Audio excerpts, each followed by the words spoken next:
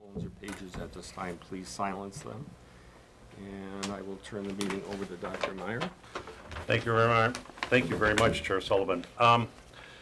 What I'd like to do is present the idea that a budget is part of a larger planning exercise and effort. The budget is a substantiation from a fiscal standpoint of a lot of effort by the college community, and specifically the cabinet and those that are on the educational master plan, working together to identify what the future of the college can be. And from that, then, we identify resource opportunities that is called this budget. So the budget does two things. Number one, the budget looks at a balance of opportunity across the college. And number two, it represents, if you will, a plan. And that plan is an estimate of the future. And so the budget is a very dynamic document.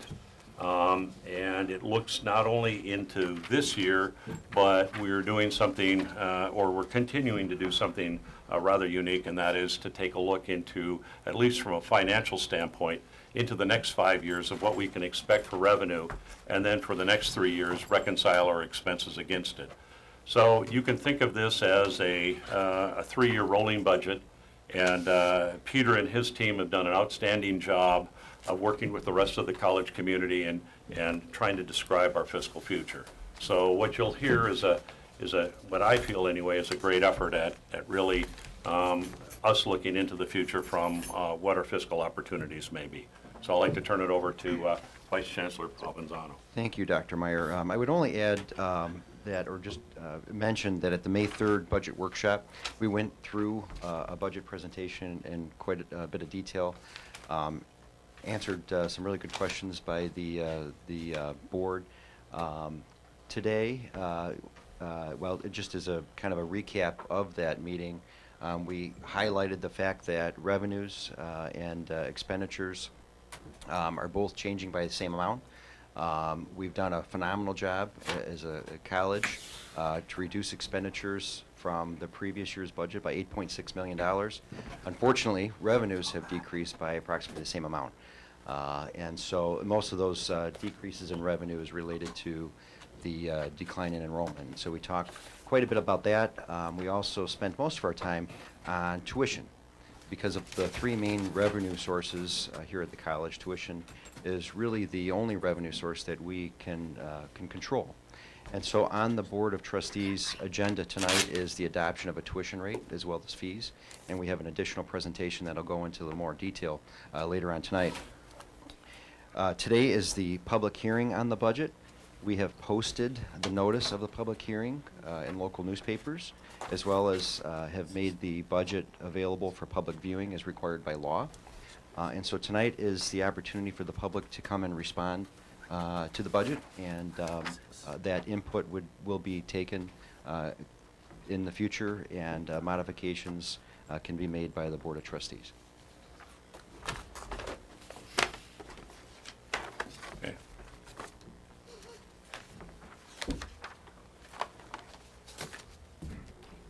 Now we have 7. Well, just as a point of order, don't we open it up to the public for a public hearing? Yes. I mean, this is a right now. public That's hearing. what we right? did. Okay. Didn't I do that when we started? Did you ask for public comment? No. Does anybody want to speak?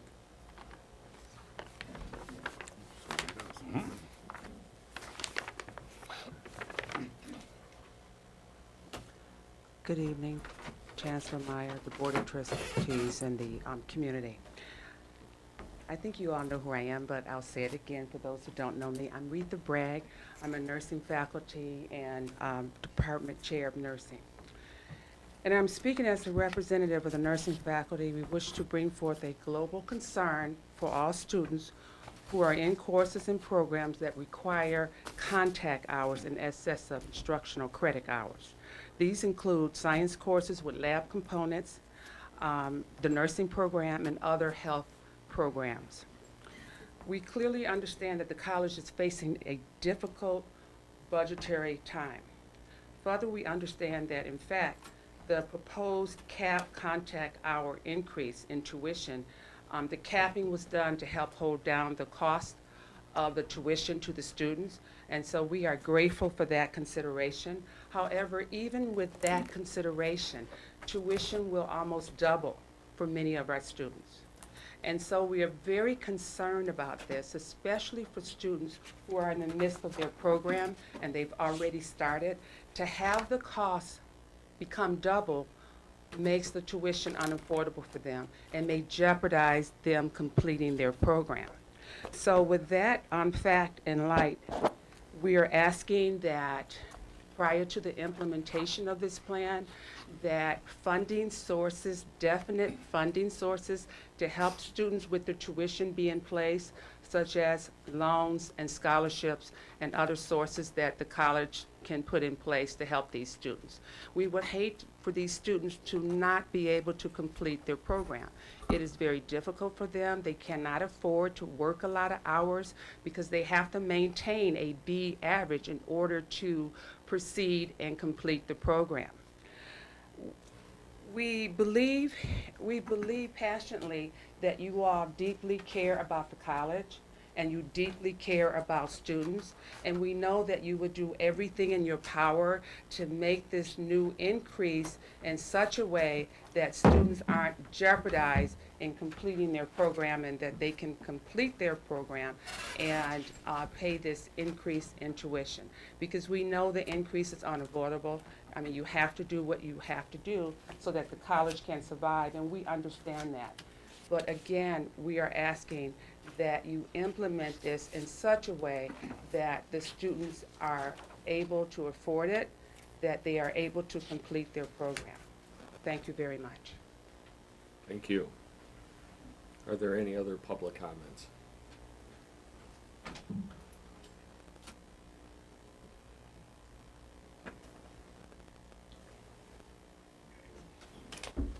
We have 4 minutes before we will start our regular board meeting.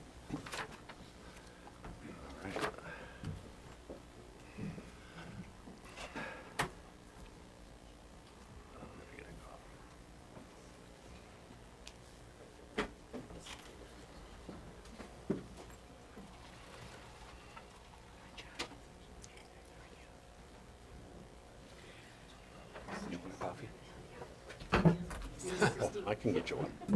Oh, John, yes. Watch. Presentation, I think it'll clear it up.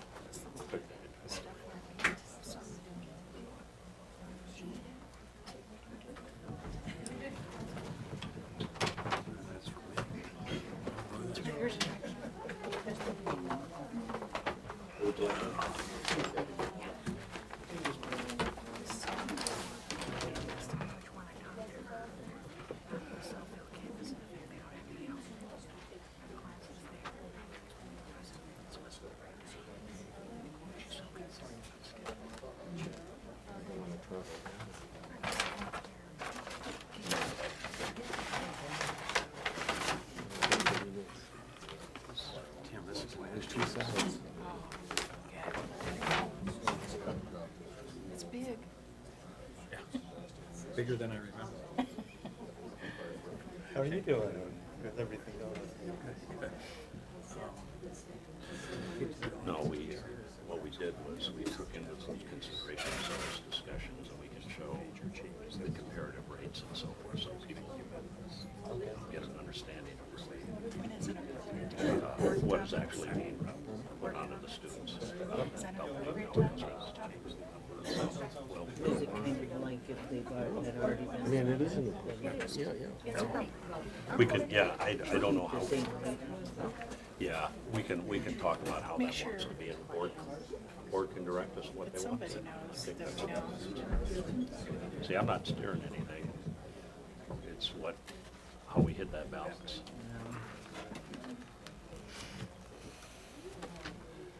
All right.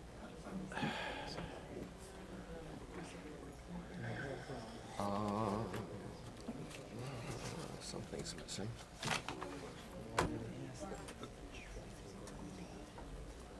Something's missing.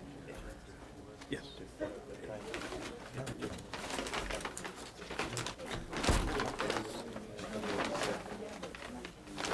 Oh, You may want to do that as part of the introduction.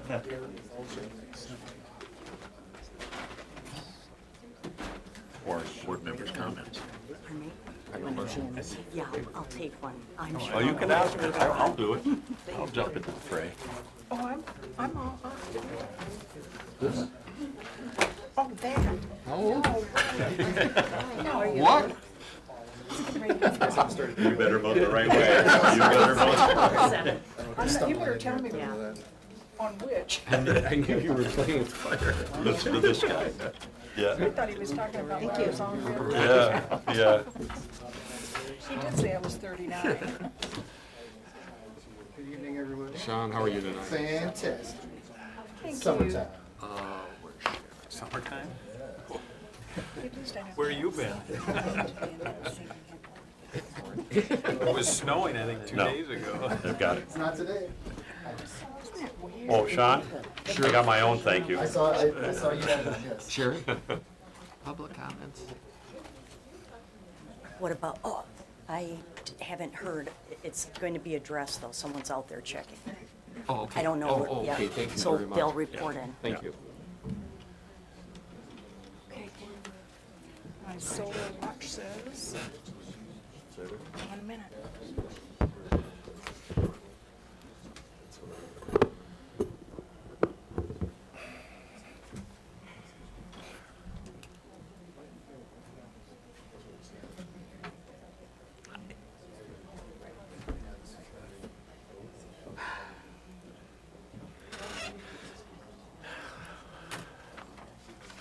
Well, should we get started? It's Jump in. time. Are you going to start with Shirley's announcement, or is that? Shirley? He's trying to. You sit next to her. I'll wait till board member comments. At least you were right on the number, 39. I know. Just one. We will now call to order our regular board meeting. Excuse me. 1.2. Madam Secretary, please take the roll call for attendance. Chair Sullivan, all trustees are in attendance with the exception of trustee O'Sullivan. Thank you very much. 1.3. Approval of the agenda. Mr. Chair? I'd like to move the agenda with 2 additions. Okay. 1, recording meetings, and 2, the Chancellor evaluation goals and objectives.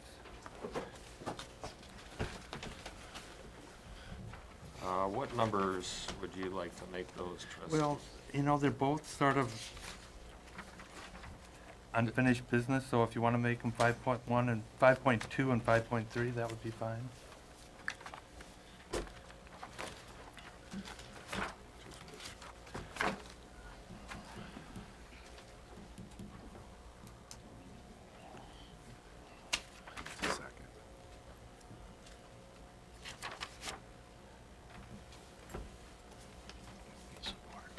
Trustee Kuhn, do you have a motion, since these are action items, I assume?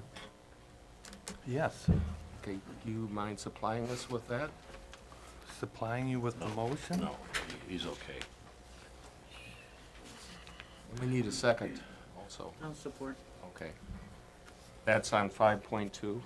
5.2 and 5.3. Each one separately. Yeah, which one, which is? No, I which? have asked that the agenda be approved with those 2 changes. I am not moving them separately, and it was seconded. Just clear, 5.2 is which? The The Chancellor's? recording and Okay.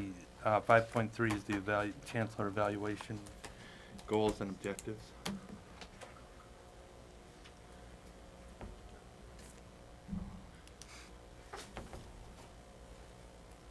Okay.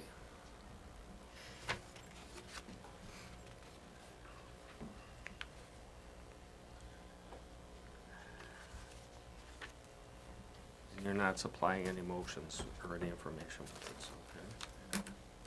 Mr. Chair, the recording meetings was on the agenda for February. The administration provided 20 pages or more of information. You want me to supply something right now? No, Here's I my just- responses, that it has been supplied, it has been on the agenda back in February. I'm just asking that it be put on the agenda again.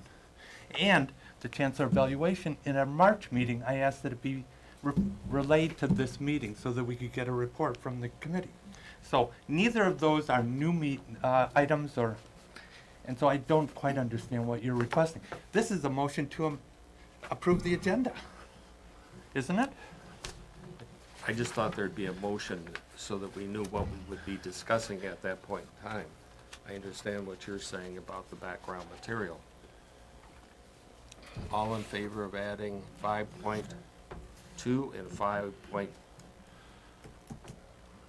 3. to the agenda, signify by saying aye. Aye. Aye. Aye. Okay, those have been added to the agenda.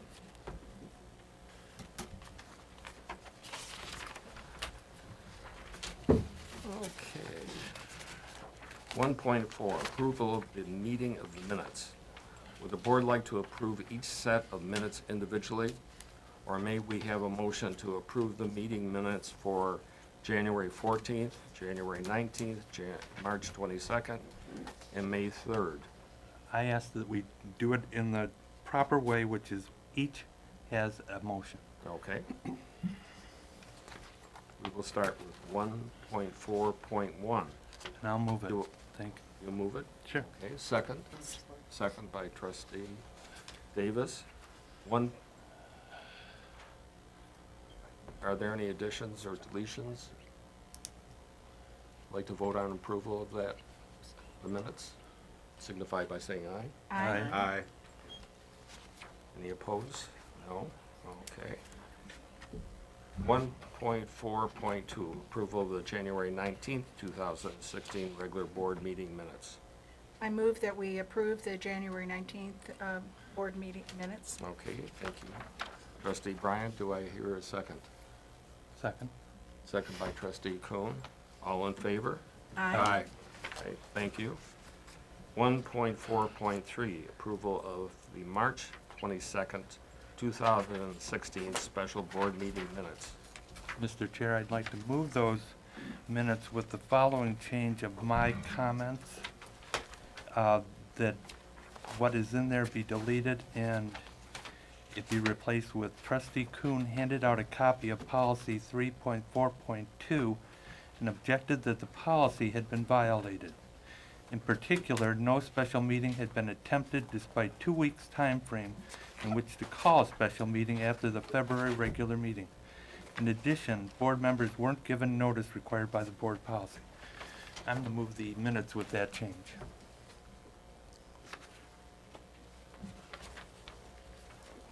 I'll support. I'm sorry, what page is that? I think it's page 2 of 5. Thank Is you. that correct? Page 2 of 5? 1.3, right there. Okay. Is that correct? 1.3? Yes, it's 1.3, Okay. page 2 of 5.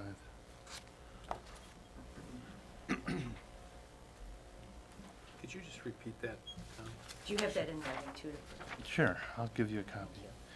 Trustee Kuhn handed out a copy of policy 3.4.2 and objected that the policy had been violated. In particular, no special meeting had been attempted despite 2 weeks' time frame in which to call a special meeting after the February regular meeting. In addition, board members weren't given the notice required by the board policy. That's a short version of what I said. You know, just to clear, as I'm thinking about it, I had several comments on that as well.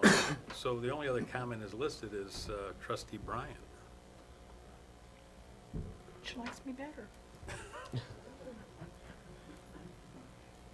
It's not necessarily a verbatim. Well, again, I don't mind if trustee McCullough wants to add something that he said, and of course he didn't have several comments, and they were not listed. But it's up to you. Apparently yours resonated more than mine. Well, speak up. No. See if there's a second. I see what's before me. Is there a second to, It's already been seconded. thank you. discussion or questions? I wasn't present, I'm going to abstain.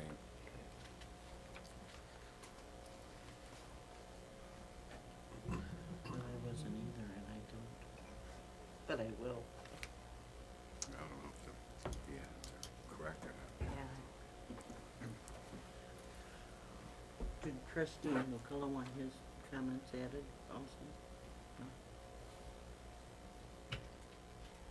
All in favor of the motion to change the minutes?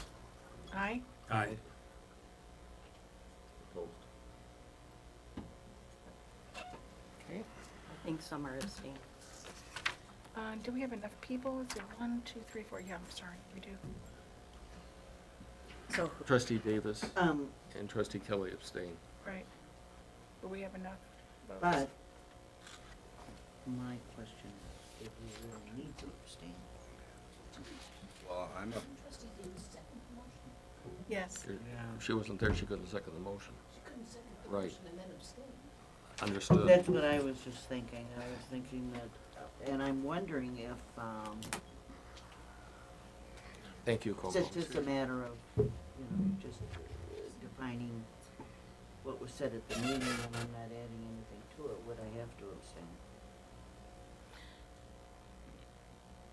If you're not at a meeting, should you abstain?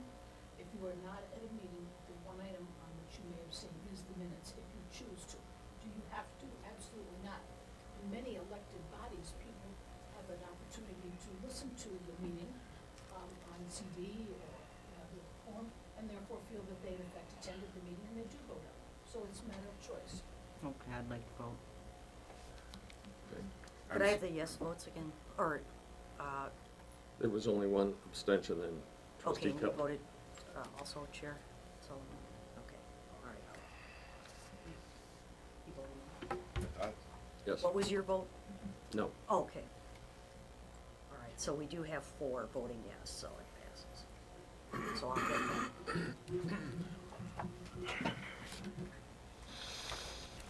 1.4.4, approval of the May 3rd, 2016 special board meeting minutes. So moved? Trustee Bryan, support. Trustee Kelly seconded.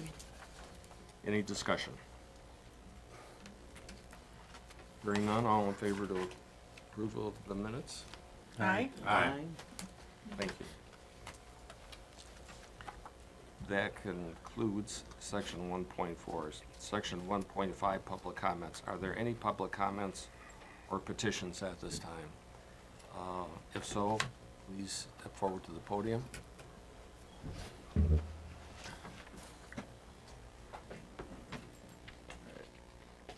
Good evening, Board of Trustees. Good to see you again. My name is Andrew Sarpolis. If you don't remember, I'm the interim president of the Oakland Community College Young Democrats.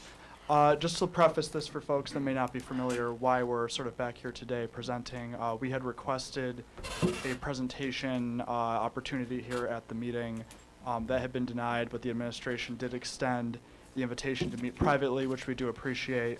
So we will look forward to presenting a lot more, this data that we have here in much more detail in the future.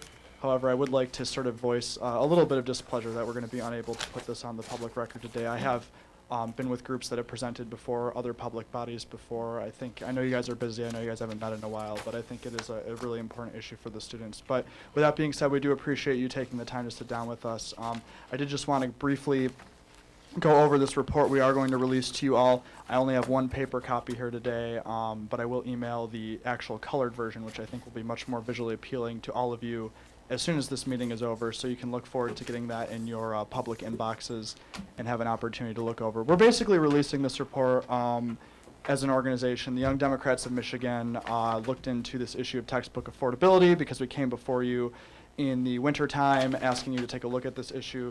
You had basically said, well, what are the solutions? So we spent some time looking into that. I want to stress that we put a lot of investment into this. I don't want you to think, I know when young people get in a room sometimes, the students, maybe there's a stereotype that they're a little idealistic, they're not too practical, maybe there's some balance that needs to be had. I want to eliminate any pretense that may be there because we've put in money to do original research at this university. We spent time hiring people to do surveys. Probably total of over $1,000 was put into original research here. So I want to stress that we put a lot of time and effort into this. We surveyed students' purchasing behavior, particularly questions we had that we could not get from the bookstore and other entities.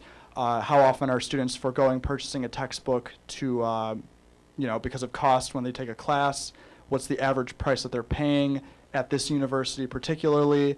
Other behavior habits, are they researching online or in other forms, ways to look for lower costs in textbooks? Partially we asked that to see if education might be the problem or if it's something else. We asked a series of 6 questions. One was just informational. 5 of them were related to textbook costs.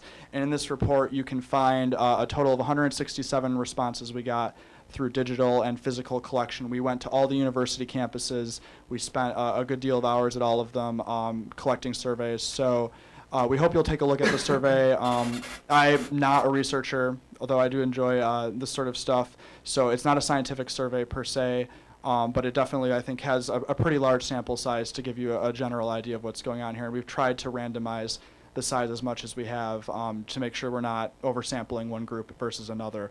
A couple policy prescriptions I want to go over quickly here. We go over all sorts of stuff in this report, from open online educational resources to ebooks to rentals, how these affect the markets, what's going on in the textbook market. These are problems largely that stem from publishers, and I think that's been mentioned here before. So we are looking at ways that the university can expand negotiating power with publishers and also bring more information to students to help create or rebalance market forces, I guess, because in some ways the costs are being externalized in terms of textbook purchasing behavior. The end user is not the one that's actually purchasing the book, or is not making the choice to purchase the book. They're making the choice to take the class, and that has some ramifications. So we've looked at a couple options. One is over 70% of students were either not sure or said yes to the fact that they would consider switching a class if they found out the textbook option was cheaper in another section. We've surveyed some sections where that is the case. We recommend a warning system that could be put in place during registration or listing the cost of textbooks up front for different courses. Basically, we want people to comparison shop. That's certainly not to say, that if a teacher is really good, people might elect to still take a more expensive option, but we want the information to be right out there in front. We feel that's an area where consumer access is really a problem. And the other thing we looked at a lot was custom publishing, which when done right can turn the university into a large negotiator for purchasing large quantities of textbooks, bringing down the overall costs, and we can use the bookstore as a conduit to sort of funnel those purchase decisions. But if departments can get together and teachers can get together and work out some custom publishing deals, they've been done on a small scale here. They need to be scaled up. My time is over. I'll be in the overflow room watching the rest of the meeting. But I have a couple other folks here from OCC and otherwise who would like to talk to you about why this is important. And we have petitions as well from almost all 167 of those students. So Your time's up.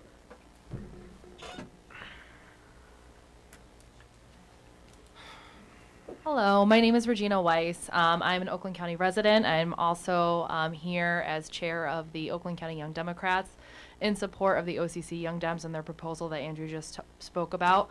To begin, I'd be remiss, Vice Chair Bryant, if I didn't say happy birthday to you. So happy birthday. How do you know that? We know everything. To talk about a few things that Andrew wasn't able to get to in a brief 5 minutes. And I also want to say I really hope that, I know you guys had a full agenda today, but that you will invite us back to give a full presentation, because there is a lot of meat to this report. It's several pages, a lot of work, and a lot of time went into it, as Andrew said. The ultimate goal that we came up with is, and we came up with a hashtag for it, it is hashtag 20 by 2022. And so the idea is to reduce the cost of textbooks 20% by the year 2022. And that's not the current cost of textbooks, which the average cost is around $150 per book, but it's the cost that we estimate based on inflation. And so we came up with an algorithm for that to determine what the cost will likely be in the year 2022. And we want to halt inflation on that, which will ultimately reduce the cost by 20%. And so that would be a savings of an average about $35 per textbook by that year. And we really believe that the proposals that we came up with that Andrew just outlined will allow us to do so, to accomplish that. We think that it's actually a pretty reasonable number, a pretty conservative number, based on the proposal that we came up with, and that it could actually end up being more than that if all of those solutions are implemented in tandem. We realize that there is no silver bullet for this. There is no one solution that's going to get it done. That's why we came up with a series of proposals, which Andrew discussed, that we believe will really help reduce the cost and ultimately will help serve the students of this university. Because I know that you're all concerned with that. Textbook affordability is not just a conversation that's been had here. It's being had around the country. I believe firmly that OCC could be a model for other universities to follow when it comes to this. And we hope that you'll really consider and look in detail at the report that we came up with. And we also hope that further research can be done here on campus in order to get even more information on what further we can do in order to continue to reduce the cost of textbooks on campus. So thank you very much. Thank you for your comments.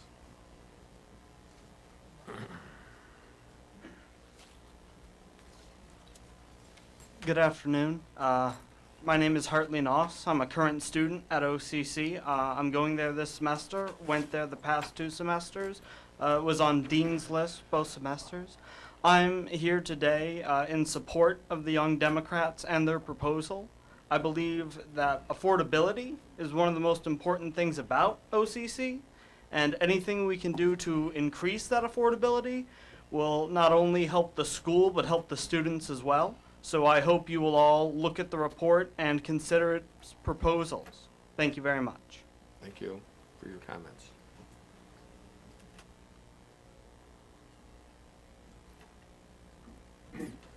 Members of the board, thanks for your time today. My name's Sam Pernick with the Young Dems, involved with a couple of political groups. Just want to start by saying we are a little disappointed that 10 minutes could be made on the agenda. I think that we would have been able to better cover this topic. Also, I just wanted to note that it's been 6 months since we originally raised these concerns and haven't seen a lot of administrative action on this issue, which is pretty disappointing. There have been, talked to a lot of people about this issue. We've spent a lot of money talking to students, collecting survey results, and I don't know if the administration has invested an additional dollar to figure out what can be done to address this issue. It's pretty disappointing. Many students are routinely paying more for the cost of books than they do for a course. Routinely. Cuts into financial aid. In many cases, it can be used for needed expenses. In many cases, critical expenses that students have. And it's gone, as far as I could tell, totally unchecked for the last 10 years. Put together a pretty detailed report. Andrew was our point person for it. I encourage you all to read it. As many of you know, the cost of textbooks has just skyrocketed the last 10 or 15 years. That's a result of a lot of different things. Have more concentration in the publishing world, but it's also because many schools have made a decision to do nothing about it, to do nothing. And many people say, well, the cost is the same as what you'd get at a 4-year university. That's true. That's absolutely true. They say, well, it's only higher because the tuition is so much lower. That's also true. But what is even more true is that many students who are going to OCC can't afford 4-year college tuition. That's why they're going here. So why are they paying more for a textbook than they are for a class? I mean, it's outrageous. It's really outrageous. And the fact that nothing has been done on this issue, that you'd think that, to be honest, would have liked to see the university do a survey. University or the college district do a survey. The college district has significant resources. Could it do an online survey? How difficult would that be to do? An email survey?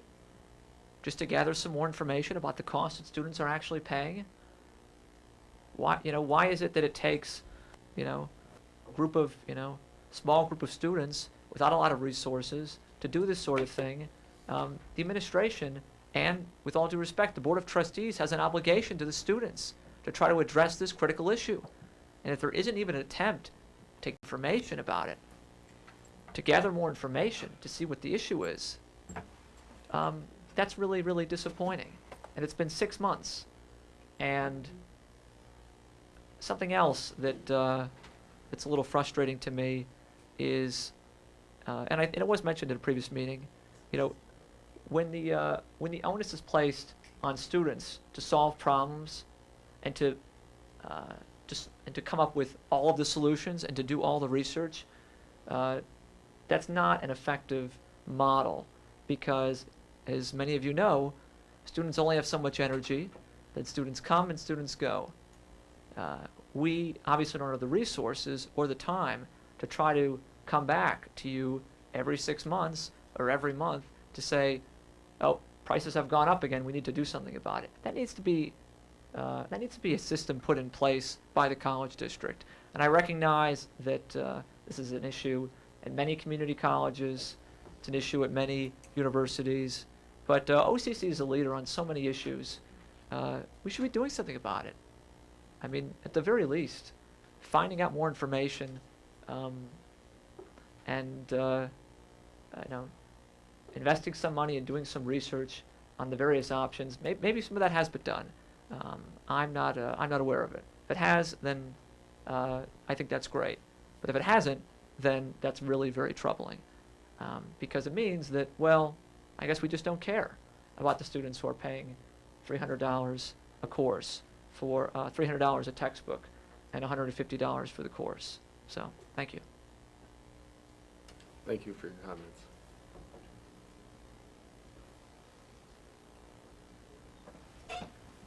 Are there any other public comments? Hearing none, I'm going to move on to 1.6, Academic Senate Report. Mr. Dry?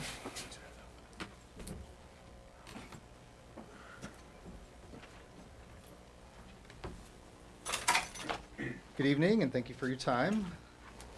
I have a pretty brief Senate report today, so what I wanted to give you today, the last time you had a regular meeting was in February, so this is just an update on some of the things that have been happening at Senate since February.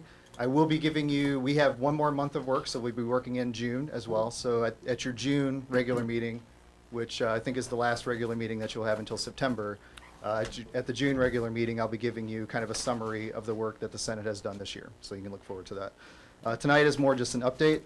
So a couple of categories on the report here. Completed projects, so in things that we've completed since February, we did finalize and recommend to the administration a new process to address student grade appeals, and that process has been approved by the administration and will be put into practice in the fall. We worked through, we approved and we disseminated to the faculty 10 recommendations in relation to the report, to the presentations that you just heard. We did go through and we came up with 10 recommendations for reducing the cost of instructional materials. And those recommendations were worked on by the entire Senate, worked on by the faculty. They were approved by the Senate and had been disseminated out to the faculty in the person of sending them out to the department chairs. And the department chairs were asked to disseminate them to the wider set of faculty in each department. And we're planning not to let this drop from our radar. We are going to, I know this is a comment that had been made before, is our work done? To some extent, this phase of our work is done. We've looked and we've come up with some suggestions, and now we've disseminated those suggestions. We are going to keep it on our radar, however, and we will check in next year and see what, if any, of those suggestions were implemented and what kinds of impacts they may have had. So in terms of Senate attention to the instructional material issue, it's something that we've worked on, and it's something that we plan to come back to next year. And then finally, the other major completed project that we worked on, we did provide some recommendations to the administration concerning the training for faculty who are going to be online teaching. And I know you're going to be hearing some more about that from Dr. Mays in a moment. So those are the big things that we completed since February. Things that we're working on now and that are kicking off as well. We are finally coming to the end, and this is personal for me because I've been shepherding this for months. We are finally coming to the end of the process that we've been working on for some time to recommend some changes to our key transfer degrees. So we're looking to update these degrees and to bring them in line with the Michigan Transfer Agreement. So I personally am very much looking forward to wrapping this up this month. So I'm happy about that. And we started 2 new projects. One project looking at our academic amnesty policy and making some recommendations to that. And then the second major project is looking at our degrees and certificates as a whole and maybe recommending some changes to those degrees and certificate process. And there are a number of things about those degrees and certificates that we plan to look at. So some good things that have been completed, some good things that we have on our plate, and we are meeting as a Senate leadership group. We're meeting in June to kind of review the year and think about what big projects we want to be working on next year. So we've got lots to do. And then finally, I know you're voting tonight on the contact hour tuition policy. So I did want to put in front of you again the recommendations and the question, not really recommendations, the questions that Senate has been raising regarding the tuition policy. And just, again, very much aware of the financial situation that the college is in, very much aware of the financial reasons for changing the tuition policy, not at all contesting that, and not at all contesting the value of the recommendations that you received from the administration. And Peter's done a fantastic job of explaining them and providing justification for them. So we're not at all challenging that, just asking you, and I hope that you have, and you've heard this from me several times, asking you to think about issues in addition to financial ones whenever you think about tuition policy, and just being aware of the fact that tuition and tuition policy means more than just dollars and cents. It does say things to the community as well. So, as I've said before, thinking about the impact that raising tuition on certain kinds of courses has on enrollment, impact that it has on the nation's interest in STEM, the financial aid concerns. Those are all things that you've heard before, and I hope that you have taken them into consideration as you have thought through the process of what your position is on the policy from the administration. The final thing that I want to add, this was something that actually came up this month as we were talking about it, and it's the last bullet point on there. Oh, before I say that, at the workshop that you had a couple of weeks ago, one of the things that we had raised was some concern or some questioning about the calculations used to come up with the degree pricing. We, degree costs, we have learned since then through asking some of the people who had raised some of those questions. The issue was, in fact, as had been raised last time, that the people who were putting those calculations together had not taken into account the cap on the number of contact hours. So after we worked through that and looked at that, then it seems like everybody's on board with the numbers that are there. So just want to delay that to rest, that we're very content with the numbers as they have been presented. So it's not an issue of are the numbers correct, it's an issue of are there concerns other than financial ones. So finally, the last point that had come up, we've heard, and I think it's fair to say that one of the ideas behind this policy is trying to be as transparent with students as possible. Not wanting to have hidden fees with the courses, and instead wanting students to be very much aware of how much they're going to be paying for each course. That's absolutely great. One transparency issue that was raised, and I believe this was related to the comment that you heard in the comment section before, it has been raised, what about students who are in the midst of these programs, believed that they were going to be paying a certain amount for these programs, and now that this new policy has gone into effect, will suddenly find the remaining courses in this program to be much more expensive than they thought that it would be. So one suggestion that we have for the board, and perhaps this is maybe more appropriate for the administration, is to consider grandfathering the current credit hour rate for students who are currently in programs and who had come in thinking that this is what they were going to be paying for their program. So that's something that we came up with. We, again, don't want people to be blindsided by believing that they were going to be paying a certain amount and then discover as a result of this new policy that they might have to be paying more than they originally did. So just something to think about. And that's all you have to hear from me tonight, and you'll be hearing more from me next month. Thank you, Mr. Dry. Can I ask a question? You can too. Okay. Trustee Bryant has a question. Yes. And so does Well, Trustee Davis, I'm sorry. I won't forget it. Mr. Dry. Yes.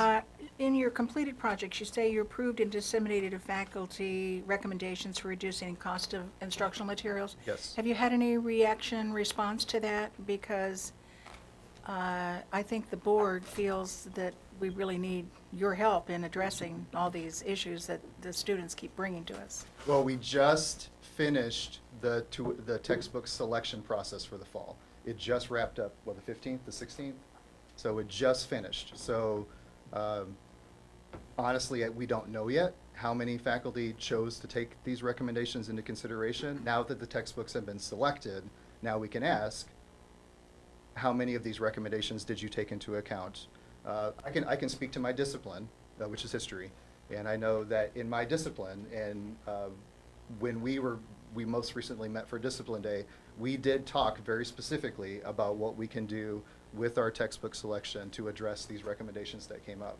And so a number of the members of my discipline chose to use free online materials rather than paid textbook materials. A number of the rest of us chose to use one edition older than the current edition, which will significantly reduce the cost to students. So just in my discipline alone, the majority of my discipline members looked very carefully at these recommendations and chose to implement some of them. But you're right, we do need to get information from a wider spectrum of faculty to see how much, what kind of response there has been, which we do hope to do this coming year. Yes. Trustee Davis? My question had to do with the same issue, and I was just wondering if there was would I be overstepping my boundaries if I were to ask if I get a copy of the recommendations? No, and I believe I did provide them to you at one point, but I'm happy to send them to you again. Absolutely. Okay. What'll you do that by? Absolutely. Email? Yeah. Okay. And I'm happy to communicate that information to the student representatives as well. Thank you. I have one question, Mr. Dry. Your discipline, is there any way to equate the savings that you might realize to the students, or is that impossible? Well, I can speak personally. The textbook that I have been using, when it's new, very few students get it new because I have rental options and I have used options. The textbook, when it's new, is around $130. Buying a previous edition will likely reduce the cost of that textbook to about $25. That's significant. It is. And I'm really popular, so a lot of students take my class. I know lots of savings, yes. No, that's very good. I hope other faculty members follow suit. Yeah, I hope so too. Thank you, Mr. Dry. You're welcome. Appreciate it. 1.7, labor organizations and associations. Are there any comments this evening? No. Okay, thank you. 2.1, Chancellor's comments. Dr. Meyer, do you have any comments this evening? Yes, thank you, Chair Sullivan. What I'd like to do is I would like to go through the State of the College address that we presented before the Board of Commissioners, Oakland County Board of Commissioners last month, and we also had a session at the college. Since this is an address that identifies really looking past and then looking into the future, I think it's really important that we generate the awareness and the conversation that goes on. So if you don't mind, I'll take the podium. And what we've done is we've harmonized both the words and the slides of the visuals together, so that it's important that you have some visual evidence of really what was presented. It starts out that I know spring seems like it would never arrive, but at this time of year, we are preparing for student final exams, another cohort of successful graduates, honors convocation, and summer classes. We're also moving forward with a dedicated focus on OCC's vision for the future. Since OCC opened its doors, we have touched more than 1 million students. As the largest higher education institution in Oakland County, we have a profound impact on our community. So we have to get it right for every student so they can successfully contribute to the talent needs of our region. Next month, when we hold our 50th graduation ceremony at the Palace of Auburn Hills, we'll be graduating more than 2,700 students with earned degrees and certificates, adding to the more than 84,000 awards since 1965. For those seeking to transfer credits or advanced degrees, OCC has 78 post-secondary agreements articulating into 273 degree programs at 22 universities and colleges across the United States. These agreements allow OCC students to continue to become CPAs, MDs, MBEs, MBAs, JDs, and a host of other professions requiring higher education. The same credit fluency agreements are now becoming of interest statewide, where collectively community colleges have formally developed the Michigan Transfer Agreement with the state's four-year universities. This allows for the full transfer of general education credits from the community college level to these institutions of higher learning. As we speak, administrators are working with faculty to integrate this agreement into our transfer degrees, including liberal arts, science, and business. The college's core mission is built on the promise of meeting community need. In essence, what talent does Oakland County and the region need to maintain a strong economy and a great quality of life? There's much concern nationally about addressing the need for talent as the economy grows. This concern is even more pressing for Oakland County, where our growth has now exceeded what is considered full employment. Accordingly, we need to offer degrees and courses where there are ample job opportunities, a living wage, and where students are prepared to transfer their credit work to continue their education. Recognizing this relationship, we have worked hard to create an innovative tool that allows us to calculate what we call a community needs index. This index compares our curriculum and programs against the needs of the community using real-time employment numbers, demographic information, and other measures. Using this data, we're actively reviewing the number of courses and programs we do offer. Indeed, community need determines the relevancy of our programming. To this end, OCC is reviewing programs with low community need for possible deactivation. Conversely, from 2012 to 2017, we've increased our offerings of highly relevant programs from 27 to 64%. We plan to add high-need programs such as Certified Nursing Assistant, .NET Computer Information Systems, heavy diesel repair, and concentrations in liberal arts and sciences. Relevant programming is only half of the equation. From OCC's perspective, every student must have the opportunity and support to pursue their educational needs. One major step in this direction is to significantly improve their graduation rates by 2018. One organizational initiative we are using to address this need is the Student Persistence and Completion Academy, sanctioned by our accrediting authority, the Higher Learning Commission. The Academy is intensely focused on proving student success as the college transforms from an all-access culture to one promoting academic achievement and program completion. The targeted areas in this initiative are developing a clearly defined succession of courses for each student known as an academic pathway, providing student services relevant to academic success, and improving student engagement inside and outside of the classroom. It is important to note about 2/3 of OCC's students are part-time, making us a just-in-time education institution. We are there when and where students need us, which makes these improvements much more challenging, but also provides us the greatest opportunity. So specifically, what are we doing to illuminate the path to student success?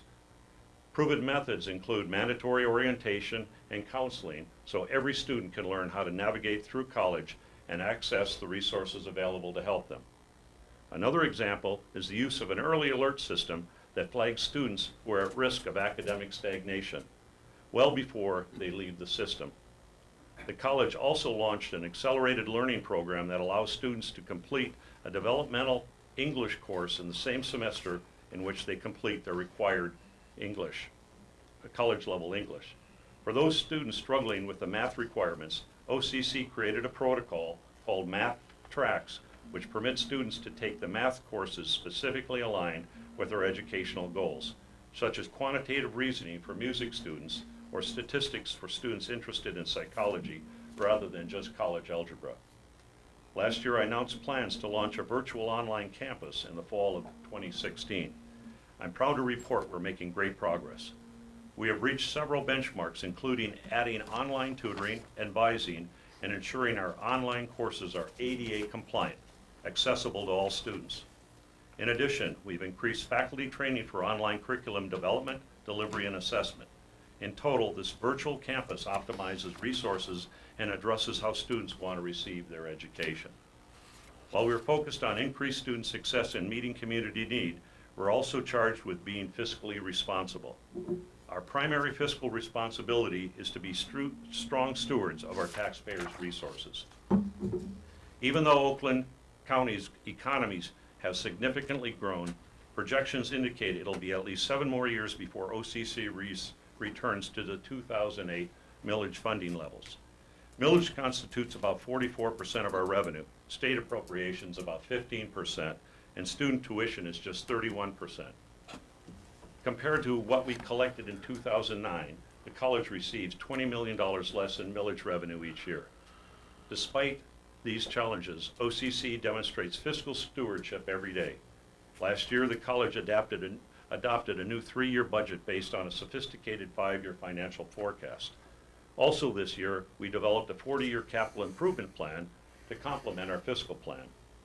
We know that in order for students to succeed, they need well-maintained, highly functional, safe and secure learning environments. Maintaining and renovating the taxpayers' brick and mortar reaches across 5 campuses and represents approximately 2 million square feet of classroom, library, office, and common areas. This capital implementation plan is essential to preserving this investment. As a leader in higher education and fiscal management, OCC issued its first comprehensive financial report for fiscal year 2015. We are only one of 2 community colleges in the state to do so. This report also includes requisite financial reporting and fiscal planning tools.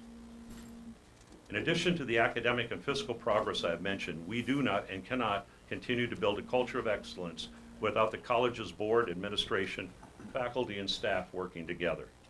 Strategically, OCC's faculty, staff, and administrators met at the bargaining table this past year to ensure OCC's financial stability and our collective commitment to the students in our community. 6 labor agreements were settled. Now let me take a moment to personally commend everyone involved for their work and dedication during the tough discussions and critical decisions required to support the success of our institution. Our employee contributions included significantly lowering health care costs and taking no real cost of living adjustments. For OCC, meeting community need also translates into the rebirth of skilled trades and corporate training.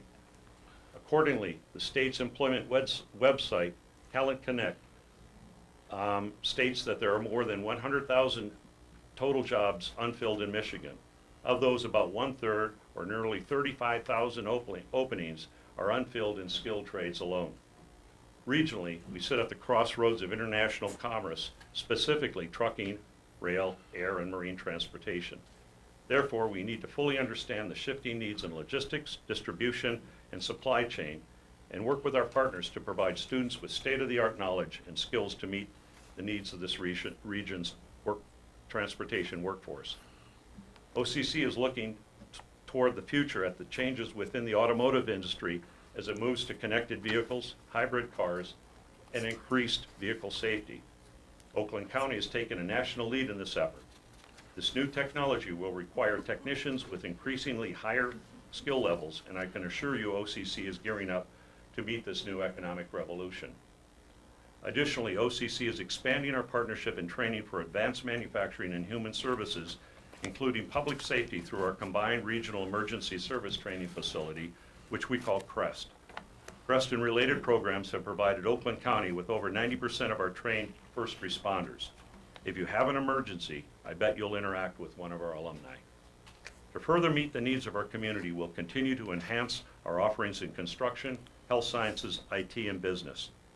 We're fortunate to have partners like Oakland County, Oakland Schools, Michigan Works, WIN, the State of Michigan, and MBDC to help address these skill needs. An example of this partnership is the $4.5 million grant OCC received to purchase training equipment in automotive servicing, auto collision repair, medium and heavy truck, and commercial driving. OCC partnered with Oakland Schools, the Michigan Trucking Association, Central Transport, and the Suburban Collection in the grant application. Oakland Schools will provide articulation support, and the other partners will provide jobs and stay connected with OCC as it implements these programs. The grant also provides funds to a new program in heavy diesel repair. The college is planning major renovations to create a state-of-the-art training facility at our Auburn Hills campus. Speaking of Oakland Schools, we are working together to launch the Oakland Early Technical College. Beginning this fall, career and technical education students can participate in dual enrollment program resulting in an associate degree as well as a high school diploma in skilled trades area. We plan to expand these opportunities to include computer information system and culinary arts. In the corporate realm, OCC has delivered over $3.5 million in training over the past 3 years to a host of regional and international businesses, including Magna International, Chrysler Corporation, Henry Ford Systems, Inalpha Roof Systems, U.S. Steel, plus many other employers, both large and small. OCC is going beyond the traditional training into personal enrichment and program opportunities related to career ladders, which can lead to degree programs. As we look to meet these challenges, I'd like to take this opportunity to introduce one of our newest members of our team, who many of you know from his tenure at Oakland County and MEDC. Doug Smith is taking the lead at OCC to better identify and address these workforce development needs. Now I'm going to go off program and I'm going to introduce Doug. Hello, Doug. Why don't you stand? Doug has a very storied career with both the state and the county. He is former senior advisor, or he's former senior advisor and senior vice president for the Michigan Economic Development Corporation. He's deputy county executive for Oakland County. He's been director of Oakland County Economic Development and Community Affairs for Oakland County. He's been real estate and development director for the city of Troy. He's been vice president, chief administrative officer for Walsh College. In his other times, he's been Grand Valley State University Director of Office for Economic Expansion, and he's also worked for the Michigan Department of Commerce as Director of Policy and Legislation and Interim Department Director. And before that, he started out with the State of Michigan Governor's Office as a Senior Policy Advisor for Taxation, Education, Finance, and Retirement. So ladies and gentlemen, Doug Smith.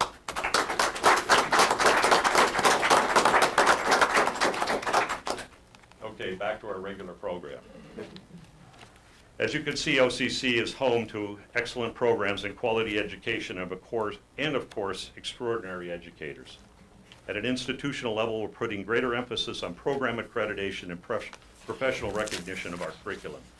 This past year, 2 of our many outstanding programs received just such exemplary recognition. Our Sign Language Interpreter program received national accreditation by the Commission on Collegiate Interpreter Education.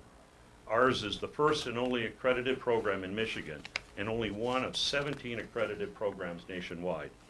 This accreditation comes at an important time as our state faces one of the most severe shortages in certified sign language interpreters. Another example of academic program excellence is evidenced by the recognition given to our respiratory tech program. This program not only received reaccreditation by the Commission on Accreditation for Respiratory Care, but was awarded the distinguished RRT Credentialing Success Award.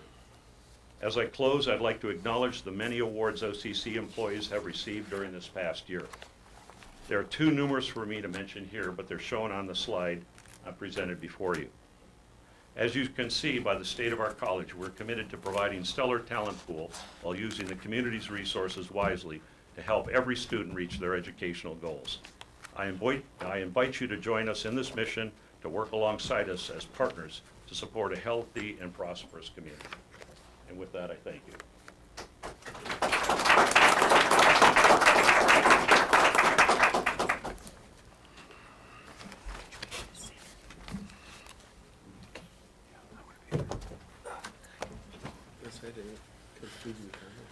That therein concludes my comments.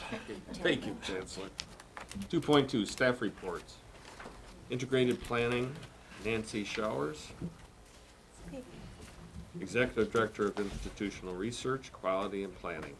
You have the floor, Nancy. Thank you. Thank I'm you. going to present over here. Oh, I do? Okay. Microphone.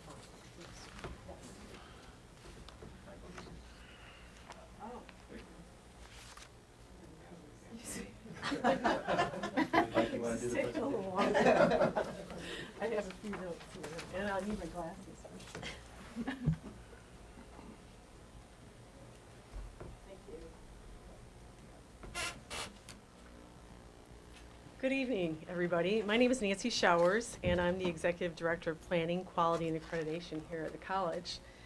Tonight I want to provide you with an introduction to integrated planning here at OCC and the good progress we've made through our educational master plan. And I'd also like to talk about how shared governance has played a major role in its success. Okay. So here's what I'd like to cover this evening. First of all, I want to talk about the relationship between the Higher Learning Commission and our integrated planning processes. I want to give you some background about integrated planning and the progress we've made at OCC. I'm going to talk about the educational master plan, now wrapping up in its third year, and how shared governance has played a major role in its success. And I'm going to review the next steps planned to continue our integrated planning processes and include our stakeholders. And finally, I'd like to answer any questions that you might have about integrated planning. So as you may know, OCC's reaffirmation for our accreditation will take place in 2018-19. And each criterion team, which is currently led by an administrator and a faculty member, is working on compiling evidence and putting together assurance arguments to show that we're meeting the requirements of the criteria in anticipation of this visit. So each of the criteria touch on a different aspect of the standards of quality by which the Higher Learning Commission determines our accreditation. So one is really focused on mission and how it guides our operations. Criterion 2 speaks to integrity, ethical, and responsible conduct. 3 and 4 focus on teaching and learning in various aspects. However, Criterion 3 focuses more on quality, resources, and support in areas such as appropriateness of our degree programs, faculty and staff support, while 4 focuses on evaluation and improvement, more specifically, quality of our programs, assessment of student learning, and attention to retention and completion. And Criterion 5 focuses on resources, planning, and institutional effectiveness. So under each of the criterion, there are several core components. And where this relates to integrated planning, under Criterion 5 is core component 5C, which asks us to demonstrate how the institution engages in systemic and integrated planning.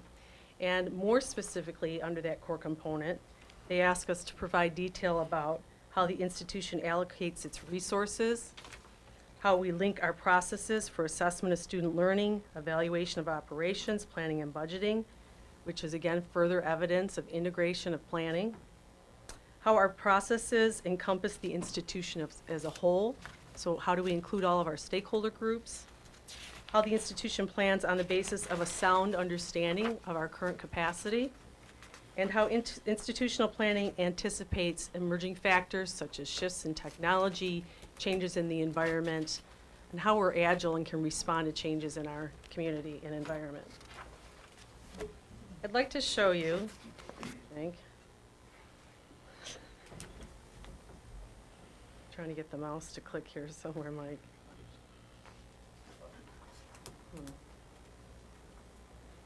trying to click on that last square in the bottom, Peter, integrated planning.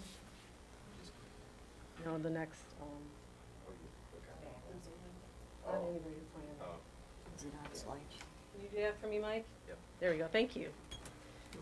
So on each of our internal and external websites, we do have an overview of integrated planning, and this page in particular gives a lot of detail about integrated planning. And I'd like to point out just a couple key elements. One of the things we talk about when we speak about integrated planning is a shared consciousness, which you can see in that first paragraph. And what we mean by that is that all of our plans speak to each other. We have a shared understanding throughout the college of what our plans are, who's involved, what our resources are. And that's been very important in our planning processes. We also talk about transparency and accountability And you'll see further evidence of that when we talk a little bit more about the educational master plan. And then, of course, resource allocation is extremely important. And you know, we've been talking about that quite a bit through Peter's group. We've been talking about financial planning and budgeting, and we made a lot of progress in that area as well. If you could go back, Mike, to that integrated planning. Thank you, and scroll down to the bottom of the page. I'd like to take you to the first link there, OCC's mission, vision, and student success statement. Thank you. So here we have outlined for you under our heading, community as our middle name, we've outlined our mission, which is really who we are. It doesn't change unless we substantially change the reason we exist. And it states that we're a student-centered institution. We provide high-quality learning opportunities and services for individuals, communities, and organizations in an accessible and affordable basis.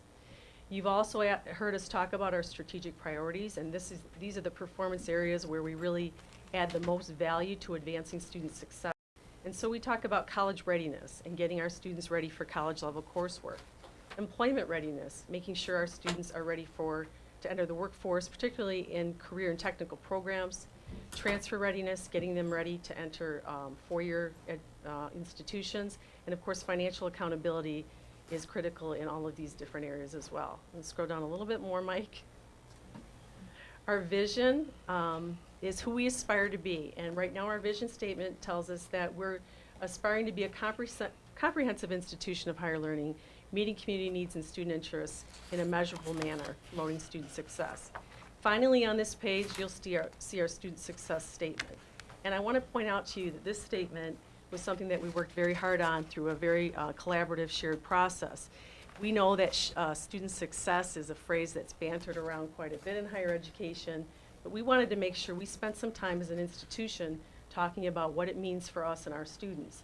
So we had open forums where we crafted different statements. We had input from the Senate. We had a lot of people providing input, and what we came up with was a pretty broad, comprehensive statement about what student success means here at OCC, and that is the exploration, identification, and achievement of personal and academic goals resulting in college readiness, credentials, certificate, degree completion, and/or employment. So that's very important in our planning process, is the student success statement. If you could go back again, Mike, to the integrated planning page again. I want to just show you on the last link on the bottom there, Mike. If you scroll down, how integrated planning works. This is something we put together, which is a visual representation of integrated strategic planning. So as you can see, student success surrounds everything we do. We have our mission statement, which is supported by our strategic priorities or our readinesses. And if you scroll down, that links us to our vision. Again, our student success statement, which has helped us in the development of our educational master plan that we're going to take a look at in just a minute. And the educational master plan then is supported by our operations, the things we do every day, as well as supporting academics in IT, staffing, financial facilities, and external affairs. So if you can go back again, Mike, to the main page there. What I'd like to do then, one more time, to the presentation, Mike. If we look at the EMP,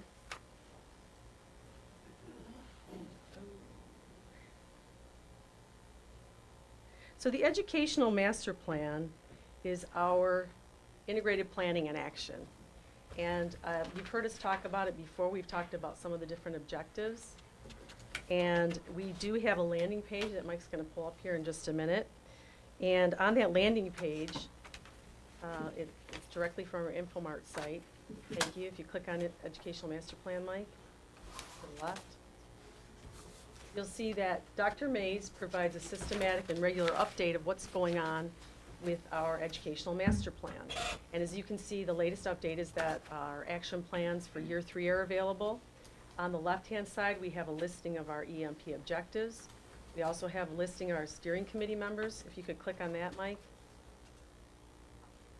Just to show you, the steering committee members are made up of administrators in charge who lead each of the objectives, as well as membership from Shawn, the Academic Senate Chair, and Mary Thomas, who serves on the Academic Planning Committee, and she's the chair of that committee. So this is the steering committee. Go back, Mike. We also have processes there that we created to add or remove objectives. So those are there as well. And I want to point you to one objective in particular, just to give you an example. So you can go back, Mike. Okay, if you go down to the EMP categories, you see our EMP objectives are outlined in these different categories. We have developmental ed, curriculum, student learning outcomes, enrollment management, and distance learning. I'm going to ask you to click on student learning outcomes. So here, for example, is our objective number 6, which is improve assessment practices to enhance student learning and success. On this page, it's a good example. There's a link to our assessment page. So this shows you the integration with a lot of the operations within the college, as well as the Student Outcomes Assessment Committee, who work very hard on this particular objective. So for each of these objectives, we've asked the teams in the very beginning to create importance of the objective. You can go ahead and click on that if you wouldn't mind, Mike. So in this case, we wanted to make sure that there was a good reason why we're doing this. So we did a lot of literature reviews. We looked for different resources. In this case, we selected information from the Higher Learning Commission about why student learning assessment is so important. So we wanted to make sure we documented that. You can go back again, please. We did a historical background. We felt like it was important to highlight what's been done in the past as we plan for the future. So that's a summary paragraph there under assessment. We took some time to do that. You can go back. We also asked each team to conduct a SWOT analysis, readiness, and we called it a readiness summary, and that was really important in understanding what our internal strengths and weaknesses are and where we have opportunities for improvement. And then we did develop comprehensive and inclusive teams. If you can go ahead and go back, Mike. And if you click on that team listing, under team, Mike, you'll see that we have well representation from faculty and staff. This particular implementation team is led by Marty Orlowski, the Executive Director of Institutional Effectiveness, and Rachel Lathrop, the Director of Assessment. And so they're leading this group through this important objective related to student learning outcomes and assessment practices. So if you go ahead and go back. And then what we've done is we've updated action plans. And you can see the latest action plan on the very bottom. There's the initial action plan that we put together. So each of the teams put together plans that include accountability measures, the steps that were to be taken, who's responsible, the completion dates, and then evaluations. And then if you go back, Mike, finally, the last annual report. This is the latest work we've done that shows you, okay, you don't have to show that one, but it's the latest action plan that shows where we are in year 3.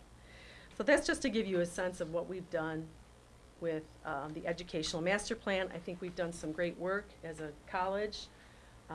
We've had a lot of people working on these objectives, and we're really pleased with what we've done and where we're going forward. So Mike, if you wouldn't mind going back to the presentation and going to the next slide this time. So here's what our next steps are. As you saw, we have the educational master plan. We're wrapping that up. We did extend it for another year because we're going through a very systematic process to create the next 5-year college strategic plan.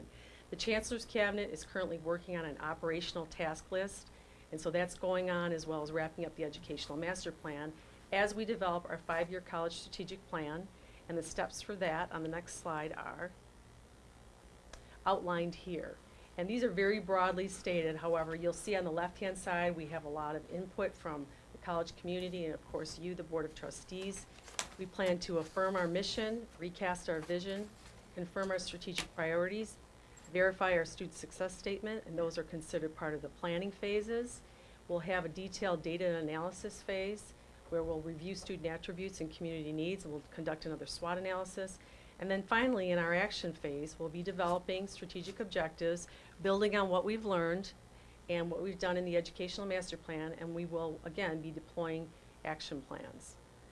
So I hope that gives you a good sense of integrated planning at the college, the work we've done so far, and I'd be happy to answer any questions you might have at this time. Are there any questions of the board members? Trustee Bryant. I guess I'd just like to know what kind of enthusiastic response you're getting to all this. Are people working collaboratively and happily with I think we are. I think we have a lot of people involved in the different teams. We've made a point of making sure faculty are involved. They touch on a lot of really important things that we're doing. They're things that we need to do well in order for our students to be successful, including developmental education. We're working on distance learning. We're working on early college programs. Dr. Shadko's been working on several of those. And I think we've done a good job in putting some framework around it. And we have steps in place. We have a systematic process. And I would say it's been a very successful effort. We've learned a lot along the way. We know there are some things we can do better. And we're pretty excited for the next round of planning here at the college. Thanks. Anything else? Any other questions? Thank you. Well, Ms. Showers, thank you very much. 2.3, introduction to new staff. Dr. Sherwood, I believe you have a new employee to introduce to this evening. I do. Chair Sullivan, trustees, Chancellor Meyer. I'd like to introduce to you Dr. Rosalind Woodson. Rosalind, would you stand?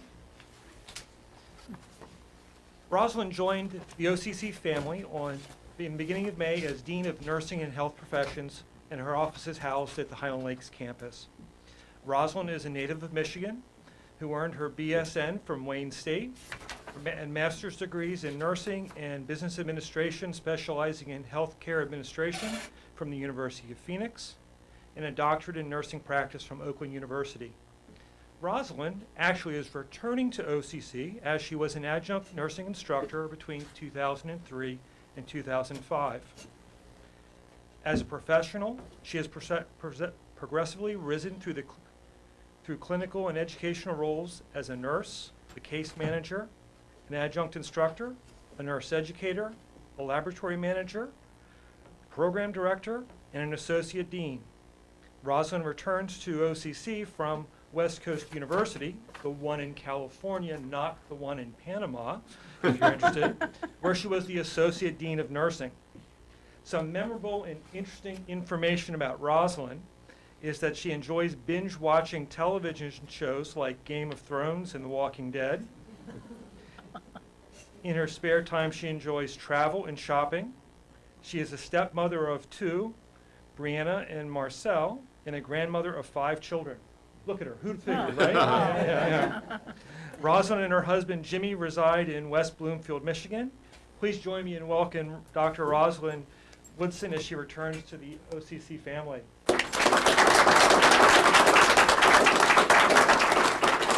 Thank you, Dr. Sherwood. 3.1, student report. Sally Salim from Highland Lake campus. Ms. Salim, please proceed with your report. Good evening, members of Board of Trustees and attendees. Starting with Highland Lake campus and PTK induction. More than 140 attended the Phi Theta Kappa induction at Highland Lake campus, with 4 keynote addresses from local dignitaries, including State Representative Jim Brunstad and Oakland University Honors College Dean Graham Harper. Inductees were presented with both state and congressional tributes from their districts of officials acknowledging their academic achievement. Thanks to all the officials for taking the time to honor our Phi Theta Kappa. And I have with me an example here to show what they have provided to our Phi Theta Kappa members. The swing concert and dance drew more than 150 attendees and raised nearly $2,000 for the Fallen and Wounded Soldiers Fund, which is a nonprofit that gives 90% of its donations to Michigan veterans. Not to mention that this event was covered by the Oakland Press. Diversity and Inclusion Fair. Hundreds turned out for the Highland Lakes Diversity Fair, where attendees could participate in activities designed to cultivate global citizenship, and the Oakland Press also covered it. More than 200 readers checked out at least one book from the Human Library. Over 35 attendees checked out 4 or more Human Library, earning a t-shirt. 151 bowls produced by Royal Oak and Orchard Ridge campus ceramics student generated over 755 for local families in need via Highlands Empty Bowl event. Leadership Summit was one of the greatest opportunities to create an integrated and coherent leadership experience.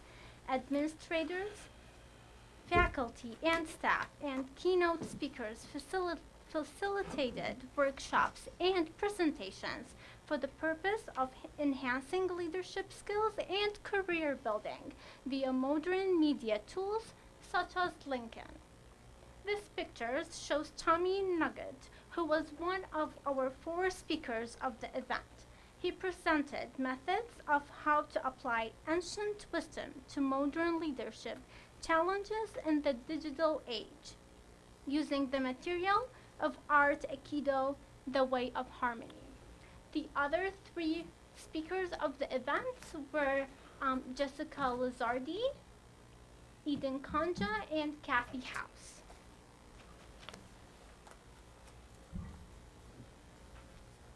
24 awards were given out to outstanding students and staff for their incredible contribution and energy. U of M Dearborn, Lawrence Tech University, the OCC bookstores, and our campus dean made significant contributions, allowing us to put on a first-rate event. Asian American Heritage Month, the members come from different artistic worlds, including acrobats, stunts, dance, and theater, combining all these arts to create a new style of performance while hoping to develop modern crisis and actively promote the circus in Taiwan. The sponsoring organization would like to consider the Orchard Ridge campus as a permanent home for this well-attended annual event. Royal Oak and Southfield Chapter inducted members who completed a leadership program consisting of an orientation, a leadership training day, 3 speaker broadcasts, 3 success networking team meetings, and induction ceremony where they received their certificate of leadership training. These members are the second group to be inducted into the Society of Oakland Community College. Finally, I would like to offer my sincerest thanks for this opportunity, realizing that I am only one of only few students who are giving this chance. And I would like to give a special thanks to first Dr. Cynthia Roman, second Keith Palovich, for believing in me and providing all the support. Thank you all.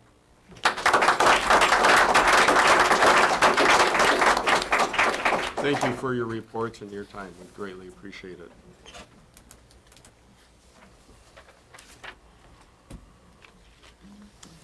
.2 Academic Initiative, Educational Master Plan, Working Together, Progress Towards Online, Dr. Kathy Mays, Vice Chancellor of Academic Affairs. Dr. Mays, you have the floor. Thank you very much. Good evening, everyone. I want to give you an update on our progress in building what we're calling a virtual campus. We've been working very hard over the last year to year and a half to address some of the issues that were brought up by the Higher Learning Commission when they last came and visited us after our request for approval to offer an online program. In that particular, after that visit, when they gave us our report, their report, they basically said that they could see that administration and the board were very supportive of online learning, that the faculty was supportive of online learning. They approved our plan for going forward with a virtual campus. Their concern was that we had not implemented as much of that plan as they would like. They, at the end of their report, basically said that if we followed the plan that we had set out, that they thought we would have a very strong virtual campus. So what we've been doing over the last year and some months is addressing some of the issues that they raised. From an academic initiative point of view, we had already developed a job description for a dean to oversee distance learning. There had been some contractual issues. We were able to, in the last negotiation, work with the faculty bargaining unit and overcome some of those issues. And Dean Kayla LeBlanc was hired last fall, and she's been incredible in leading this initiative. We now have a very, very thorough training program for our faculty that is based on best practices from the Higher Learning Commission, from the Michigan Colleges Online, and it is a mandatory training process for our faculty. We've had faculty, one cohort already go through the process. We have another cohort going through right now, another planned for later this summer, and so on. One of the things that they had said is that our courses were not standardized. That is, each course had a slightly different look and feel.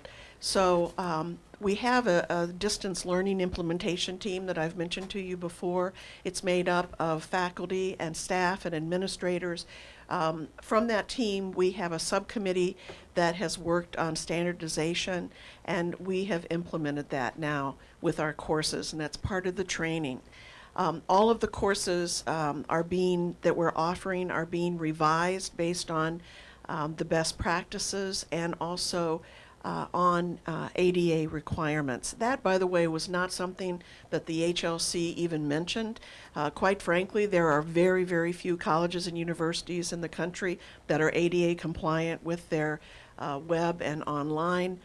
As you, I believe, know, we did have a complaint from the Office of Civil Rights that said that we were not ADA compliant.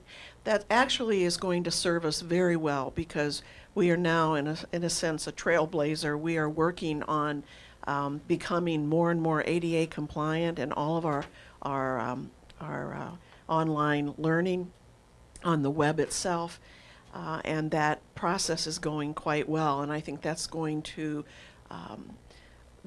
help us significantly when HLC comes back. We needed to change some of the language in the faculty master agreement on student evaluation of courses because there were questions that simply didn't fit for online courses, and we worked with, again, the faculty union and were able to make those changes. We're working on the development of a new teaching and learning technology center at the Auburn Hills campus. It's going to provide support for our faculty as they develop online courses.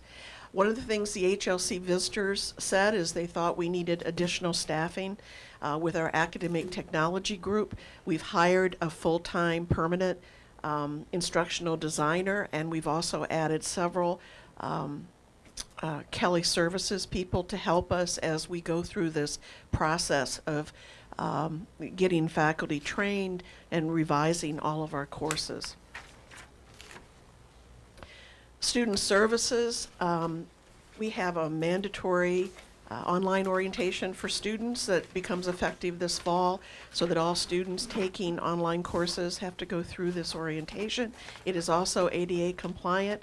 We've implemented online advising and tutoring, which were just in the beginning pilot stage when HLC came. Students now on financial aid can use that financial aid to purchase books online. The ADA compliance I've already mentioned. We're moving to online placement for our placement tests in math and English. We were using the Compass placement. It was not available online. They mentioned that. We knew that that was going to be an issue. Compass is going out of business. It's an ACT product. And as a result, we have selected, really the faculty have selected two new placement instruments, and they will be available online for students. And now we have library access to Michigan State Library Services for our students as well. Through Marty's area and institutional effectiveness, they've incorporated online courses and programs into the program review process. It's a 5-year review process. We are now separating out online from face-to-face classes for the assessment of student learning, so that we can compare the learning that goes on in an online environment. We can compare that to face-to-face courses. We now have the student course evaluation. We purchased a software called Class Climate to allow our students to evaluate their online courses, and Marty's area has done a student survey looking at the experiences that students have had taking online classes. He's also, I think, getting ready to do a survey of faculty on the same subject. Marketing, we're working on an online website that's going to be very comprehensive, and marketing's working on a marketing plan.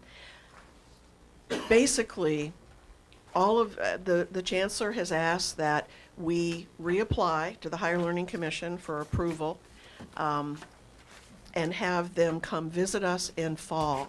We anticipate putting in part 1 of the application probably sometime midsummer. We'll submit the part 2, which is really the meat of the application, in late August, early September. They come 2 months after that.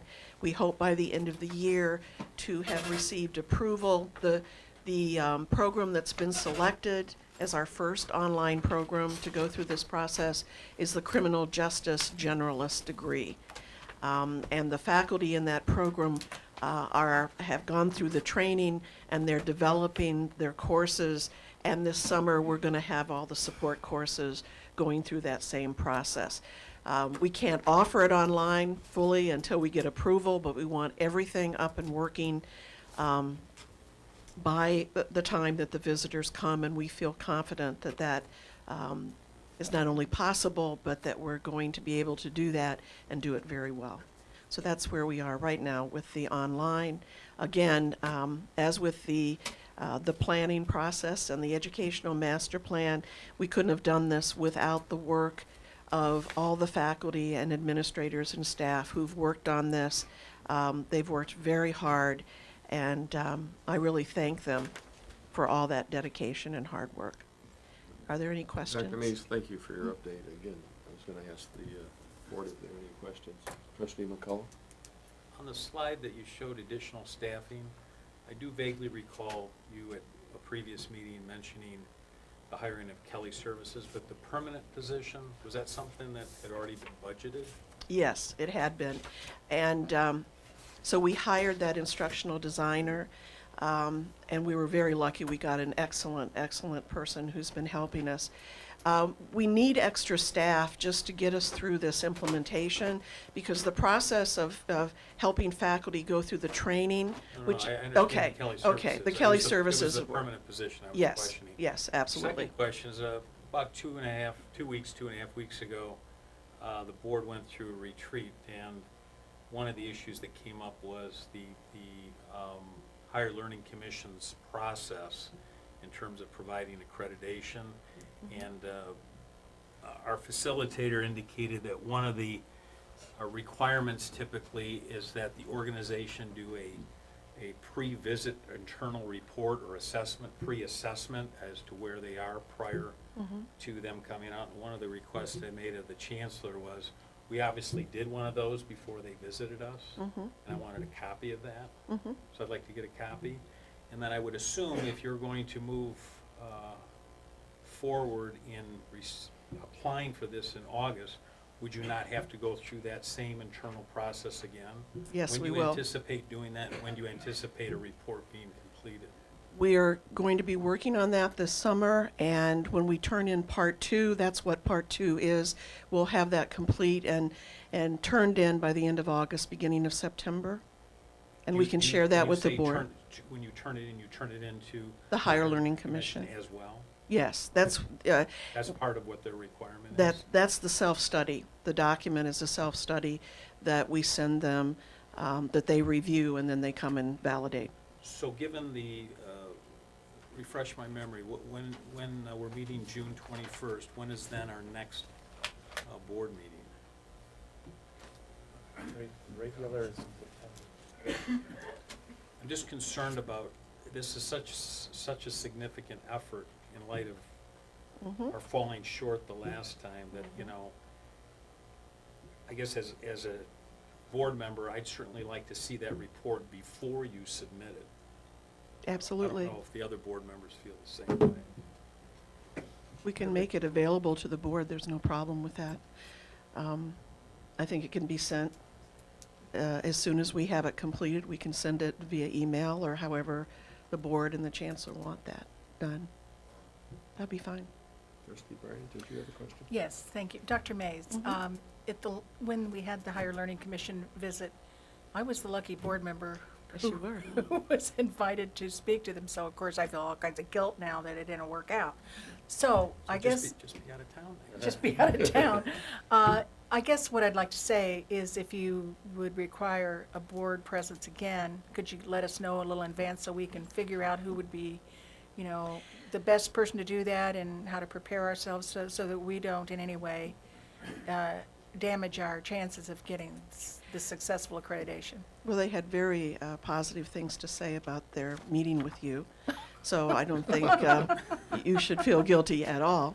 I was really enthusiastic, I'll tell you that.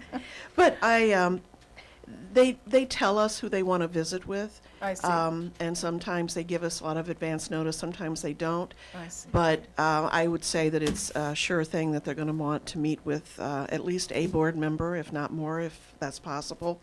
And so we will be arranging that. So we'll get that schedule together and give you plenty of advanced notice so you can decide who and how many of you will be able to meet with them, certainly. Thank you. Trustee? Yeah, Mr. Chair. I know when you gave us a report a little bit back, you were expecting or hoping for a start date with the fall 2016. It doesn't sound like that's going to happen. No. I'm not sure if I said that we were going to have the report completed and reapply. I think that's what I was saying for fall of 2016. If I did indicate that that's when we would have approval, then obviously that has not happened. We've had a lot of things to work on and complete because we want to make sure, as I know you want and we all want, that we reach approval with this next visit. Sure, and assuming everything goes okay with the Higher Learning Commission, when would you expect either online courses or online programs to begin? The only program that we can offer, if and when we get approval, will be the criminal justice generalist degree. When I was at the HOC meetings, I talked to people who work there on the change process. They said that if we get strong approval, that within 2 to 3 months after, we can reapply to offer 2 or more programs. And once we have that, we can offer any programs that we determine we want to offer fully online. Depending on when they come to visit and we get our approval, we could start or initiate that online program, criminal justice, even as early, some of it as winter 2017. It's probably, it'll be fall of 2017, probably before we're going to be up and fully moving, just because of this approval process. We still have to be careful not to offer courses that would lead to any degree besides criminal justice until we receive that second approval. That's just part of their new process. Okay, so we won't be offering any other online courses other than criminal justice once this is approved? Correct. We won't be approved for any but the one. And then, as I said, if we get strong approval, which we plan to get, then within about 3 months, maybe March of next year, we can reapply and ask that we have approval for offering more programs as we desire. And that'll allow us to put more courses up as well.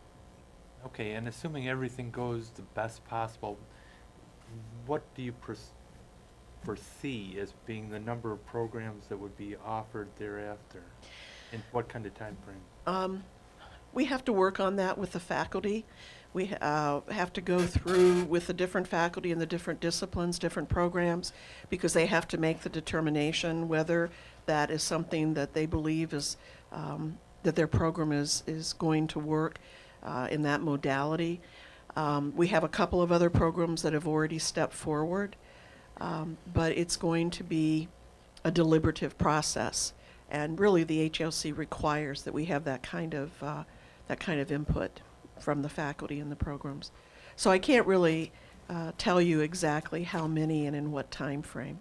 Okay, thank you. Any other questions of Dr. Mays? Dr. Mays, thank you very much for your report. Thank you.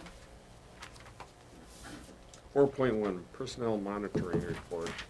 This is an informational item. Are there any questions? Being none, we'll move on. 4.21, Financial Quarterly Report. As this is an informational item, are there any questions regarding the general fund budget quarterly report? Hearing none, we'll move on to item 4.2.2, 2016-2017 tax levy of operating millage. May I have a motion for the board to adopt the resolution to levy the maximum annual tax rate and authorize the Vice Chancellor of Administrative Services to notify the proper assessing office of each municipality to effectuate compliance with the resolution? So moved. Trustee Bryan made the motion. Is there a second? Support. Trustee Davis made the second. Is there any discussion? Then we'll take a vote. All in favor of the motion? Aye. Opposed? The motion passes. It is a roll call? Yep. Okay. I'll start with our birthday gal, Trustee Bryant, Yes. Trustee McCullough, Yes. Trustee Kuhn, Yes. Trustee Ellie, Yes. Trustee Davis, Yes. Chair Sullivan. Yes.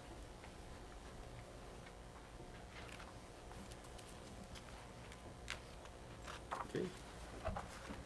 4.2.3, 2016-2017 tuition rates. May I have a motion to adopt the following rates effective for the fall 2016 semester? $90 per contact hour for in-district students, $174 per contact hour for out-of-district students, and a $100 pre-registration student support fee. I will make the motion. Support. Supported by Trustee Bryant. Any discussion on this matter? Trustee McCall. I know at the presentation for the change from credit hour to contact hour, there was reference to the capping component. I'm just looking at our motion as to where that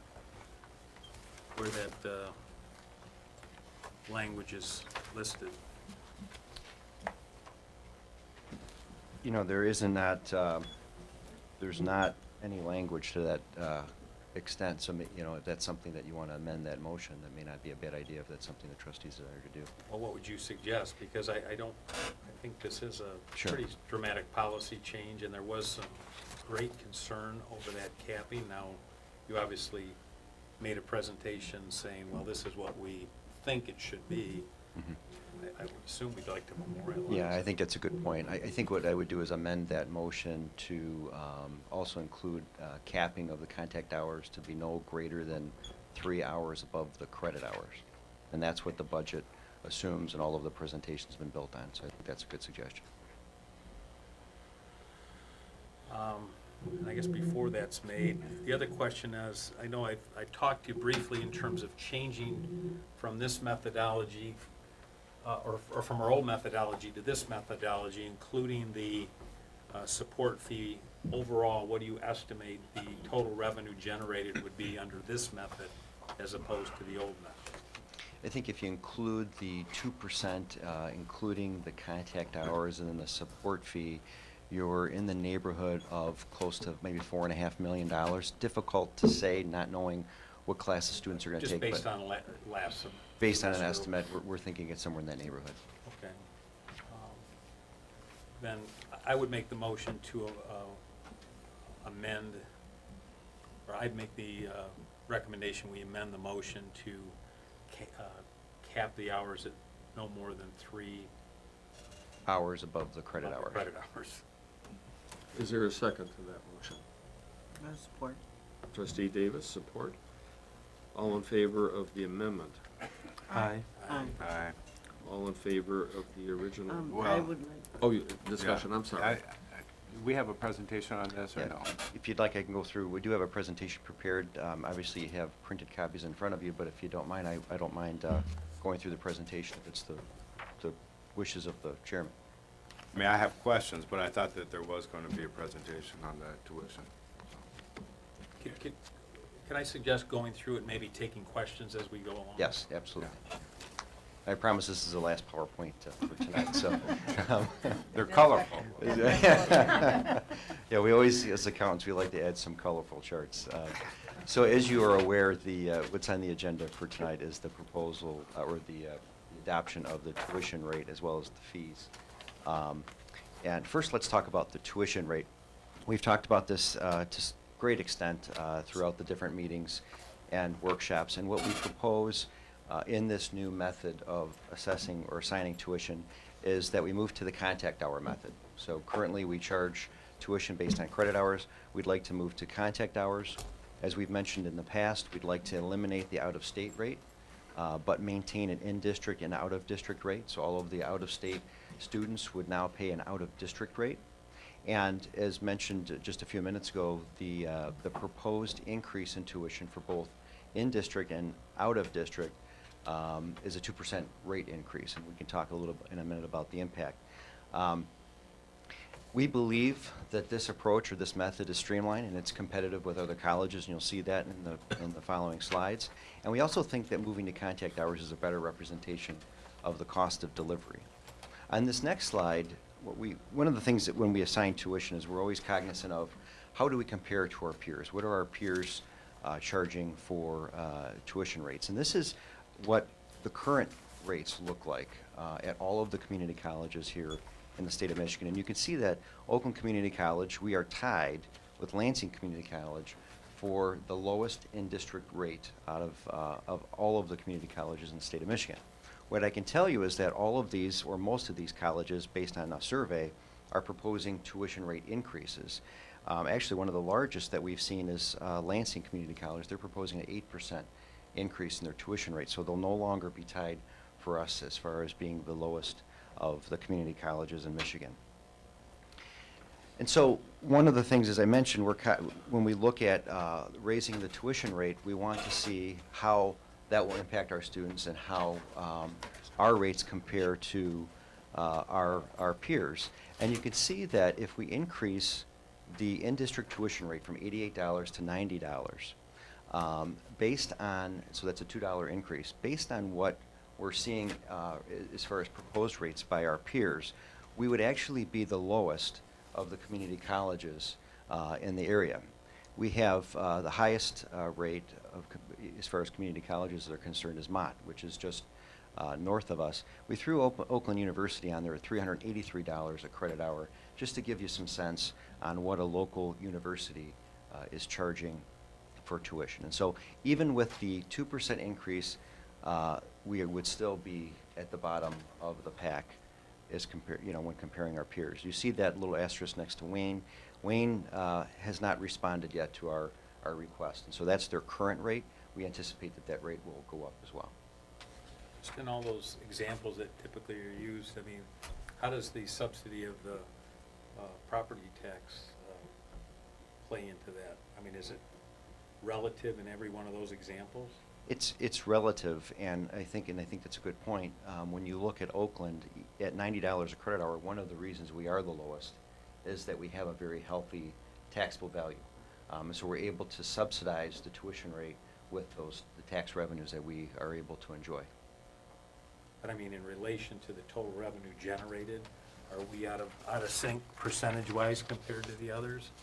I've never actually looked at an actual percentage, but just talking to our peers, our counterparts, the percent of property tax collections here at Oakland is if not the highest, one of the highest.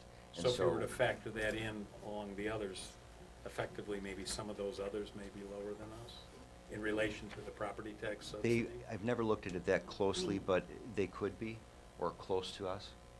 It'd be interesting to see. It would be interesting, yeah. That's an interesting point. So that's the in-district. So if we increase the tuition rate by 2%, that's how we would compare to our peers for in-district rates. Here, this next slide shows that if we increase the out-of-district rate by 2%, where we would fall. And again, we did a survey of our peers, and based on their proposed rate increases, we would fall within the middle of the pack. And so that's an actual $3 increase in the out-of-district rate from where it's at today. We'd be slightly below Macomb, a little bit above Henry Ford, but somewhere in the middle of the pack of our peers. Obviously, Oakland University, their out-of-district rate is really an out-of-state rate at almost $800 a credit hour. But one of the things... Peter, have we calculated this shift from eliminating out-of-state as a category? Is there a loss in revenue from that? There's a loss in revenue, and that's already factored into the budget. What we can tell you is that the number of students, we have a few hundred students that are out of state, so the impact is very, very minor. Okay.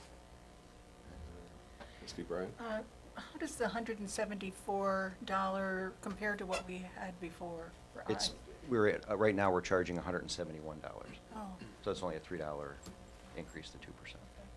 Okay? So that's the cost per hour, if you will. But as you've heard from the faculty, one of the things is we set tuition rates. We're always very concerned on what the impact is going to be on the students. And so this next slide tries to illustrate what the impact on the students is. The first column, we have a list of degrees that we typically use for comparison purposes. The second column, we show kind of the status quo. So this is the credit hour method with no increase. So this is what we're charging today in the current academic year. The third column has the credit hour method with a 2% increase, and then the last column is the contact hour method with a 2% increase. And what we're trying to demonstrate here is when you take a look at business and then liberal arts, and keep in mind liberal arts is a program where the majority of our students lie, the total cost to a student going from the current method all the way over to the contact hour method with a 2% increase for a liberal arts student as well as a business student is a $97 increase. That's for the entire degree. And typically a degree takes 2 years or more to achieve. And so if you're midway into achieving that degree, the cost to you would be roughly half of that amount. Okay? And so I think when you take a look at liberal arts, business type programs where the majority of our students fall, the increase might be less than what you think. Where you do see an increase are in programs like culinary as well as nursing. And that's because those types of programs have a much more intensive contact hour load. And so that's really where we see the increase. And again, when you take a look, the increase is about $2,000 for a nursing degree, and in culinary about $1,300 when you move from status quo all the way over to a 2% plus a contact hour method charge. And remember, that is for the entire degree. Okay, so that is over the course of at least 2 years that additional cost would be borne by the student. We are concerned about those increases in cost. Those students would still be eligible for the grants and the loans that we typically provide, as well as scholarships from the foundation. One new thing that we're adding this next academic year is a payment plan, which we think will go a long way to helping students make payments, and it would ease the burden of that increase in cost. So really what you're seeing here is kind of a shift in students paying their fair share. And that increase you see in the culinary and nursing type programs, there's an increase there because they're no longer being subsidized by the business and liberal arts type programs as they had been in the past. Okay. Any questions on that slide? I know there's a lot of numbers. Peter,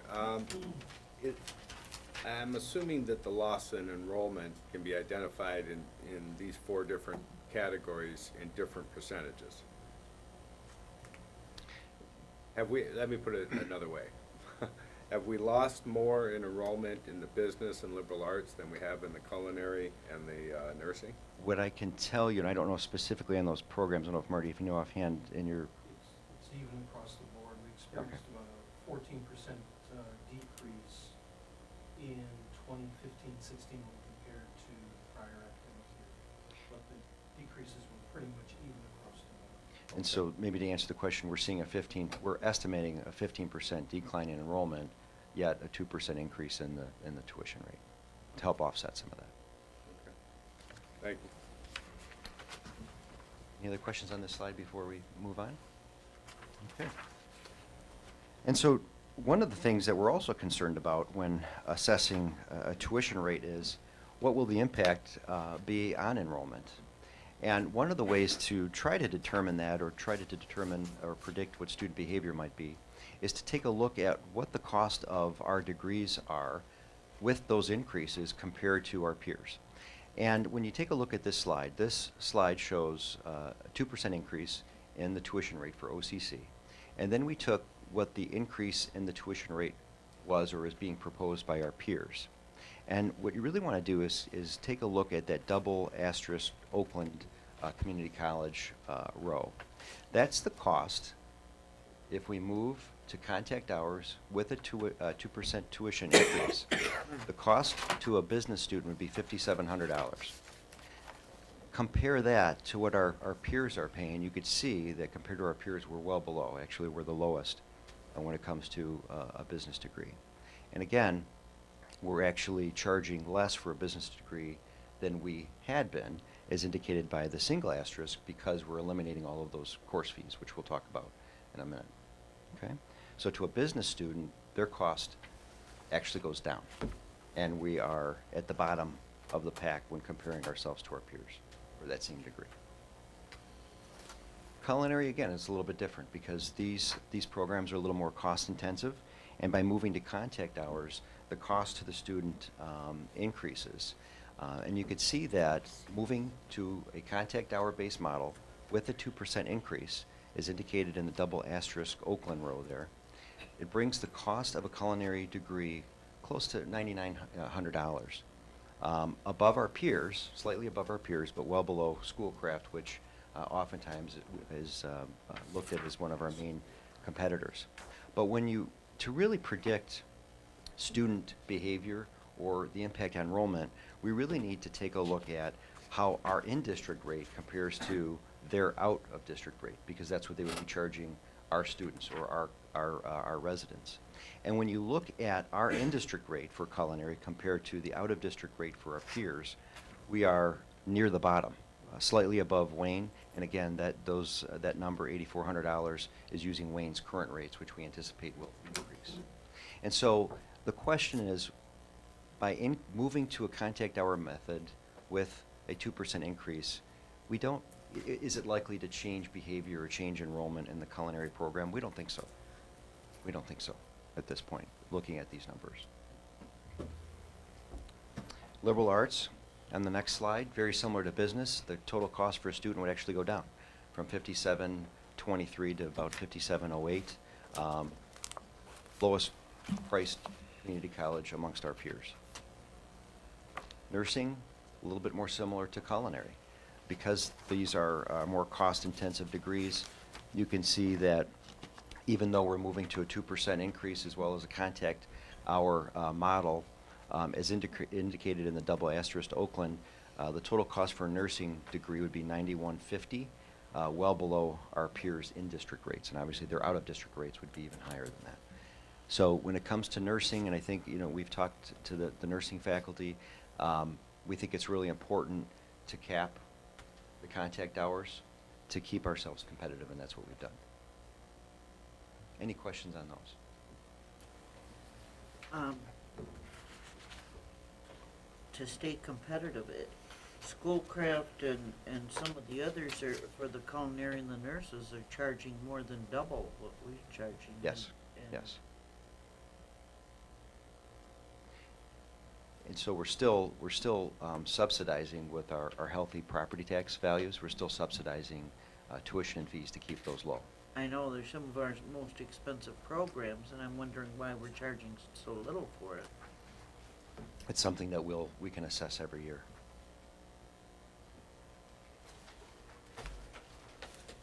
Let's talk about fees. And first, I just want to, maybe we'll have a little bit of fun. So what we did is this is actually a copy of our Comcast bill, and I tried to be discreet about it. Comcast bill is fun. So the point here, and I think, Trista, you're making my point for me. If you called up Comcast and you asked what would cable cost, they'd tell you the $49.95, and you'd say, well, that's not bad, right? And you'd say, well, you know what? At that rate, why don't you give me some high-speed internet? How much is that? That's $89.95. Okay, great. And then you get your first bill, and somehow your first bill comes to $201. Why? Because you have all of these extra fees. And we don't even pay taxes, so taxes, when you look at our individual cable bills, they're even more than this. But what's the difference? It's because they charge you for every I don't even know what most of these things are. Every digital converter, then you have HD converters, and then you have proration of the bill. Point is that it's confusing, right? And it's frustrating. And we think that oftentimes when students look at a registration, they feel the same way when they register for college. And so what we're trying to do is make an effort to make it a little bit more convenient, a little easier for them, and easier for them to budget, and easier for us, quite frankly, to administer. And so, and we've talked about this in the past, what we're proposing tonight is that we eliminate course fees.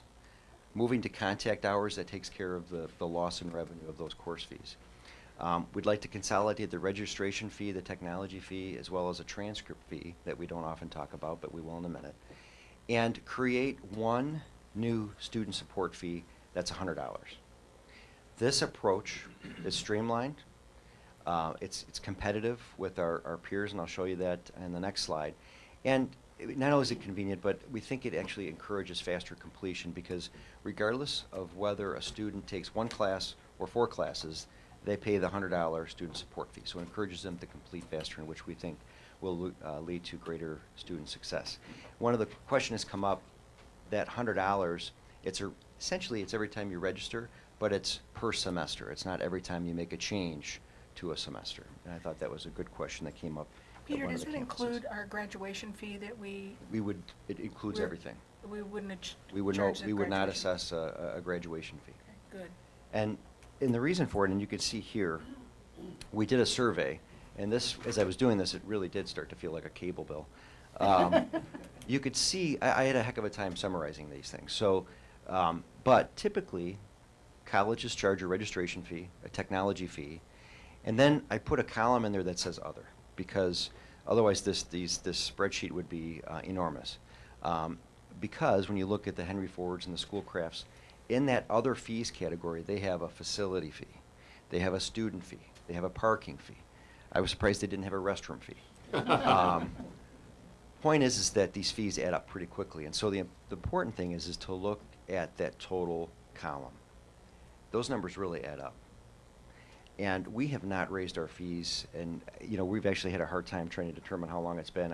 Every time I ask my team, they say forever, but we know it's been at least 10 years. And so what we're looking to do is streamline things. In addition to the registration fees, we also, colleges charge transcript fees. And you could see that Oakland charges $2. Some people charge none, some people charge $5. Since I've been here for the last year and a half, one of the things I keep hearing from my team is we spend more money collecting $2 and chasing bounce checks that the bank charges us $40 for, then that $2 is really worth.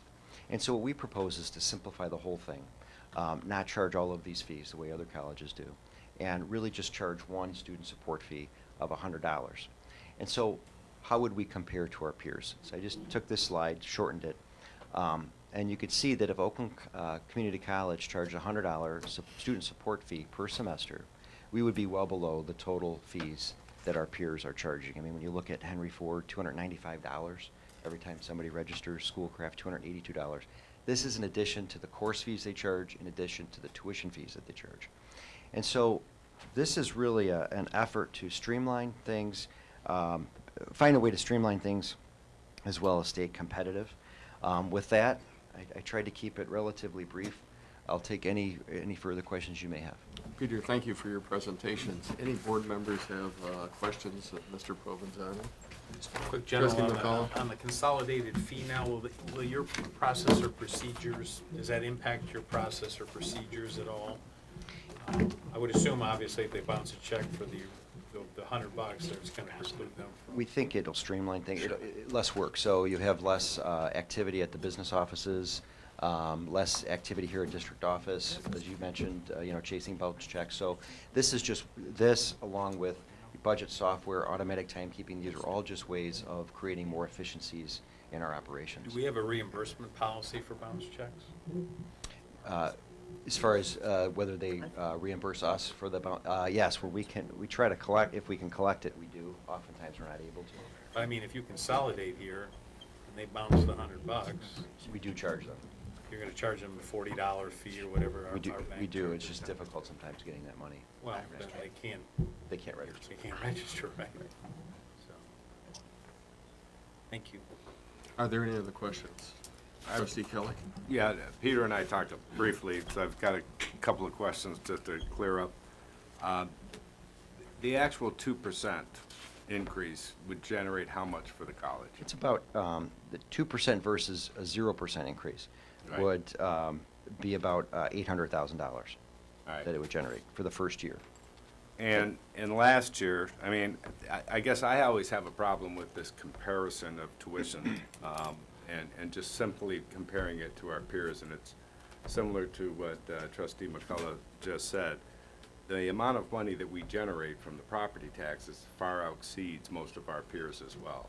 And so when you're setting a tuition, in my mind, to just do the comparison, it's not an accurate comparison. Last year, we had a surplus and actually added to our fund balance, and I think you told me that. We're anticipating in this current year a slight surplus because of the cuts in expenses, yes. All right. And we have a conservative budget in terms of making sure that we don't exceed our expenses. And as I look at the fund balance, and I refer to it as a fund balance, I know that you have designated quite a bit of it, which is good, but we still have an undesignated portion of that fund balance of around $71, $72 million. Yes, so when you take a look at all of the funds combined, yeah, go ahead, yeah. All right, so in my mind, an undesignated fund balance of $71 or $72 million means we don't have a plan to use for that $71 million. Not exactly. So we have a board policy that we have to follow, and what was shown in the last in the budget presentation is that within 2 years we will violate that policy because we'll go below those reserve designations that have been made by the board. Now the board would have to undo those designations through some sort of a motion. The largest use of fund balance is really being used and would be fully depleted in the next 2 years due to two things: operating costs, which we've indicated we need to cut back on, as well as capital improvements. So when you take a look at our infrastructure, there's so much deferred maintenance that has built up over the last 20 years that we can't afford to fix all of our facilities, and so we have to look at ways to cut that back. What I can tell you is that the 2% increase, or the $800,000, we've increased the capital contribution to help fund those projects going forward. And so if the board chose to keep tuition rates the same, we'd have to do one of two things. We'd either eat into our fund balance or I would transfer, because you'd have a larger deficit, or I would reduce the transfer to the capital plan. All right. And I don't know if you have the budget material there, but I just want to understand one part of it. When we have these designated funds, it's on page 9 of your summary. Okay. On the narrative? Yes. Okay.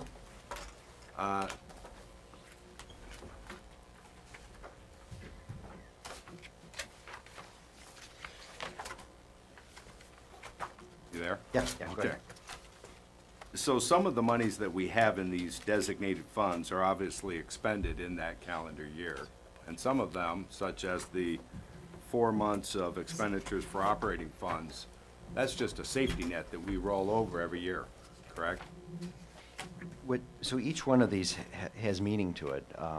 And so when you take a look at the 4 months of operating expenses, one of the things that we looked at when determining that is how much cash do we need to maintain in the bank to cover our operating? And one of the best practices that we used was looking at bond rating agencies and asked, well, what do they look at for a AAA rated community college? And they said, you really need to set aside 4 months of operating funds. And so I think to answer your question, yes, that fund balance is designated and set aside, and it rolls from year to year. Okay. And that's different than, for example, the capital expenditures of $15 million a year, which we anticipate spending that $15 million that year. It won't, at the end of the year, it's going to be zero, and we have to, refund it in the new year. Well, it's very similar in the sense that we set aside $15 million, and we keep that $15 million set aside every year. We don't add another $15 million to it. We just set aside $15 million. The notion is that we really should have approximately 1 year's worth of capital expenditures set aside, but because these are long-term projects, but also what that does is it allows us to seize an opportunity where if there was any grant funding from the state of Michigan to build a facility that required a match, we would have some money set aside for that. All right, and I understand that. I guess my question is because I went back into some of the other budgets, and because we use conservative numbers, there's always an additional surplus, it seems like, being added to the fund balance, so that even in the loss of enrollment over the last couple of years, we've actually increased the fund balance. We've actually increased, yes, in the sense that we've transferred money to the plant fund.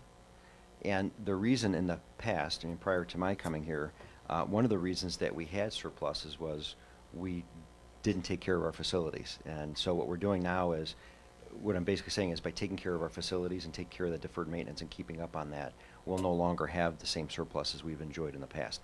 In addition to that, we have declining enrollment. Right.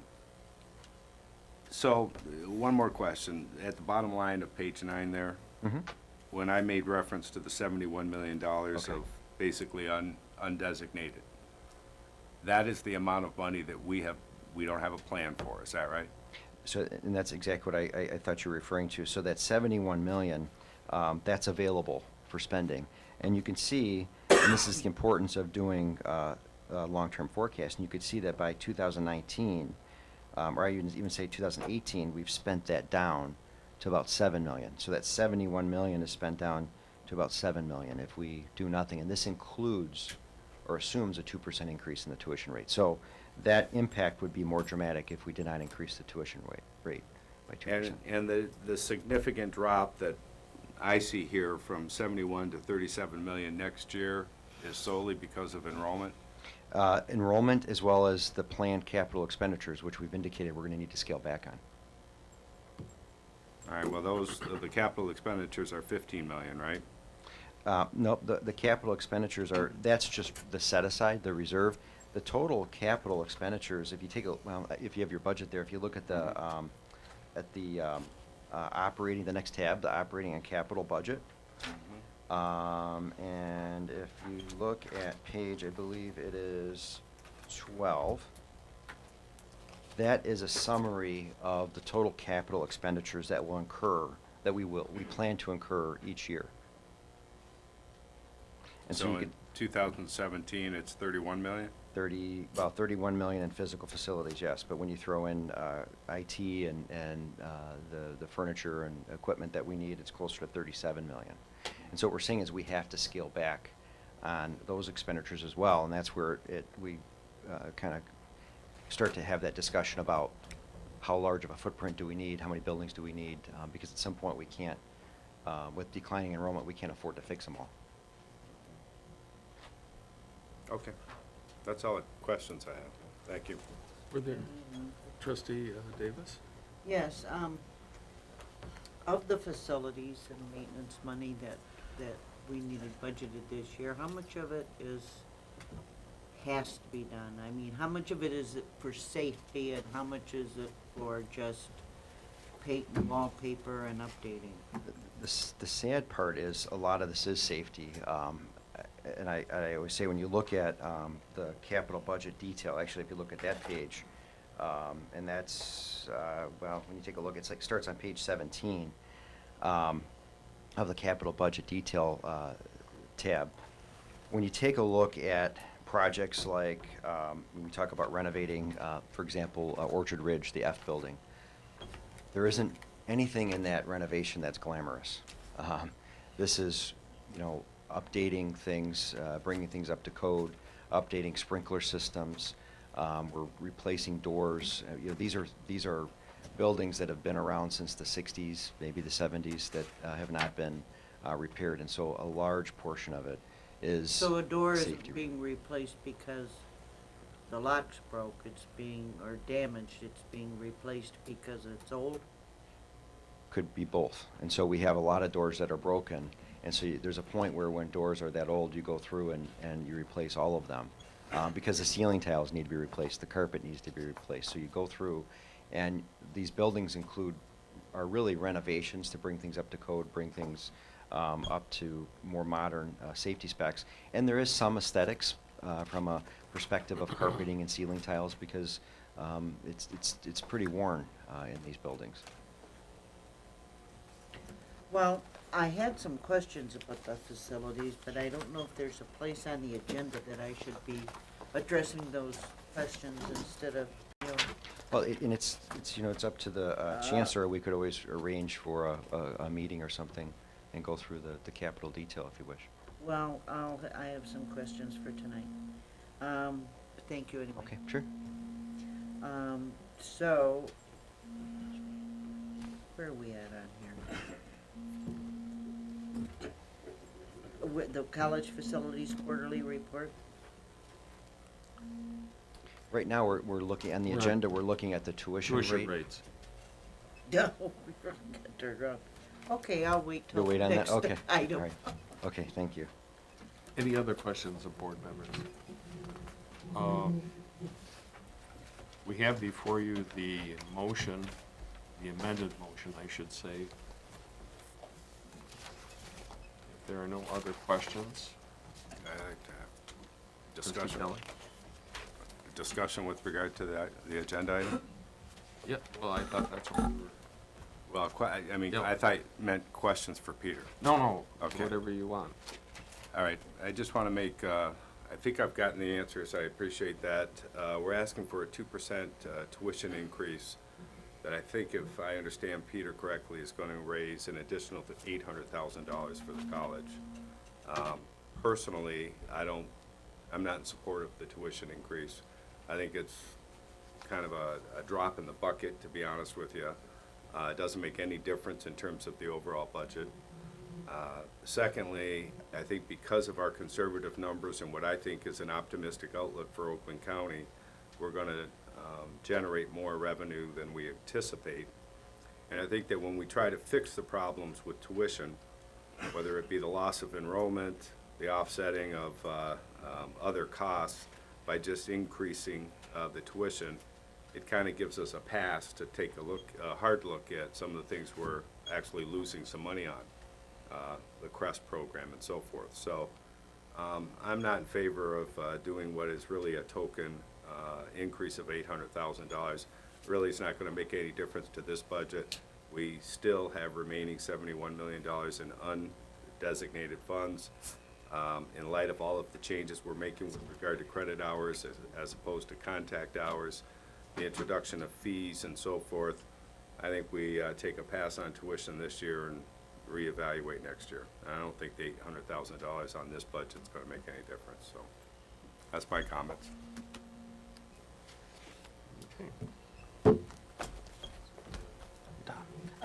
I'm sorry, Trustee. Just not to belabor it, but just in simplistic, because I know Trustee Kelly has the budget book, which we're gonna go over in June. But simplistically, with this $4.5 million increase, we are still showing, based on your proposed budget, in effect eroding the reserve by, I think it's about $4 million, right? About $4.5 million. So 4.5. So basically, we have a $9 million swing. So what you said earlier was if we did not approve this, granted, Trustee Kelly's only talking about the 2%, but if we did not approve this and left things as they are today, you would be looking at a $9 million deficit. With that being said, I do take issue with you saying that if we did not approve this, you would either reduce the plant fund or eat into the reserve even greater. But wouldn't you also have the option of adjusting the operating budget as well? We would, we would have to look at the operating budget to see if we could try to offset some of that 800,000. What I can tell you is it's pretty tight already. I'm saying whether it's 800 or 4.5 million. Yeah, and I think it comes to the point, getting to your point, when we looked at the budget, we really tried to take a balanced approach, recognizing that we can't put it on the backs of any one item. So we can't cut our way, we can't totally cut capital out, but we need to reduce some of the expenditures in capital. We can't put it on the backs of the students and raise tuition too high, so it was a modest increase. But we also know that we have to cut operating expenses even further throughout this year, and we'll be looking at restructuring plans for that. I guess it really just comes down to the general question, and you've indicated the plant fund basically has been deferred, and you're trying to put a plan together, which I commend you, but in light of the significant decline in enrollment, and going back to the question about 14% across the board, and you got to question the culinary arts at Schoolcraft or Macomb. Did they see that kind of significant decrease, even though their fees were much higher? I mean, something doesn't jive. So I guess I'm saying that beyond this proposal, we've got a $9 million issue that has to be addressed. Mm-hmm. And the question is, how long are we going to kick the can down the road on this $9 million? Now, you've obviously proposed half of your solution is basically to increase tuition to help cover that, but we still have a major issue that has to be dealt with. Yes. You are looking for approval tonight primarily to use this as the basis to present the budget in a month's time? Yes. Or are you under some Yep. time constraints for other reasons?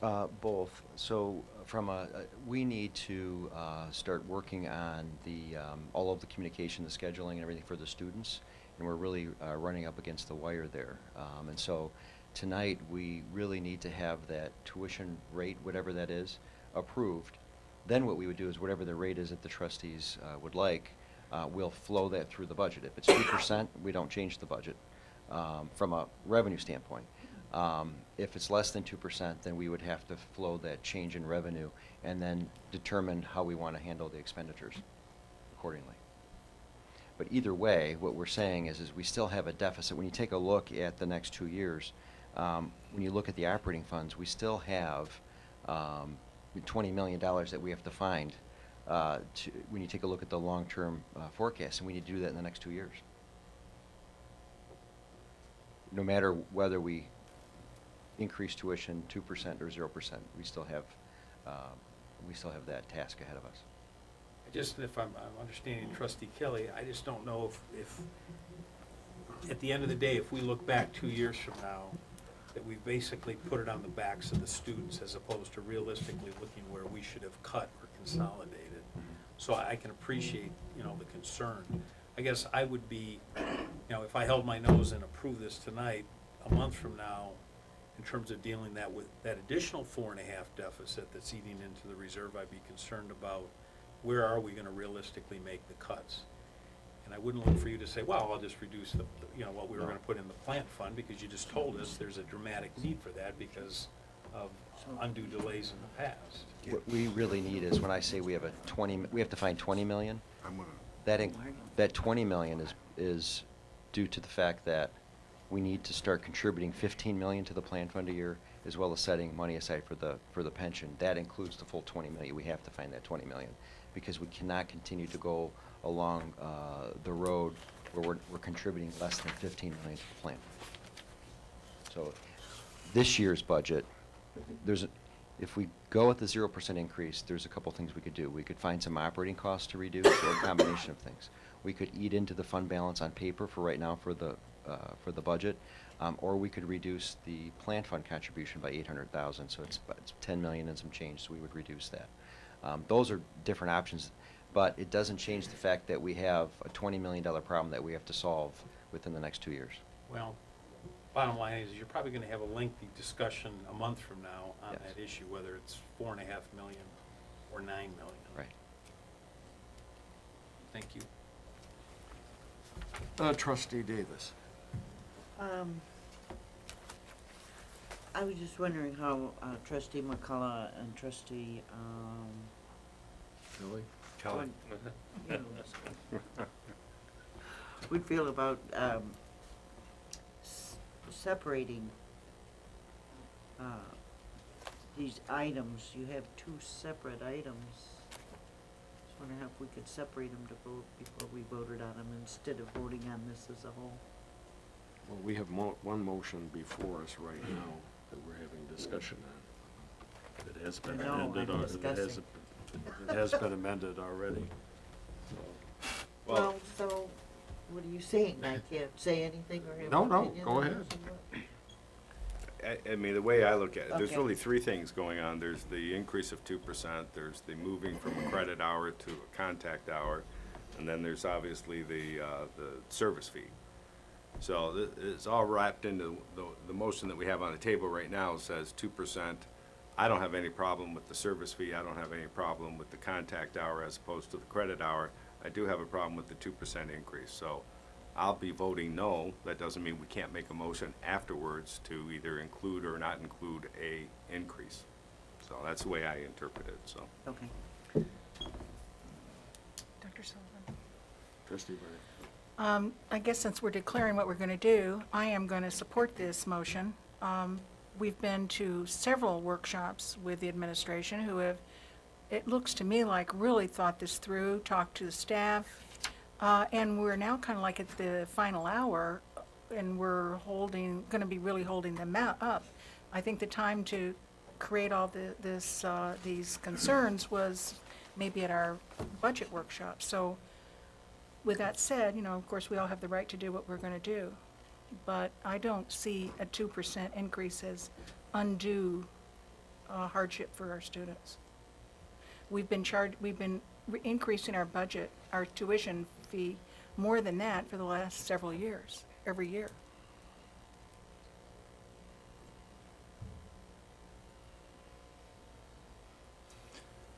Well, Trustee Kelly. let me just finish off, because, I mean, one, now is the time that we have this discussion. I It's know. not at a workshop. And I think I've been pretty clear about tuition increases over the years. I just don't see the need for it, to be honest with you, for $800,000. I've looked at last year's budget. I remember for the first several years that we were on this board, we regularly designated about $10 million for capital improvements. Now, that was too little, obviously. Last year, we budgeted $24 million. This year, we're going all the way up to $37 million. So it's not as if we are, short the $800,000. We're making a decision to increase the capital improvements all the way up to $37 million this year, when probably 3 years ago, we were doing 1/3 of that. That's fine. I'm all for increasing it. but I want to knock, and if Peter comes back and says we should knock off the capital by the $800,000 because of the lack of the tuition increase, I think it can bear it. And secondarily, I know a little bit how a lot of these budgets work, and we end up with surpluses at the end because we use the conservative numbers. That, all I know is the amount of fund balance since I've been on this board, despite enrollment going up and down, has continually increased the 5 years I've been on this board. Now that tells me that we are collecting more than the budget anticipated our expenditures were going to be. And that's fine, but the difference of $800,000, it's not worth it to me to have a tuition increase. Trustee Coe? Yeah, Mr. Chair, just to bring this issue to a head, I will move to amend to delete the 2% increase.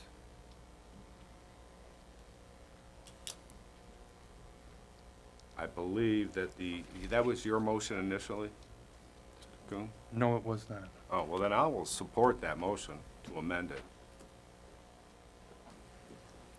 Any discussion? Can we do a roll call? All those in favor of deleting the 2% increase signify by saying aye. Aye. Do you want Aye. a roll Want a call? roll call? Roll I'm call. sorry, roll call. Okay, let's start with trustee Kelly, Yes. trustee Davis, Yes. trustee Bryant, No. trustee McCullough, Yes. trustee Kuhn, Yes. and Chair Sullivan. No.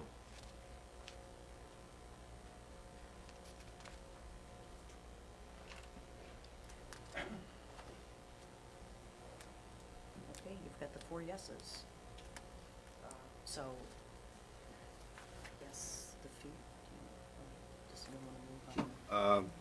Okay, well, you made the amendment to pass, so now we have to pass on the original motion that would Correct. exclude the 2%. Correct. Exactly. All right, And as amended with the contact hours that we had included in it. yeah.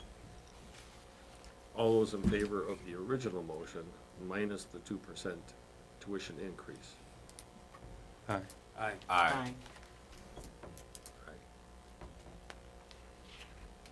Are there any nays? Minus the Any- 2% increase?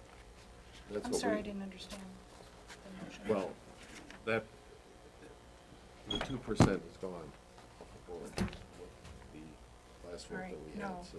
I'm voting no. Okay. Tom, Chair Yes. Sullivan, yours, so everyone yes, except Chair Sure. Trustee Bryant.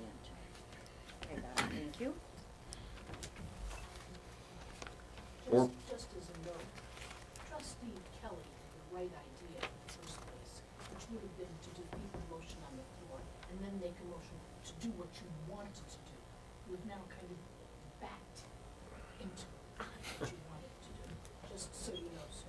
But we got there, right? Well, I think everybody understands what happened. I don't know.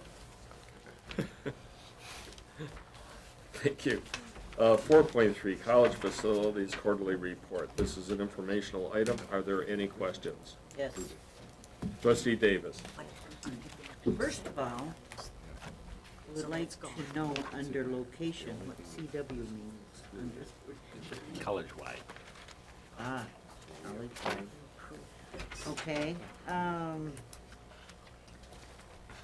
had, there, are some things I would like some clarification on. One is on the 2016 renovation major maintenance program page, which is the second page.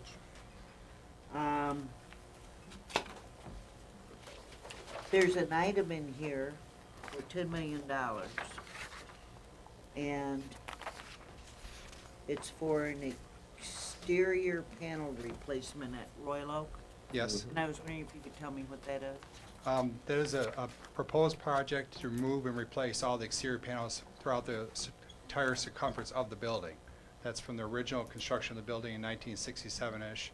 So it's a phased construction potentially going over about 16 months, remove the panel, put new panels on throughout the whole surrounding of the college, or excuse me, of that particular campus. Is this an outside decorative panel or No, something? this is What- the exterior what do panel you itself. Yeah, Trustee Davis, we had a meeting at the Royal campus that you were unable to attend, and the board took a walk around the building to see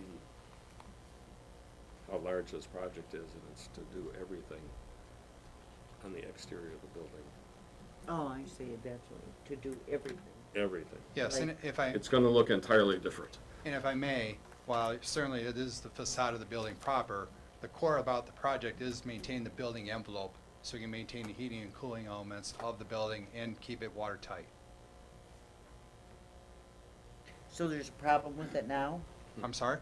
There's a problem with it now, losing We do have heat maintenance or the issues, yes. water? $10 million. Would be half our problem gone, wouldn't it? Okay, the other question I had, excuse me while I try to, this is kind of tiny, at this rating.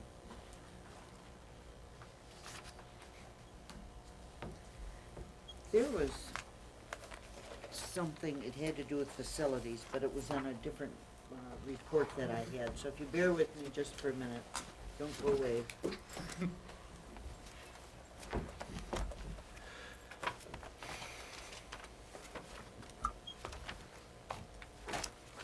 Oh, sorry, this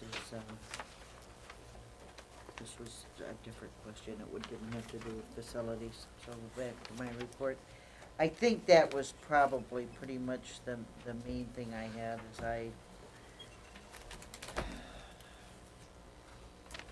let me get back to where I was.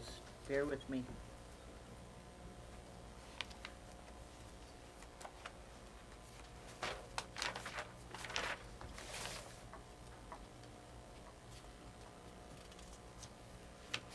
Okay, so that's $10 million for just the Royal Oak.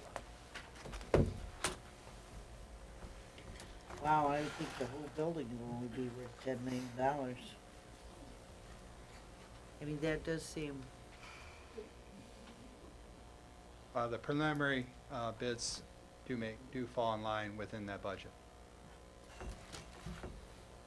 and the $3.5 million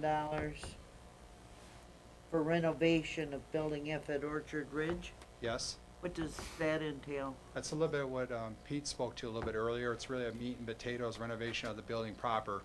Carpeting, walls, HVAC upgrades, electrical upgrades, ADA compliance in the restrooms, removal of some asbestos in the building, and then that also, those bids are coming in projection with those numbers right there as well. Okay. Well, those are the two main ones I had, except that the decommissioning of the swimming pool's almost done?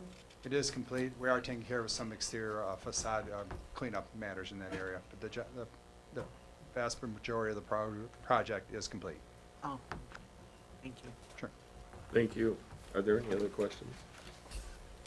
Moving on to item 4.4, Information Technology Quarterly Report. Are there any questions in regards to the IT quarterly report? Okay, hearing none, we'll move to 4.5.1, Insurance Benefit Consulting Service. May I have a motion for the Board of Trustees to approve a 3-year agreement with the option to extend for 2 additional 12-month terms with Gallagher Benefit Service Incorporated at an annual cost not to exceed $65,000. So moved. So moved by Trustee Kelly. Do I have a second? I will second. Is there any discussion? Trustee McCullough? Just a quick question. Gallagher obviously is a well-recognized firm. Do they issue an annual report or assessment? Can you clarify your? What do they give you? What's their What do they provide you? They're gonna work with us annually to look at the insurance plans we're offering on an annual basis. And they're also gonna work with us in areas of compliance, reviewing our claims, and doing an analysis of those claims to help us perhaps look at different design plan changes to our plans so we can deal with all the nuances that have been created by both the Affordable Care Act at the federal level and the state implications of the hard cap. So do they provide written recommendations or a combination of both? A combination of both verbal and written recommendations, and they also do annual analysis of public sector and private sector bodies to show us trends nationally and within the state. And then the last question, obviously they've provided you a proposal for 3 years with the two 12-month extensions at the same price. Yes. So do you anticipate at the end of the 3 years that the extension would come back to us? Yes. Okay. Thank you. Just a quick question. Using this consulting service, can you see maybe a savings versus what we're doing right now? I think we can see a potential for some savings both as the college and also in the type of plans, savings for our employee contributions that employees are making here at the college based on a combination of different plan design and alternative plans that we'll be able to offer with their assistance. So conceivably, it's a win-win. Very good. Thank you very much. Just real Trustee briefly, Kelly. just a note that this is not the lowest bid, but it seems like everybody bidded roughly in the same area, and then we had one extremely low bid. Right. Was there an explanation for that, or? I think the extremely low bid was a factor just of two things. One is we used to, with the exception of everyone but the faculty group, we were on self-funded Aetna plans until this past round of negotiations when we moved everyone to the MESA plans. And with the MESA plans, there's no commission to the vendor, the consultant company. With the way the MESA plans are designed, before, our consultant, which actually was Stocker, was receiving commissions based on the self-funded plans that we had in place. Okay.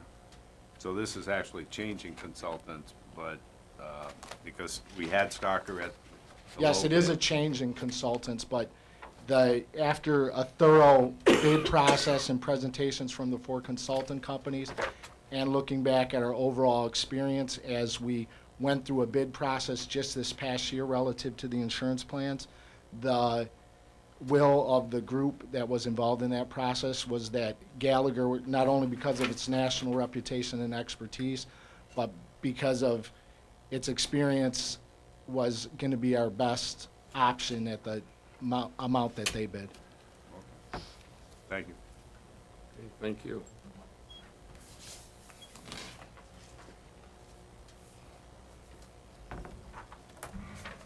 All in favor of the motion that's presented? Aye. Opposed? Motion passes. Item 4.5.2 through 4.5.5, listed below on the consent calendar for contracts and purchases, are considered to be routine by the board and will be enacted by one motion.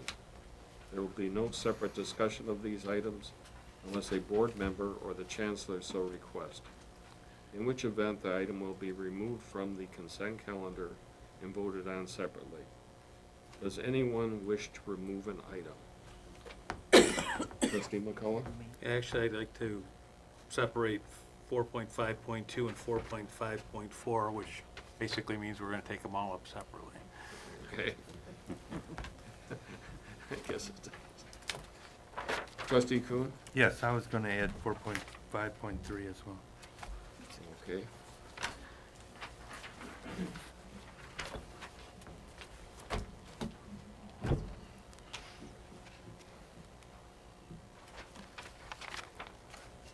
There's no need for a second with each one of those motions, so we'll go to 4.5.2. Any discussion? Uh, Trustee Coon. Yes, you need a motion. You need a motion. Oh, motion for each one? Yes. I'm sorry.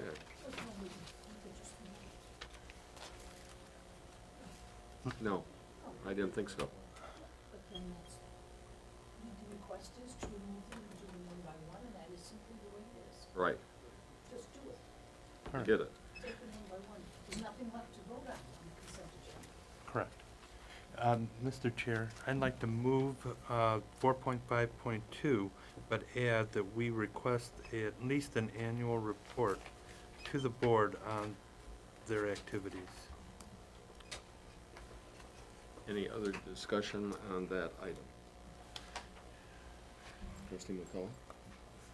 Yeah, at our retreat, the issue of lobbying efforts and establishing policy and priorities did come up, and I think we talked about the fact that whoever our lobbyists were have never been before us, nor have they given us updates. So I appreciate Trustee Kuhn mentioning annually, but quite honestly, I'd want it more quarterly. So I think one of the two items on the Chancellor's to-do list coming out of that retreat was to come back with a plan in a process where we would be, one, engaged with our lobbyists, and also, more importantly, helping establish the priorities as it relates to the college's policies, but then, most importantly, where our assistance may be needed in terms of the legislators out of, particularly out of Lansing. So actually, I would move to postpone this particular item until our next meeting, until we receive that information back from the Chancellor. Support.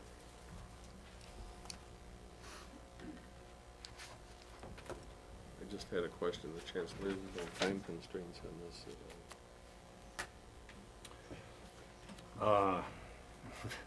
No, if the board wants to postpone it, then we will accommodate it. Excuse me. Yeah. Janice.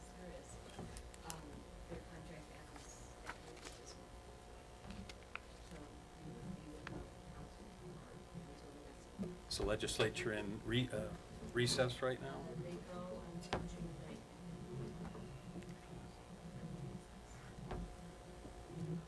I guess I'm willing to gamble on 2 weeks.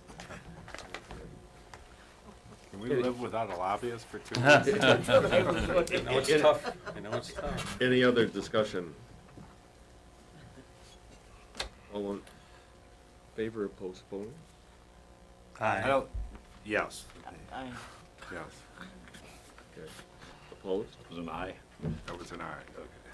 I thought there was a question there, actually. Opposed? Yes, yes. The ayes have it. Your other item, Trustee McCullough, is 4.5.5. Three. Yes. 4.5.3. why don't we just go right down? Point 3. The next item is point 3 right here. Okay, I'm sorry. My items are in a different order. Okay, 4.5.3, furniture and installation services. Yes, and I'll move this, but I'd like to have an explanation, you know, for the board and for the public on what is being done here. Well, what I'll do is I'll defer it to Vice Chancellor Shadko, but this probably is one of the more important, I would suggest, one of the more important decisions that the college will make as it relates to student success. And I'll let, since it's in Jackie's responsibilities, I'll let her speak specifically to it. Thank you. What has happened in the world of higher education is that the placement test, so in other words, the test that we use to place students at various levels of English and math so that they can begin their classes at the appropriate level. For years and years, we've used a placement test called Compass.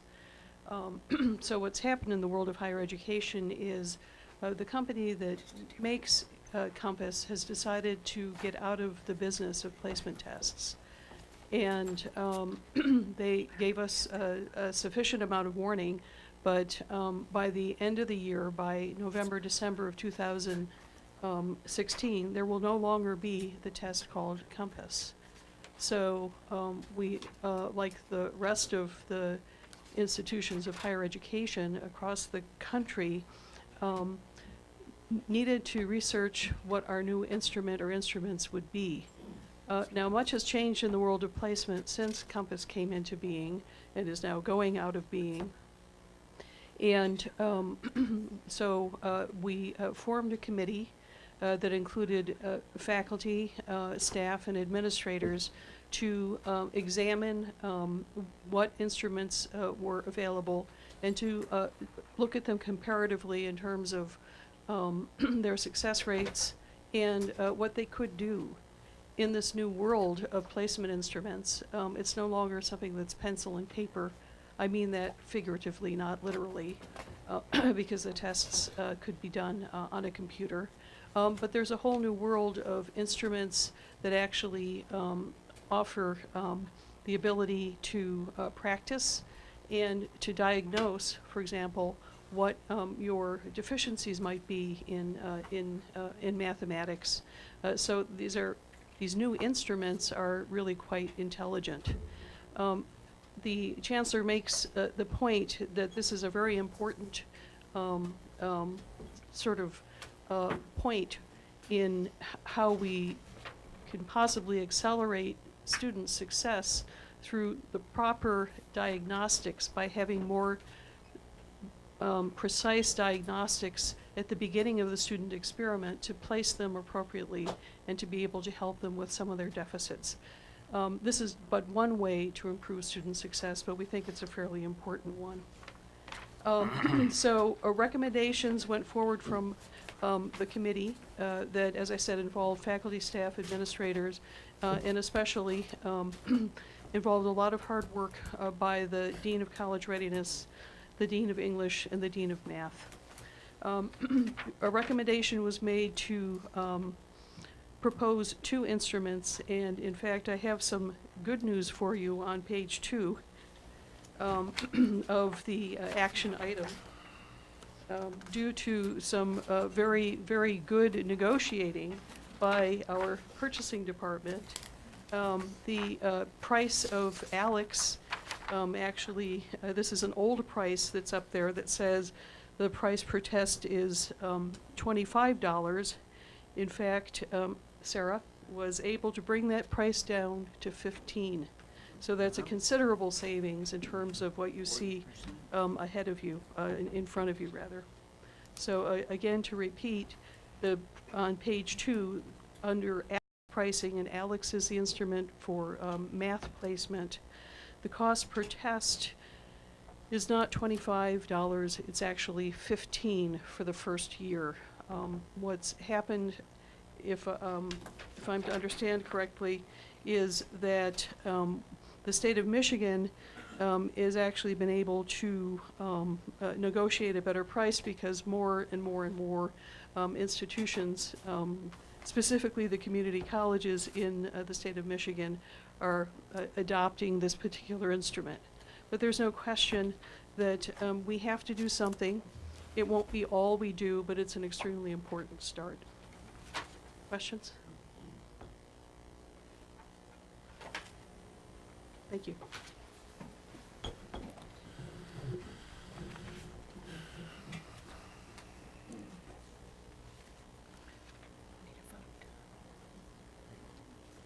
All in favor of the motion? Aye. Aye. Opposed? Motion passes.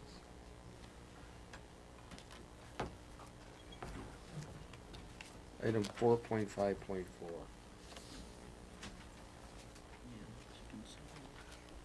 Any questions? Question McCullough? This is a IT system administration contract, which I assume was originally $50,000.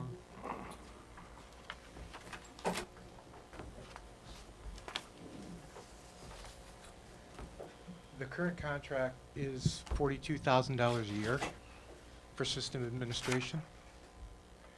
And if we engage Forelli to do this project work for us, that would drive our total contract for the year with Pirelli above 50,000, which triggers the requirement for board approval. So tell me specifically, what are they going to do for $19,500? They are going to, there's a software module that works in our colleague system. And that module is called Position Control. And it's an HR-related module and helps keep track of people and positions and things like that. And Position Control also is a key component of the budgeting module because most of the budget is people. So this actually helps keep the information organized and passes it from the HR system into the budgeting system that we're going to purchase.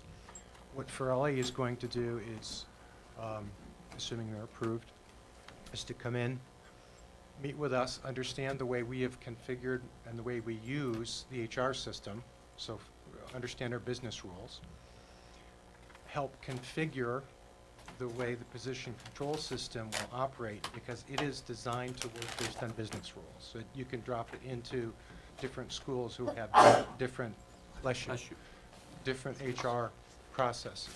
So Pirelli comes in, meets with us, learns the way we have our processes and rules set up, configures the software to fit those processes, and then trains our folks who are going to be using the position control module into how to use that effectively.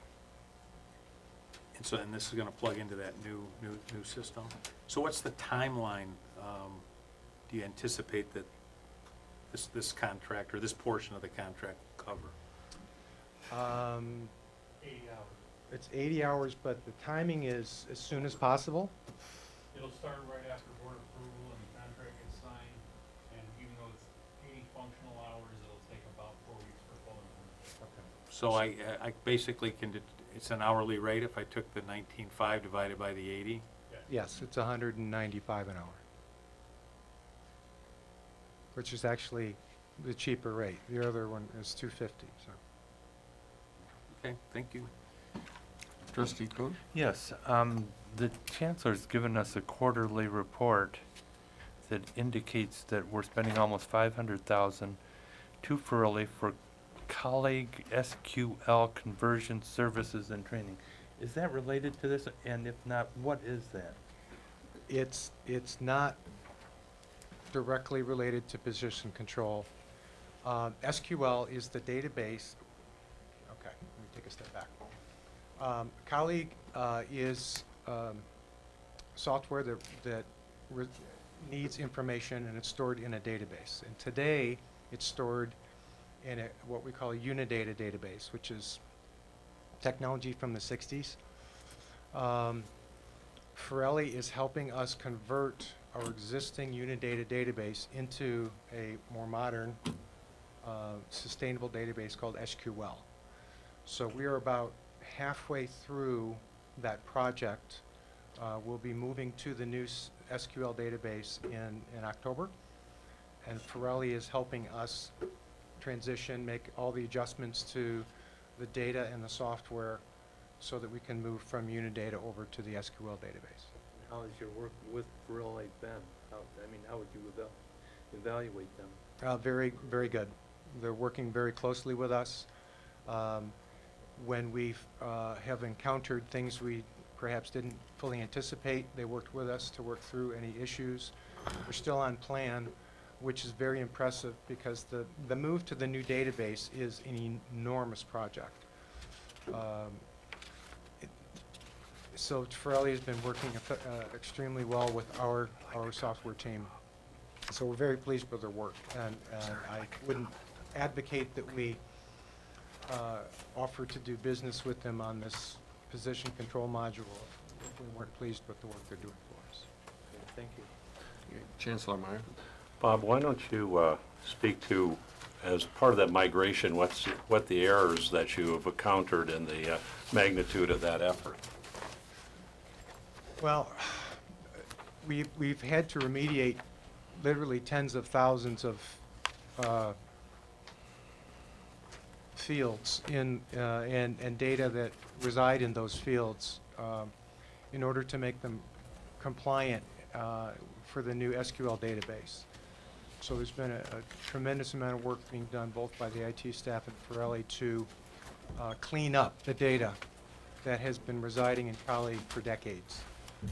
So it's the end result, besides having a more modern database, will be a much cleaner, more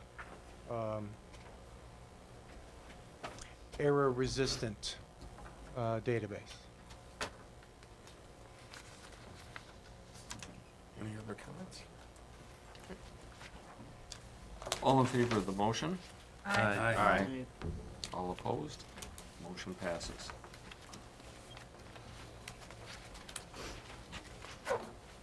Next item on the agenda, 5.1, Audit Committee Charter. May I have a motion for the board to approve the amendments to the Audit Committee Charter? So moved.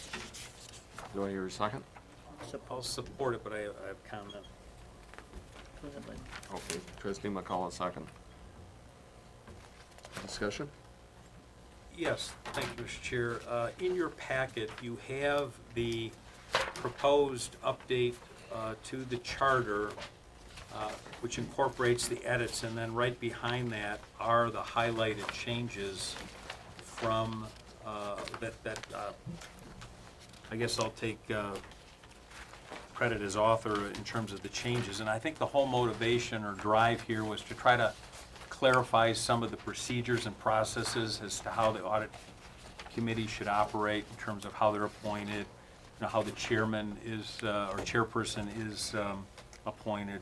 And so that's a lot of the changes that you see in there.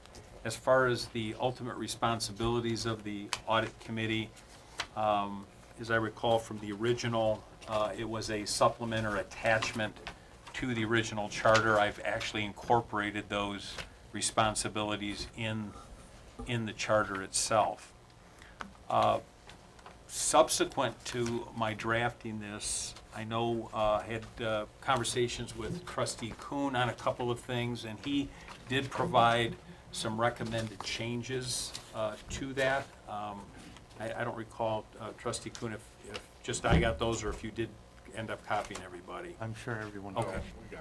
Okay, so in his email to me, he did not have a problem with the changes, with the exception of three primary areas. And one is he believes that the Audit Review Committee should have a set number of members in terms of those from the community as well as those from the Board of Trustees.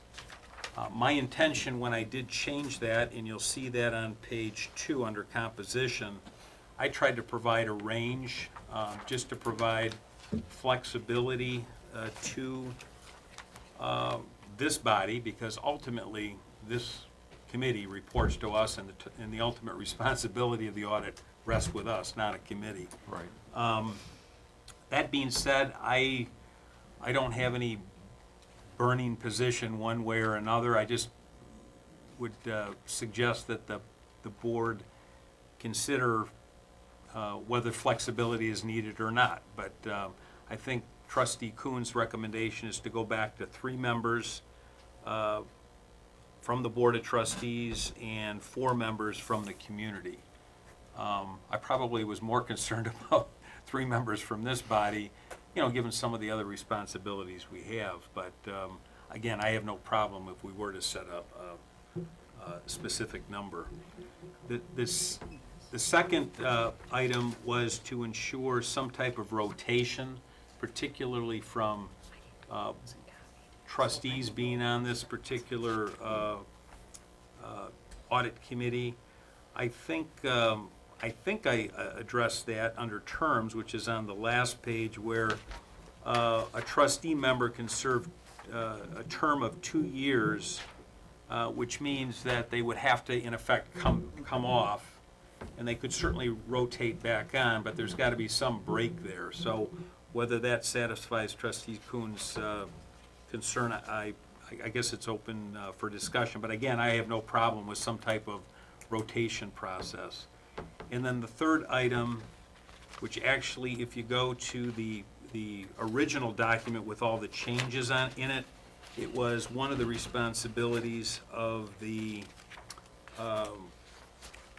audit committee itself, and that is listed on page 2 of the change copy, where I had originally proposed eliminating the college's whistleblower, review of the college whistleblower policies and procedures for appropriate and effectiveness. I eliminated it, he would like that in. Again, I don't have any major concern whether it's in. I am concerned, however, that the audit committee ultimately understands their role is to make suggestions or recommendations, that it's really up to this body in terms of any changes. So, and only that's because of my brief tenure on the committee. It seemed like we were delving into areas that we really shouldn't be delving into. So again, I'm not opposed to putting that back in. I would just want to make sure that the committee and this body is well aware that the ultimate responsibility is with us, not with the committee.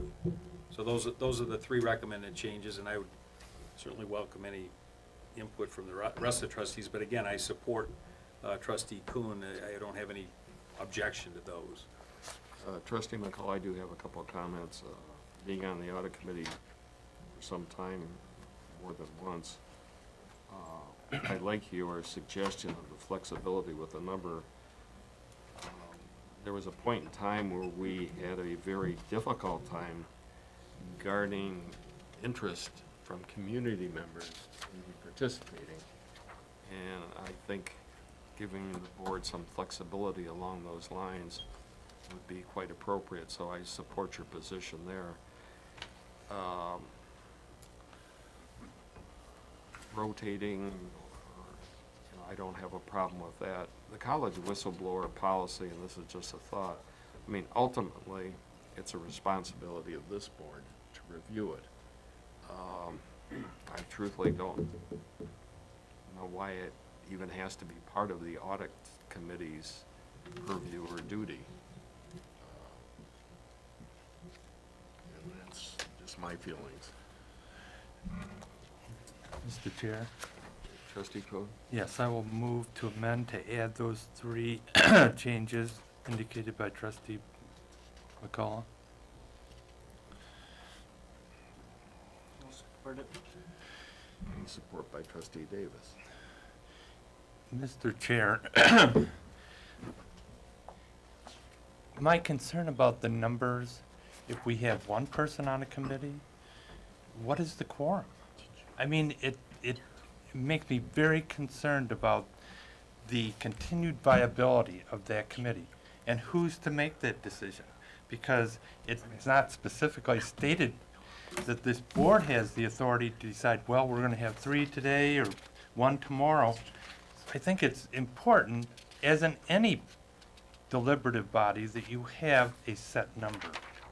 And so that I feel very strongly that we should have a set number on that committee. With regard to the rotating, I think that's been very beneficial. We've had it for a number of years. It's allowed different board members, even those who are less interested in finances, such as myself, to serve on that board and learn quite a bit. And finally, with regard to the whistleblower policy, it is an auditing function. I think, and obviously, the audit committee makes recommendations to the board. So I think it's helpful to have a committee look at it rather than have this come up to the board on every occasion. Any other further discussion on the amendments? This is presented by Trustee Cohen. Trustee Kelly. Well, with regard to the terms and the, I forget what the last one was. The whistleblower? Oh, the whistleblower. I mean, I guess I would keep the whistleblower in because if that's an actual audit thing to review. My only concern with the numbers is because sometimes it is difficult to get board members to commit in addition to the board activities and 3 full members. But I do like the idea of trying to at least strive for a solid number. So I don't know if there's some compromise between those two so that we can get something accomplished, but, yeah, I guess I can live with either one. Well, the compromise would be two. Trustee McCullough? Or leave some flexible term in there. Well, the only, I mean, unless you do provide, it's either range or no range, unless you kick it up for at least 2, no more than 3, and at least 3, no more than 4. Right. I mean, that's the only way I can see it happening. As far as the rotation, I stand corrected. The only rotation was on the community members, and we could probably change that to all members may be reappointed for 2 subsequent 2-year terms. So that way, there is some type of rotational basis. And then the final thing, and we can certainly wait for all trustees' input and comments, but on the whistleblowers, the only tagline I would add after that, where it says periodically reviews the college's whistleblower policies and procedures for appropriate and effectiveness, and make recommendations to the Board of Trustees, just to make it clear, you know, it's got to come back to us. But I can deal with those amendments when we're through discussing it. Well, I think we're through discussing. I like, no, Yeah, so we have, I guess, a friendly amendment. Sure. I like your changes in the amendments, if you want to put those in as friendly. Well, no, Okay. one's friendly, one's probably needs a little more involved, but the friendly amendment about the whistleblower and make recommendations to the Board of Sure, that's Trustees. fine.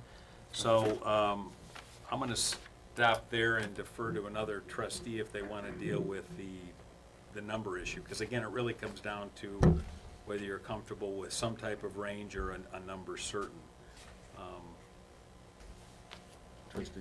Could I suggest that we make it 3? We've had it 3 board members for many years, and it's worked fine. I don't think we've ever had any problem getting 3 board members to do it. And Trustee Kuhn is absolutely correct. It's been very instructional. But I think the discussion was more on the community members at that number of 4. Oh, the 4. Am I mistaken? I think it was in both areas. Well, I'd say the same thing with community members. We've never had too much trouble getting 4 really quality people. I mean, do we? Yeah, I'm not too concerned about finding them, because I think if, the way I've clarified what the definition, well, actually what the accounting definitions review or defer to as a financial expert, and the fact if we make a concerted effort to reach out to the, you know, Michigan Association of Certified Public Accountants and such, I'm sure we could, or the Business Roundtable, we'd be able to get at least 4 members from the county. Would it be reasonable to put a max of 4? Well, that's what it's going to be. It's going to be 3 from this body and 4 from the members of the community. But if we couldn't find it, we could still have 3 community members, is my point. Well, again, we're back to that range issue, and Right. that's Okay. I guess, you know, Stay 7. if you leave it where it's at, and what's the worst that can happen? We fall short and we're back and we look at it then, or a future board looks at it, so. Well, given that we've had this on the board for quite some time, I'd like to see it put to bed, so. I just want to Trustee say, Davis. I don't have a problem with 3 being on there, because you might not get 3 to show up all the time anyway. That's true. So that way you're kind of covered if at least 1 show up. Okay. Mr. Chair, can I just clarify? Can I just add one point about the Sarbanes-Oxley provision? Please. Which I agree with. I mean, it is a purview of the committee. I would just change that to read periodically reviews the college's whistleblower policies and procedures and makes recommendations to the board, because if they're determining appropriateness and effectiveness, it could get confusing as to who's got that authority, which is a core authority. So I would just add right after policies and procedures and make recommendations. I guess the assumption is if they're gonna look at them, they are gonna bring us forth recommendations that are appropriate and effective. Right, I know, but with the other wording, it sounds like a determination. That's my only concern. And it could create, in the eyes of somebody that... No, I'm actually agreeing with you. I'm just saying that. I don't have a problem with that language. So, Mr. Chairman, can we just since we've thrown a lot? No, I can't. I honestly I can't, because don't number blame her. one, I never got these changes. I'm gonna give them to you right now. Okay. My suggestion to the chairman is I'm gonna give it to you. Please. Okay, And well, which- but I don't have. On which page? No worry, we'll Okay, get through it. So, super. if you go to the original that's in the packet, that's without any changes, the front copy, Okay, you turn to page 2, under composition, okay, it'll say the audit committee will consist of 3 members of the Board of Trustees and 4 members of the community. So there won't be any range or at least one or anything like that. So it'll consist of 3 members of the Board of Trustees and 4 members of the community. so take out the, and no more than. Right. So it's a definite number for the community, got it. On the next page, under terms, where under the section where it shows the members of the community shall have a term of 2 years ending on December 31st, I would put a period there, and then a new sentence that says, all members, so we cross out they and just say, all members may be reappointed for 2 subsequent 2-year terms. That way it covers everybody. And then, one of the items we crossed out, so you'd have to go in the area that we've changed things, so under the marked up copy that's behind it, if you turn to page 2 where it starts at the top, reviews with management, you see that? You see where it's in blue, we crossed out periodically reviews the college whistleblower. So we want it to say periodically reviews the college whistleblower policies and procedures and make recommendation to the Board of Trustees. So you're gonna eliminate for appropriateness and effectiveness, and you're gonna add and make recommendations to the Board of Trustees. So that whole sentence now, as I just revised it, has to go back in under the responsibilities of the committee. And those are the 3 changes.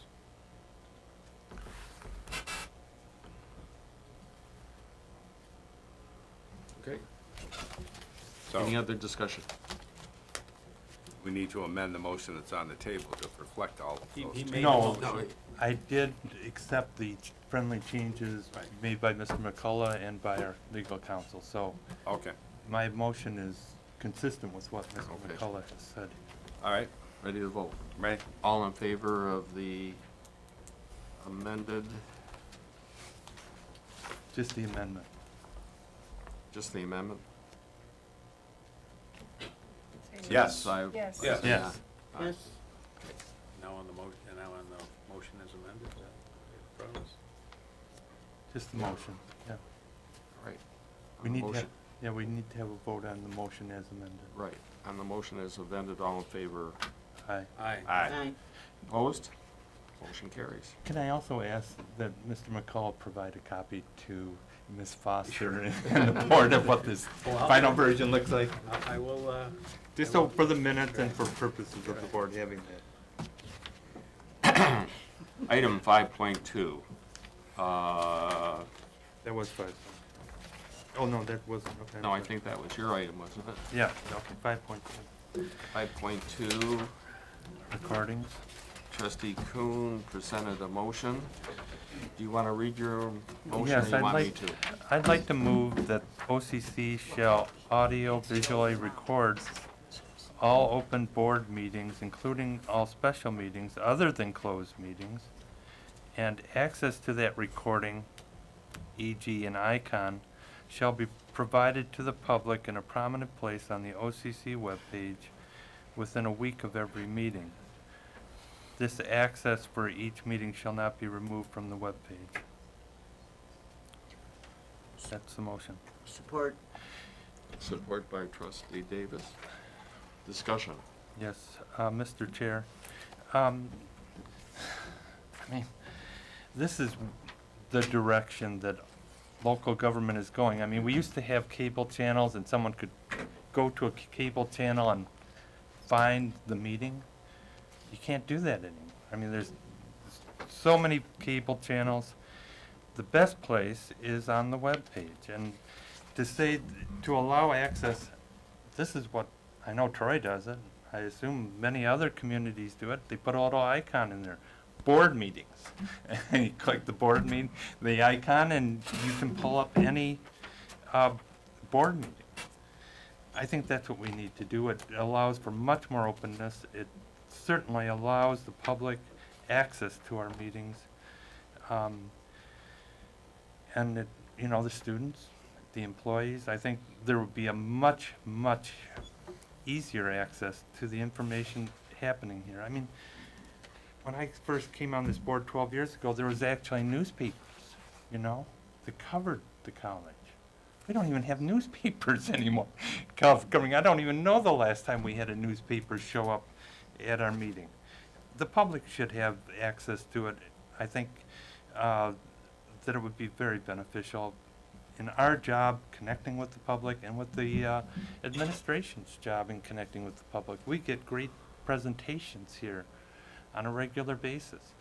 But I think it's important that anyone who is interested in that should have access to that. And this is, it's not streaming.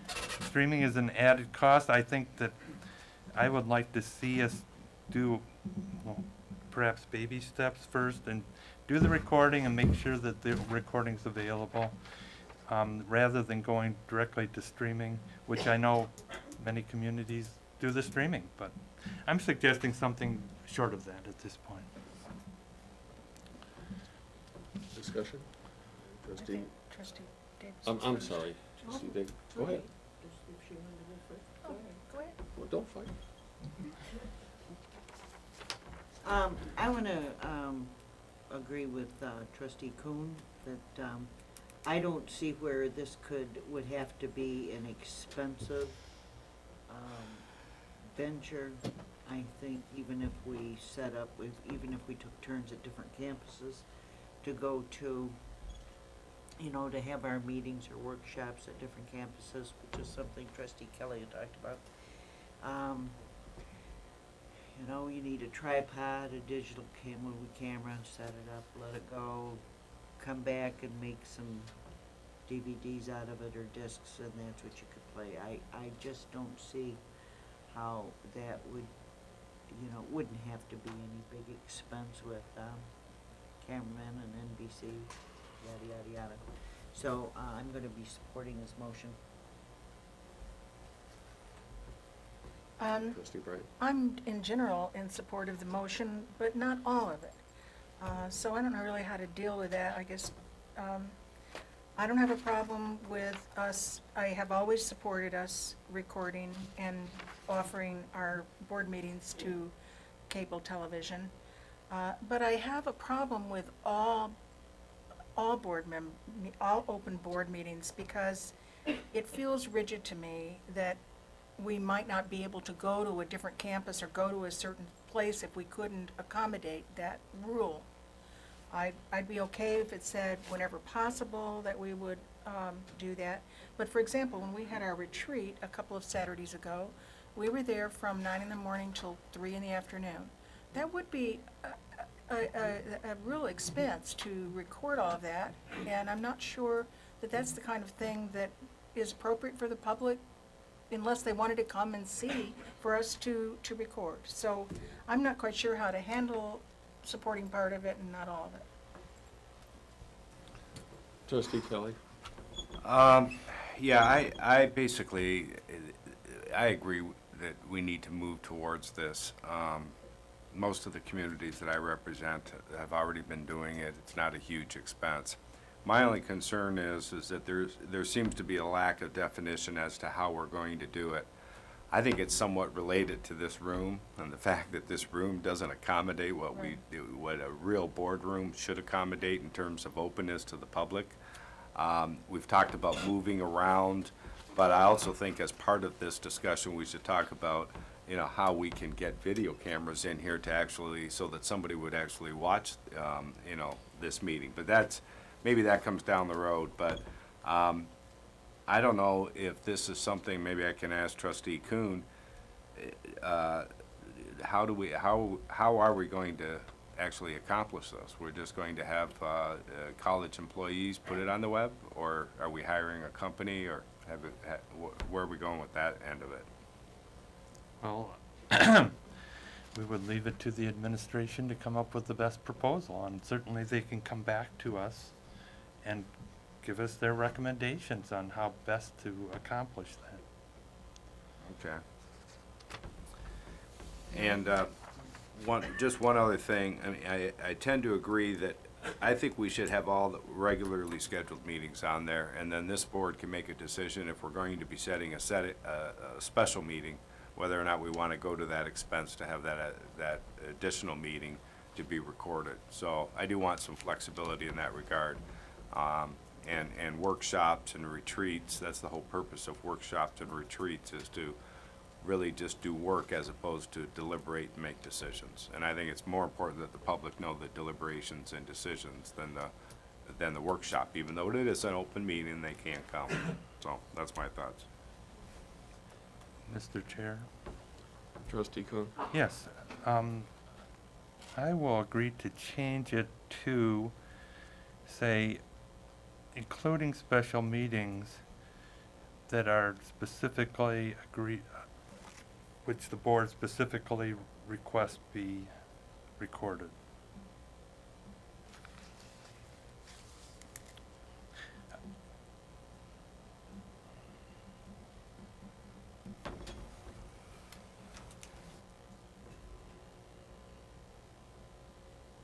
So now how would the motion read?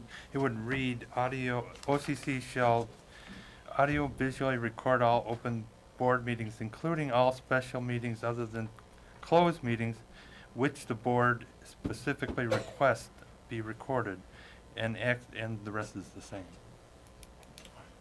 So you're saying, With regard to special meetings, the board has to specifically request it. okay. What I was, is it all right? Trustee Davis?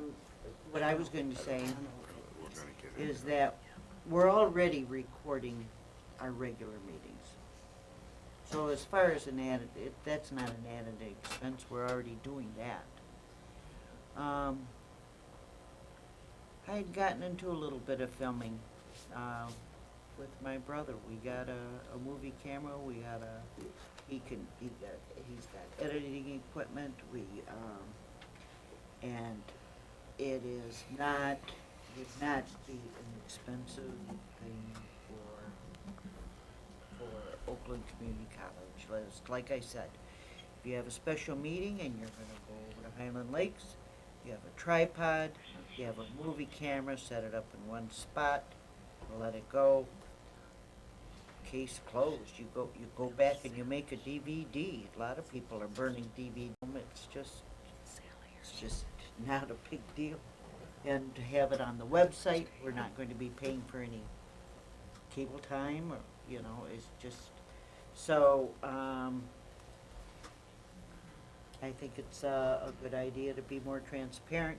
And I'm assuming, Trustee Kuhn, that you were talking about the special meetings would be the only ones that we would be, that if we wanted them,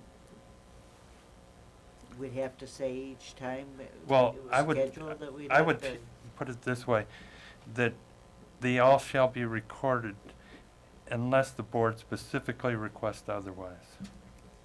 Are you changing Oh, your motion? yeah, Yes. That's very different than what you Yeah. said. Yeah, that's not. It's just the obverse of what I just said.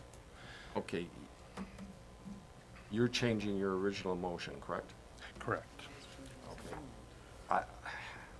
I'd like to present an amendment to the original motion. I believe we have to have the second agree with that amendment before we even have a motion. Well, Is that right? I'm not clear. Did Trustee Kuhn withdraw his original motion and is now presenting a new one? No, I'm just Just trying to adjust the motion. he I'm made. just addressing the issue raised by trustee Bryant and trustee Kelly about these special meetings and whether they absolutely need to be recorded or not. And I'm allowing for the board to decide not to record it, if they so choose. Okay, just so I follow, originally you amended. Okay, let me read it for you then. Okay, well, do we shall, have to take this off the table? I think you do want to withdraw the original. I'll withdraw the other one and make this motion. OCC shall audio-visually record all open board meetings, including all special meetings other than closed meetings, unless the board specifically requests otherwise, and access to that recording, all the rest of the language is the same.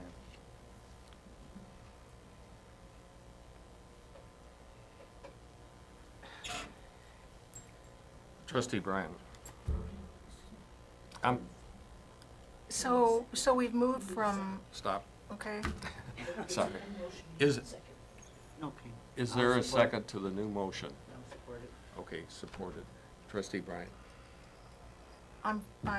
so we're opting, so it's the onus on the board to opt out every time we don't want a meeting. I think that's clumsy. Much prefer the way you did it the first time, at least personally. And I think that's clumsy, first way. Okay, I'd like to present an amendment to the motion.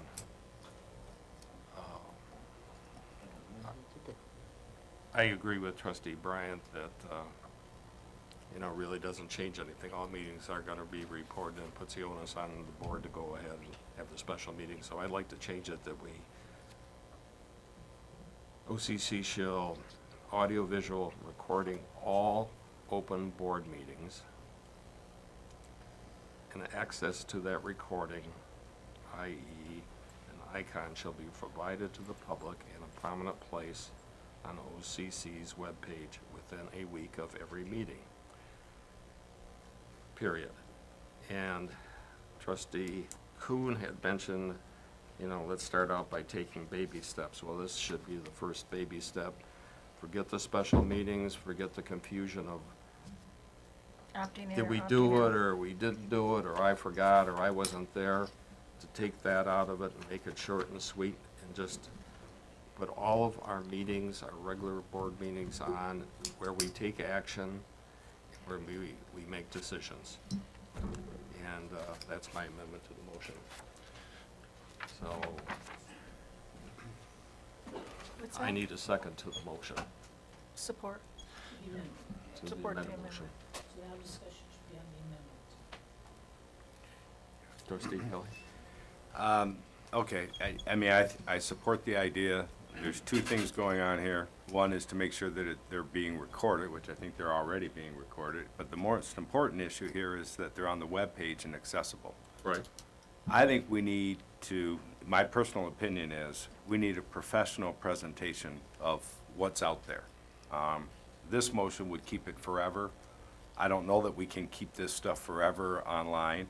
And I think we just need to have a little bit of information from the companies that do this, whether we direct the administration to go out for bid for the next meeting or whatever the case may be. Because this is an immediate motion. We have to start doing this. And I don't know that, we haven't even heard from the administration as to whether or not they can do it.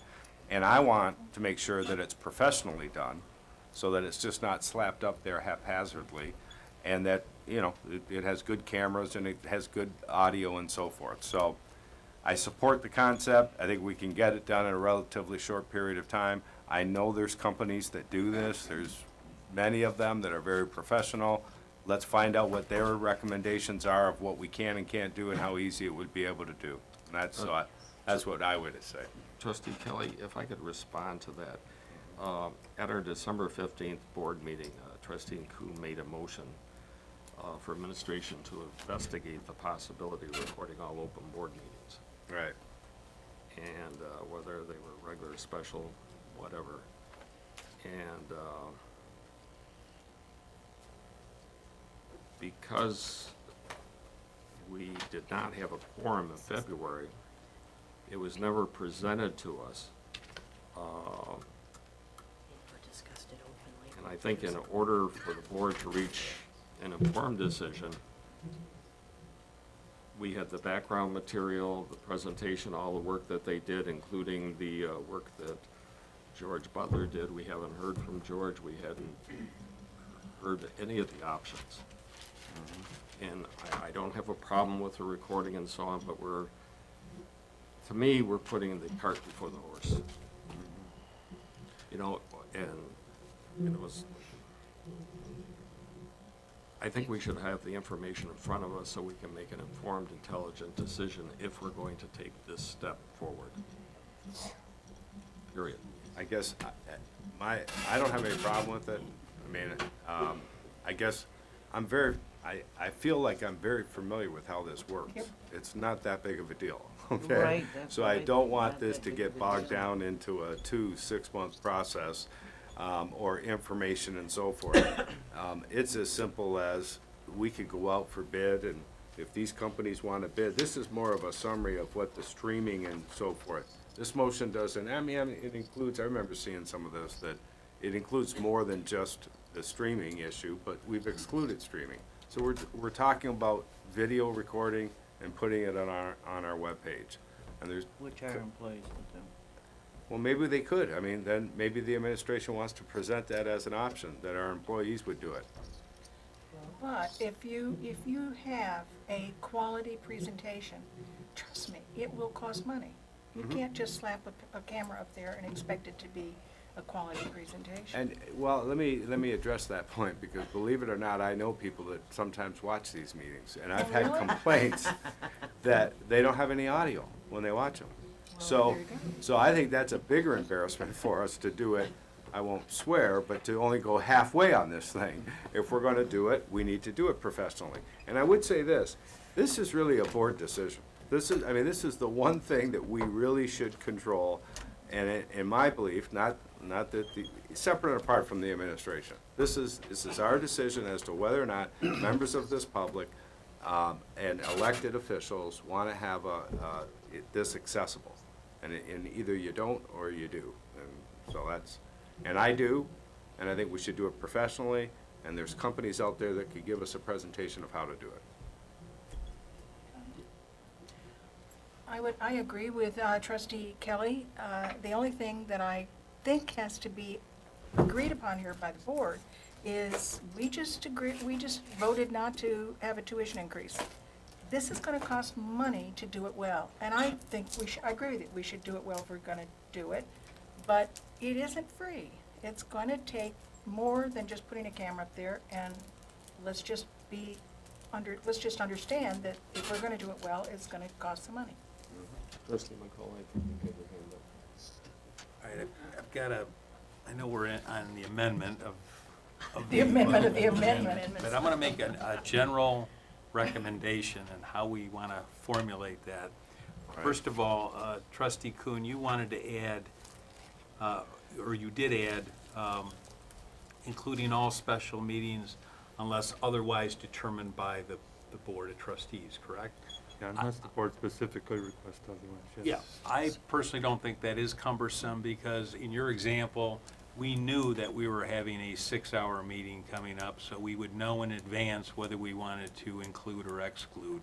I think a lot of these special meetings are ultimately the workshops, right? Which I think, actually, I would like those on the website, because I think they're very informative.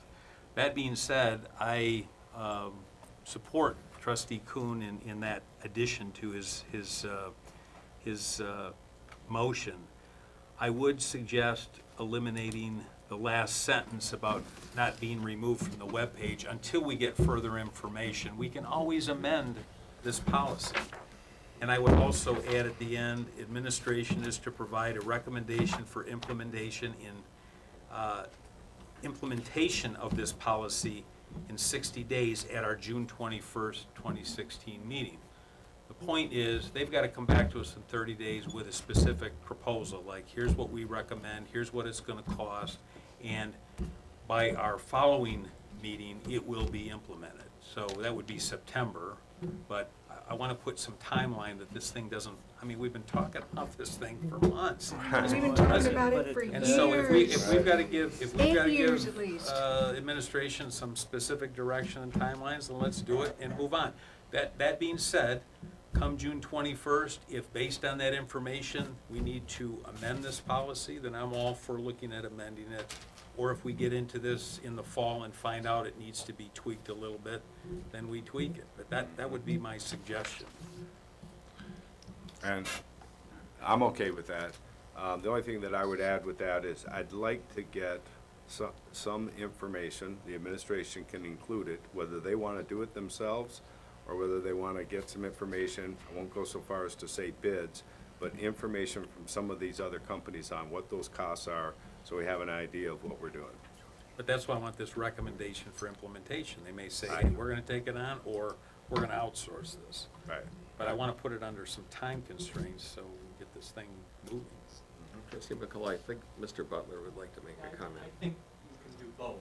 I mean, from what I've heard, it's clearly the intent of the board to want to record regular board reports. Possibly with the ability of the board, due to the logistics of where that meeting is being held, or maybe even the nature of that meeting, to possibly decide for a particular meeting not to record. That being the intent of the board, I think you can pass the resolution with your intent, give a deadline for the board to bring back a plan for implementation without revisiting the issue of whether to do it or not. The only other thing I would say as counsel is, I think in addition to reserving unto yourself the right to decide not to record a particular meeting, I think, in deference to your responsibility to the public, you need to also reserve the right to not have a recorded meeting put on the website. And I'll just give you one very extreme example, but if something untoward happened at a meeting that was beyond your control, and it was something that was not pleasant to watch or horrific even, I would think you'd want to reserve the right not to be making that accessible for further publication. An extreme circumstance granted, but all it takes is one. And if your policy is absolute, in that you have to put it on, there's no free right to decide not to, or once having not decided to withhold the recording, you must put it on the site. That would include anything and everything that occurred at that meeting. You have the right to look at your minutes before they're published, which really are the only official, that is the only official document that documents what you did in the board are the minutes. You have a right before they're finalized to look at them. I'm not suggesting you wait a week to put it on. I'm just saying, on the off chance that something were to happen in a meeting, or that collectively you felt was not appropriate for the public to see, or for people to use and abuse because something untoward happened in a meeting, you should have the right to decide in the case of a particular meeting that was reported not to place it on the website. I can't predict to you what that would be, but there was a meeting in California where somebody was shot at that meeting. Oh, good. And absent wiggle room on the part of the board not to have that go out, and therefore become accessible and viral, the board needed to reserve the right unto itself to decide in that particular case it's not appropriate. It would not benefit transparency or public goodwill or anything else to have that on there. You can think of a myriad of other instances where that might occur. So I would just give yourself the editorial prerogative up front based on logistics to decide we can't accomplish the recording, and then even if we could, that there may be extraordinary circumstances where we as a board command the administration not to place that on our website. That would be my only admonition. I think if you want your will exercised tonight, the proper way to do that is, it is our will that they be recorded by a certain date, bring back a proposal for how you're going to accomplish that, and then we'll act on it, we'll finalize our action on it then. So you're not committed tonight to putting this meeting, for example, on your website. As to retention, I have no clue. I don't know what the IT people would tell you as to whether you can keep them for all time, but that's an issue you could certainly visit later if it became cumbersome or really expensive to archive all these on the website. I think until you're talking about 10 years, you're probably not talking about a lot of heck block space, but that would be my recommendation, since there are some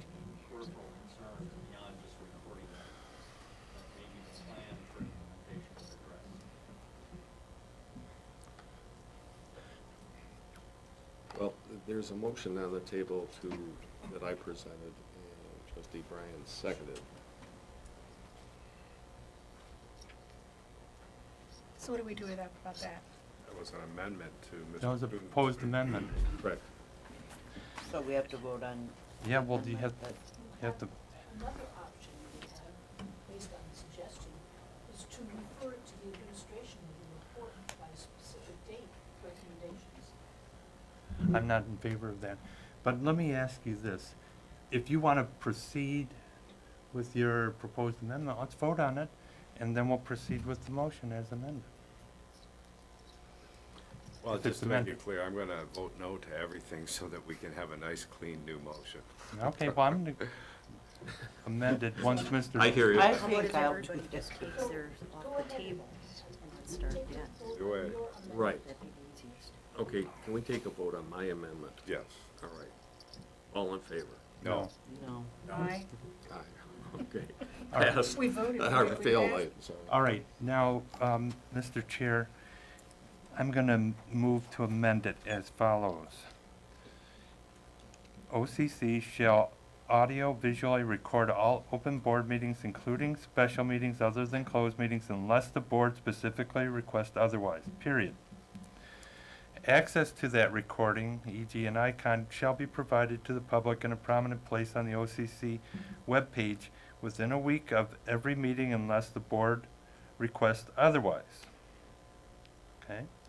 Final sentence, administration is to provide a recommendation for implementation of this by the June 21, 2016 meeting, including any internal or external vendors.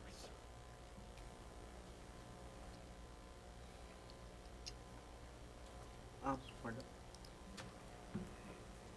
Question, how does that vary from what you had, trustee McCullough? That is what Trustee Okay. McCall said, All right, but he just- couldn't bring it out because your amendment was already on the floor. Okay, I could live with that. The only thing is that if Attorney Butler has some suggestions along the lines of some good recommendations, Well, I'd like to see covered those. it. Okay, We so, covered the withdrawal, both in terms of recording up front and or putting it on the site. Okay. The board's direction.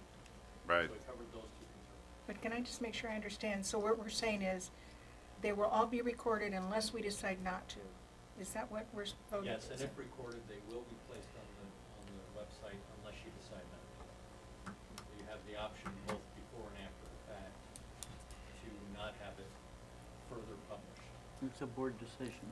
But as I understand the motion, nothing's going to happen until we agree upon the implementation. And at that time, we could also modify the conditions that were placed on it right now. My goal here is to express an intent that we want to videotape these, and we want them on the web, and we want to have something in front of us to agree upon that fairly shortly, because we've been talking about it for 8 years. a long time. So, Okay. and I think that motion does it for me, so I'm ready. Okay, any Call other for the discussion? Question? No? I'm sorry, And call for the question? yes, I'd like to vote on the motion, all in favor? No. No.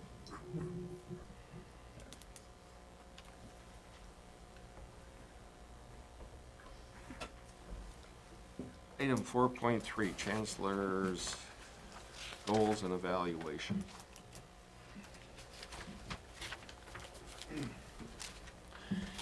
Again, Mr. Chair, I've asked that this be put on here because the board had asked that our committee report back to us at this meeting, so we've appointed a committee, and I'd like to, get a report from them and see how we want to proceed from there.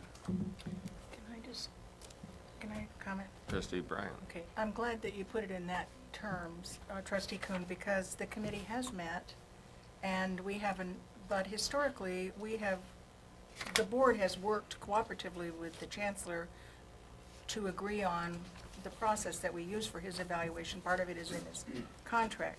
So can I just suggest that since we have met and we're in process, we have another meeting scheduled with the Chancellor on June 6th at 1:30, if anyone would like to show up, that we that's where we are, and we're not ready to report. Well, No. all right, you're right, sorry. Bad idea. Okay, but, so I'll make a motion that the committee provide a report to the board at a special meeting on or before June 15th, which is what the contract requires, or at the regular meeting on June 21st if the chancellor agrees to an extension. That's what the contract allows. Yeah, Yep. I mean, do you want me to comment, or did you? Please, go ahead. Okay, we have I'm not supporting, well, first of all, is there support for that motion? I guess that was a motion, so before we start talking about it, let's see if we got support. I don't hear any support. Okay, Um, motion fails. I'll support it. Okay, I do hear support. So the only thing that I have to say, we have a contract, the subcommittee has met per the contract. The contract's pretty clear that the subcommittee can be the designee of the board, which is exactly what's going on here. We can meet the actual timelines in the contract without any further reporting.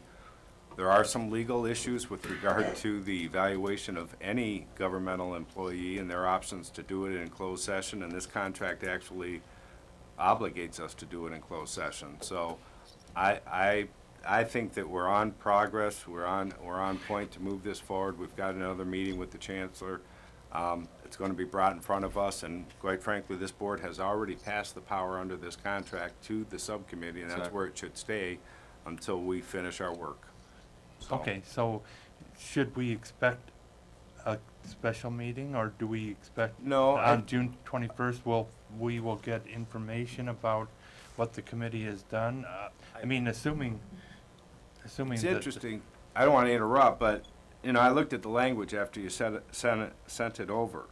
It says the board or its designee, and then it says, referring to the board in section 5 is the designee. Right, So, exactly. truth of the matter is, the only action that needs to be taken by June 15th is by the subcommittee. I agree with that, but I'm Okay. asking about whether the committee can report back to the board about what the committee is doing, that's all I'm saying. Yeah, and I think we're gonna be able to meet these timelines, and the subcommittee had talked, we have a meeting set up with the Chancellor, that if we need to, you know, get a schedule together of when it's all gonna eventually come back to the board, that's where it's headed, so. Okay, that's all I'm Yes. suggesting Okay. here is that the report come back to the board at the June 21st meeting or earlier if you call a special meeting. And the Chancellor agreed if we have to change the date, we have the flexibility of doing that. That's already been discussed. Yeah, there's no question that the committee is our designee. We're Right. the ones who are doing the work. Right, so I don't. It's not gonna be done by the board, but again, my concern is just that we get a report back about Yeah, I think what that the goals- subcommittee certainly could report. If we haven't had any substantive meeting, I think we will by then, but if we haven't, we'll report where we stand, just like we did today. We've met, and we've also got a meeting with the Chancellor scheduled. Okay. That's fine, yeah. Sounds good. Now you have a motion on the floor that's been seconded. We'll take care of it. That's right, Trustee Davis seconded it.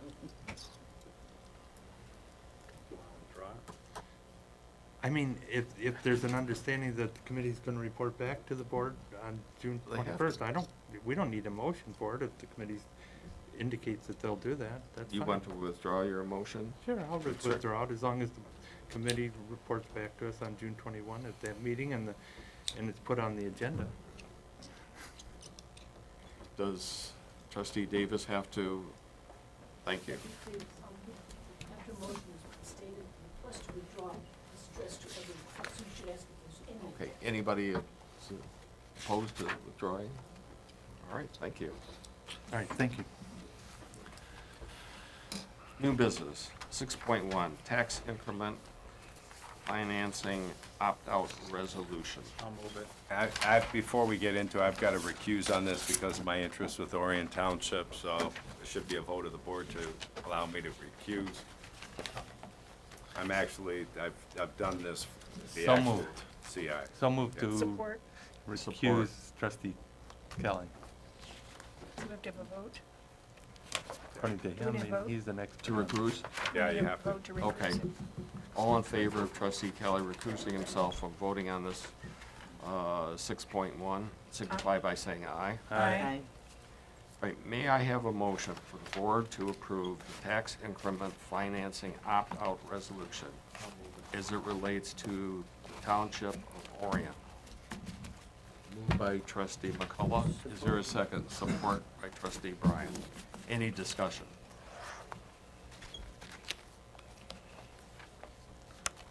Hearing no discussion, should we call for a vote?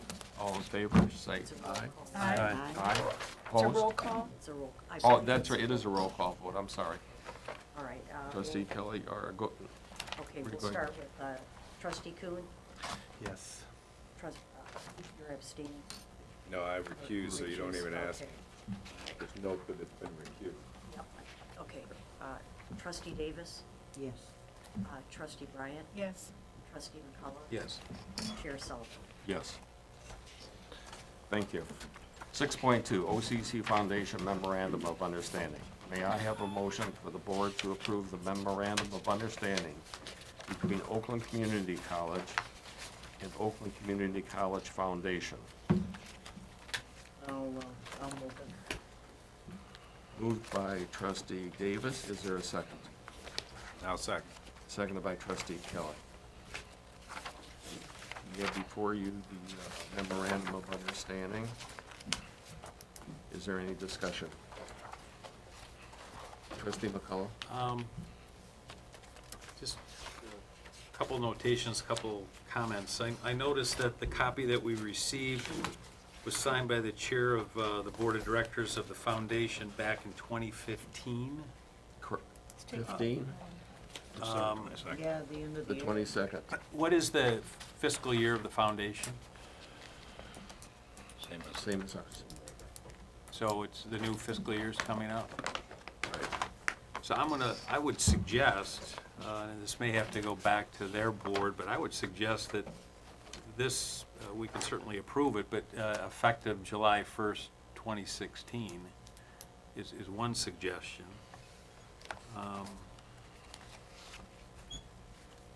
You know, as opposed to retroactive. And then I just had, just on some of the language, because I know I've talked to our chair, and I've talked to the Chancellor about how this arrangement's structured, and whether there should be a meaningful effort for representation from this body as well as the board of the foundation to talk about ultimately long-term, should the employees of the foundation really be our employees or theirs? Really, should the Chancellor really be interjecting himself in that organization as opposed to allowing that board do their thing, particularly since there's some financial implications and arrangements between the two organizations. So rather than belabor this, there's just a couple things that I would suggest changing in the agreement in the thought that we're moving in that direction, that ultimately the foundation becomes its own independent organization. So for example, in the first major paragraph, it says the college will employ personnel. I put the term may, because rather than a mandate, that ultimately it may be suggested that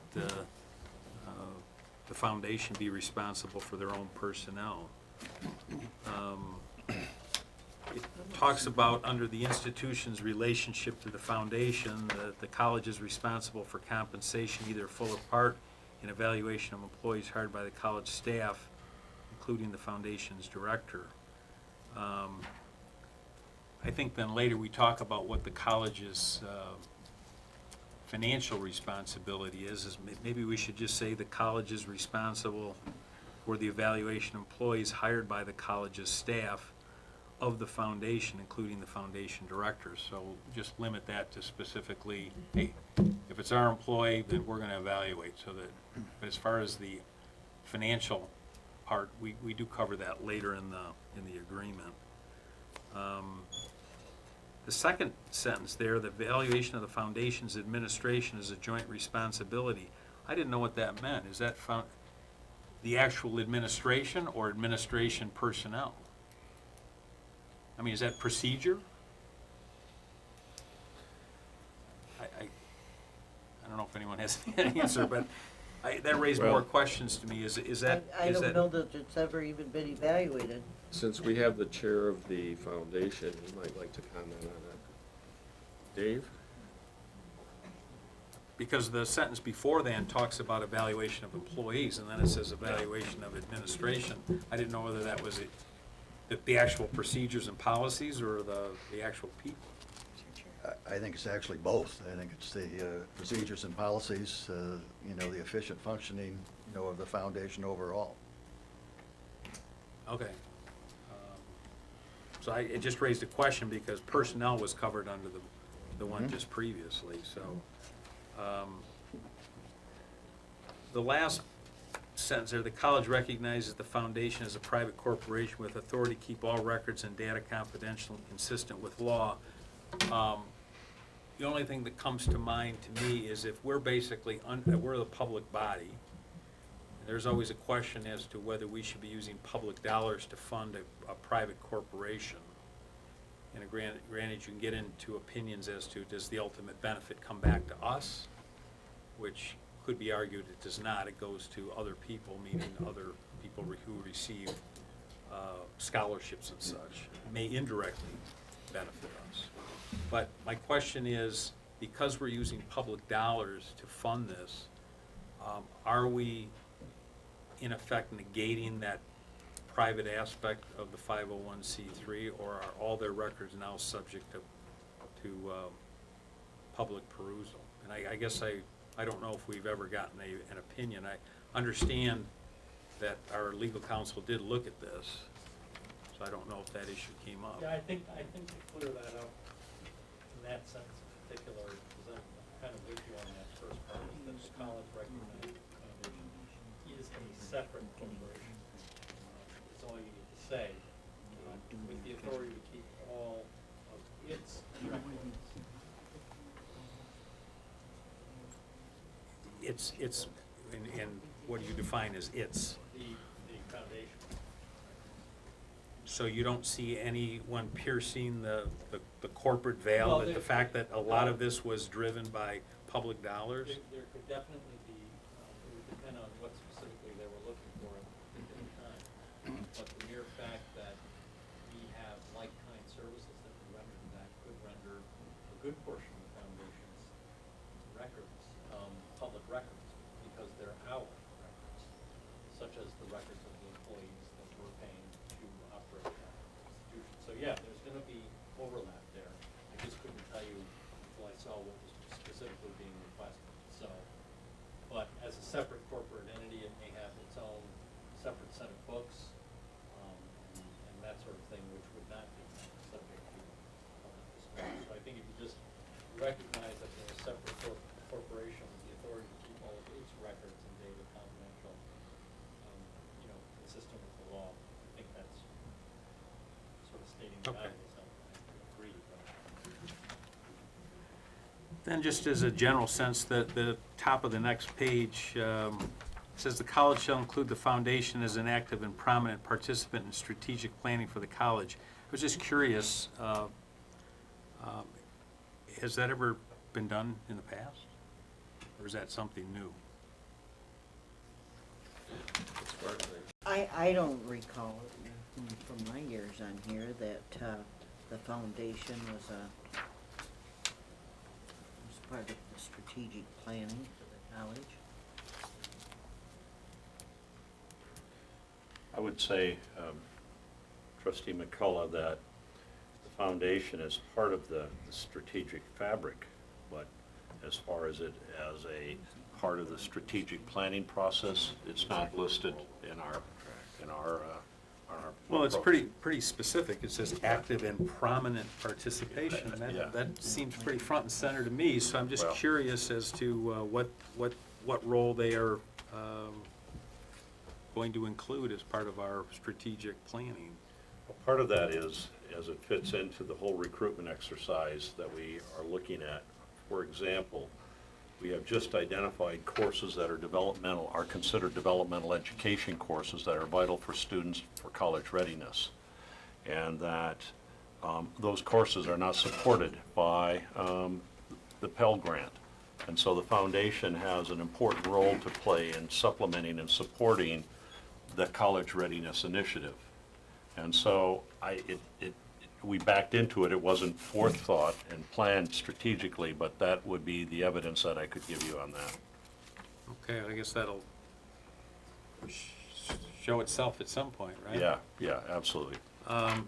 Last page, I was just curious, reading about the grants and federal agencies. I know most 501s, in terms of, in consultation with the Chancellor, and the thing that came to mind there was a conflict of interest. I know most 501c3s by IRS requirements have to sign conflict of interest statements. Has that been done? Yes. Yes, we have. We do it annually. So that's done annually, okay. When we do the 990, I believe. And then you do who does your independent audit? Plant Moran. Plant Moran, the same Okay. as the college. Have we ever gotten a copy of that Yes, audit? every year. Okay. Do they bill separate for that, or is that a subset of? They bill separate.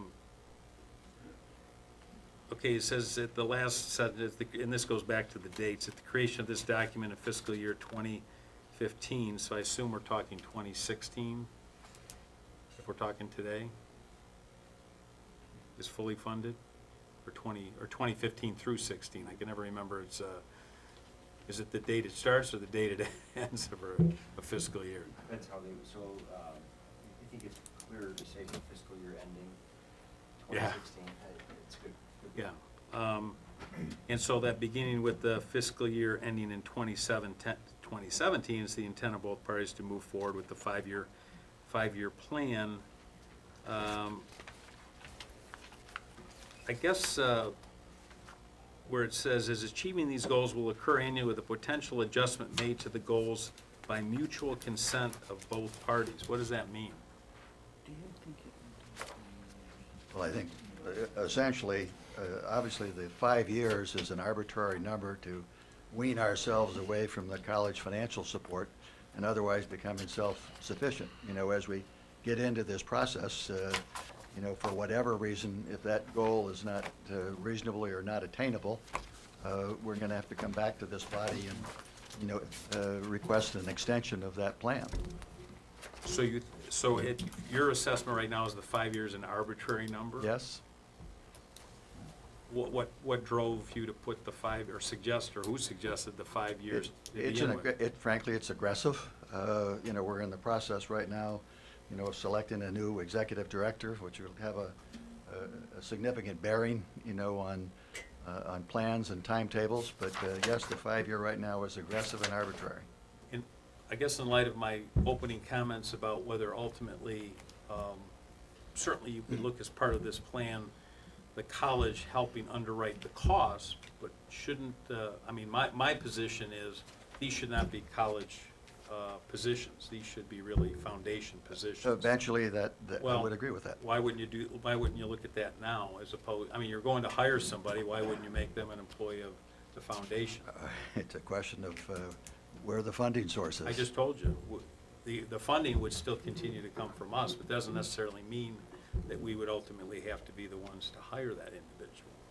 No, I think in a transition process, particularly as it relates to the executive director, you know, there are certainly issues of benefits and economies that the college would have that we as an independent employer would not have. So we hire somebody today, and 2 years from now, we decide that, you know, we should bifurcate the two organizations. How realistic is it going to be for that individual who's now been a college employee to become a foundation employee?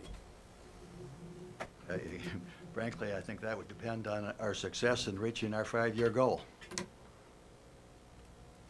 Which you'd have some indication 2 years into it? Certainly would hope so.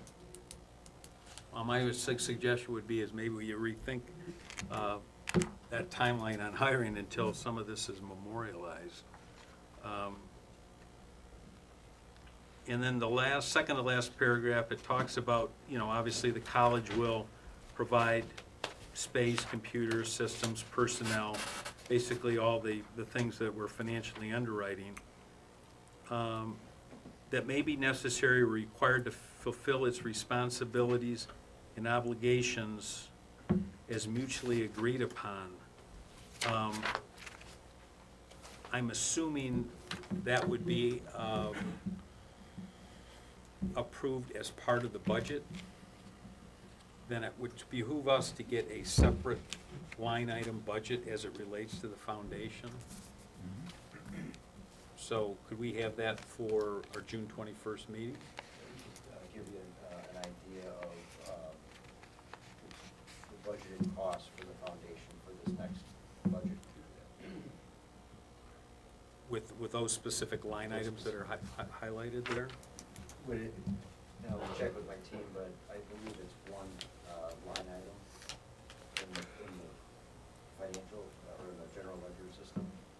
And then we have, it's not detailed into those specific areas. All of those different costs are charged to one line item in the general ledger. And so we can give you an idea of what we typically spend that's included in the budget. By those, or just that one line item?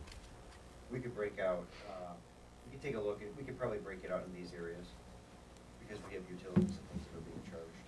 So how is it reported by Plant Moran on the audit? They, on the audit side, what they have is, they report the expenditures. I have to look at the actual,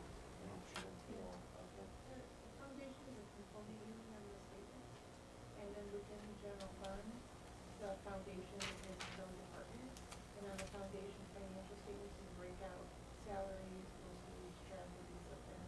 But then we also, because of a newer, guarantee, we have to take a portion of like my cost, food cost, purchases, and do a percentage, and do an allocation, and that's also shown on the statement. So, Mr. Chairman, how much does the college underwrite on behalf of the foundation? I'd say between $400,000 and $500,000 a year.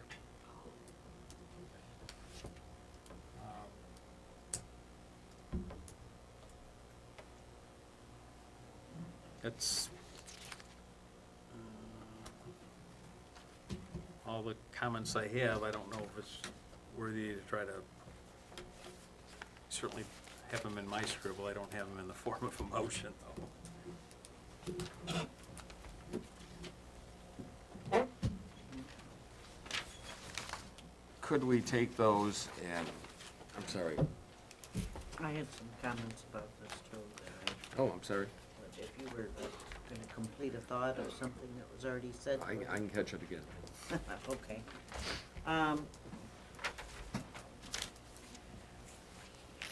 I have some issues with this proposal or this memorandum of understanding. One of the first things that, on the second page, I would want to see out of here is where it's, is the beginning of the second paragraph, where it says, "and the Vice Chancellor of External Affairs." I don't think OCC should have anybody else sitting on that board. I don't think there should be any trustees on that board. The main reason is because, and this memorandum of understanding doesn't apply to just the trustees that are here now. That's gonna be as the trustees, every 2 years, it's almost like a new board. And, you get some trustees in there and, or someone that maybe has their own opinion or there has something, and they take it that that's how the board feels, the whole board feels about it. I think the foundation should be its own entity, and no one feel influenced by our presence on the board. So, so that would include anyone from, from external affairs or anyone else in the college except for the chancellor. Any other trustees? I feel like we should, that 5 years is way too long. I think we should change it to 2 years or or at the absolute max 3. This foundation has been running on empty since day one. They know it. As long as we keep adding the years and they're willing to take the free handout, that's the way it's been going and that's the way it's been going. So I'm gonna say that I'd like to put a 3-year limit on it. I didn't have any idea that we were costing out at that high of a price. And I also would like to have as part of this that we should be getting detailed financial statements. I tried to get a financial statement of the foundation board, and I was took quite a bit to get on going through the internet, and it told me I needed to contact Sharon Miller to get a financial statement. So I go on McCombs, no problem, big financial statement. So I don't know what the deal is here, but that I would want that to be part of the understanding that from now on, we're gonna be getting detailed financial statements. And the income and expense. I also know that thanks to an awful lot of generous OCC employees, that's where a lot of the money comes from for the foundation. Because of their generosity, we're not paying out more. So between the fundraiser of the golf outing, and I don't know if there are any other fundraisers, and what the employees give, I wonder how much income we get over and above that. And, you know, if I would like to see a report where the income is broken down quarterly. I would like to see how much the total of the employees gift, the fundraisers, how much that raises, our old alumni, and then everybody over and above that. And if that's too difficult, then just everybody over and above the first 3. How much money are we getting in from an outside source? Because that's supposed to be the foundation's job. And so, other than that, I'm good with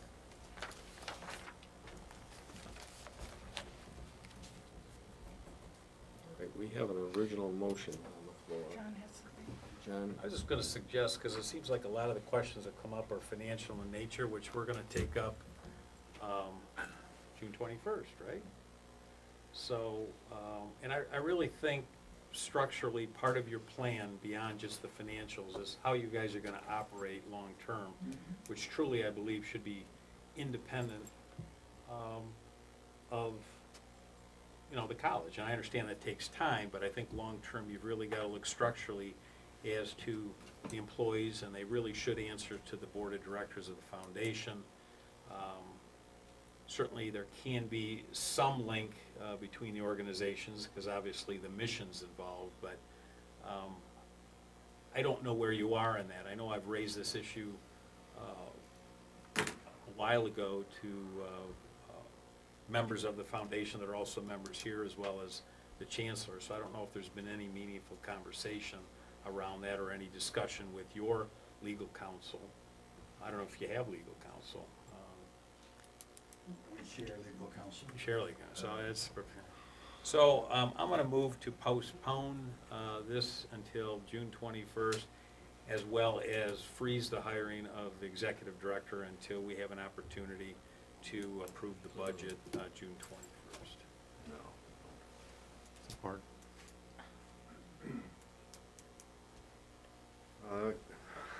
We're having a technical problem tonight. I think there's a motion already on the floor, right? The original motion is still on the floor. Right. So, He's moving to postpone. He can do it. It's an amendment. you can do that? Okay. I've done it a couple of times. Okay. Great, because I agree with the motion, even though I supported the first one, so. Can I make sure I understand, you're telling the board who has come to us to try to create the difference between the two boards, that they have to stop their process of hiring the executive director, and they're in the middle of it? Is that what we're telling them?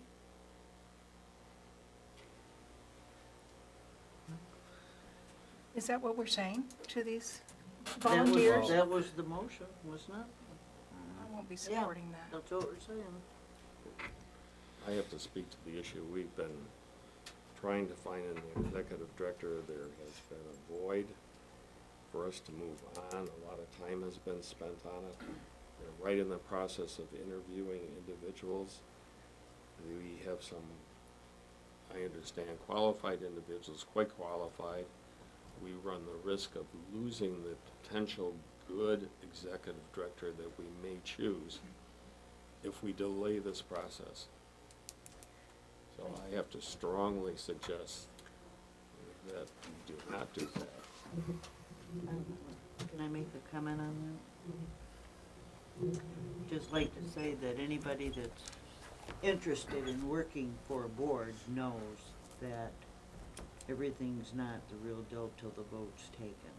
They know that, and I don't think we're gonna lose out on anyone if they're that impatient. Maybe we don't need them.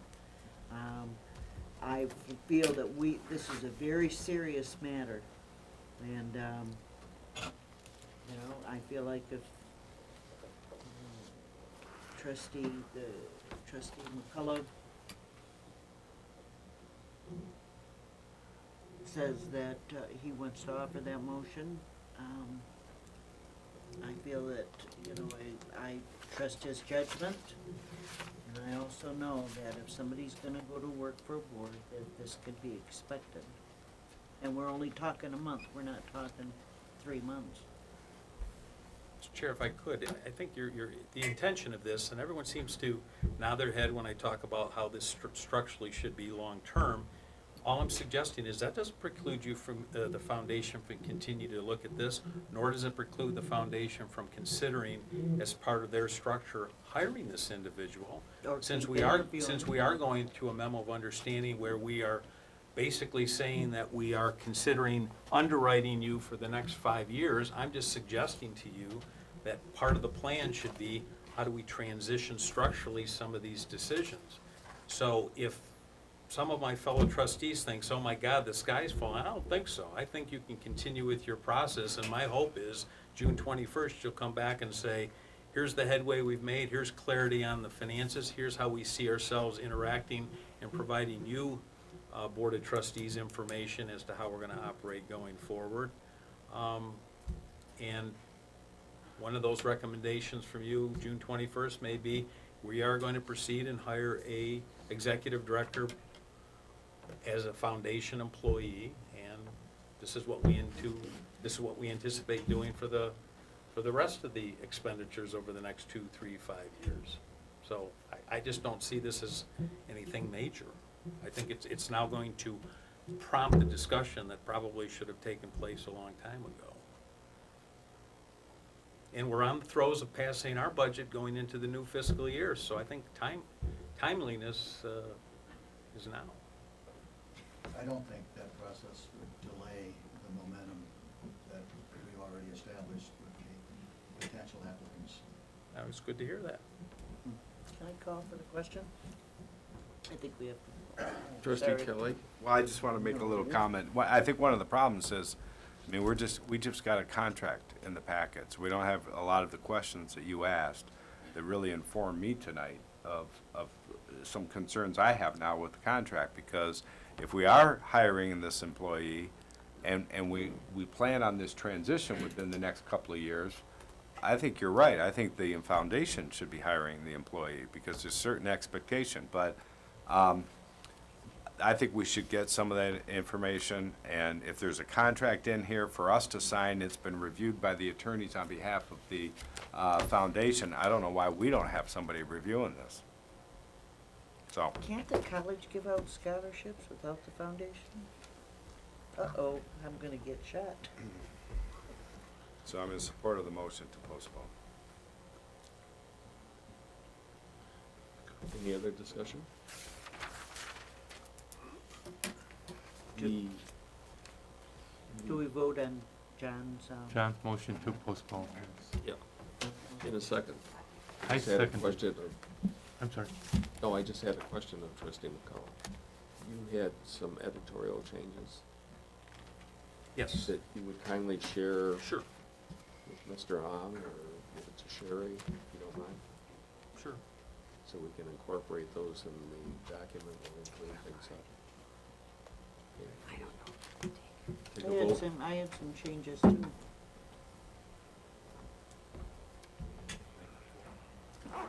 So I will provide those to Sherry.